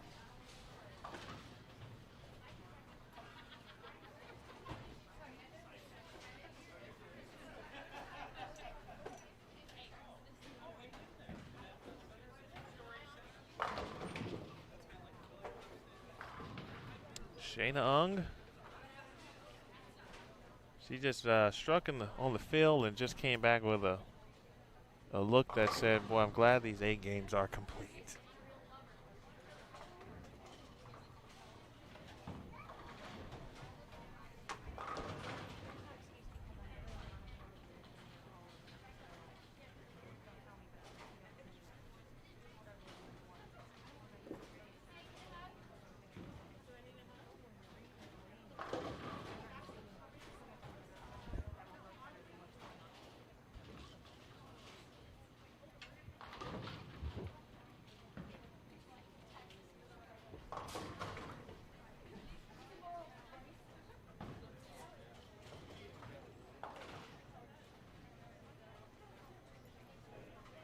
All right, one more shot over on a pair that has a camera in it. That is Jennifer Russo.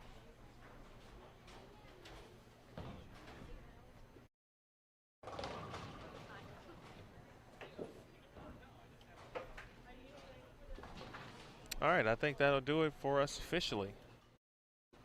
As the lone remaining pair still bowling over on 5 and 6. We do not have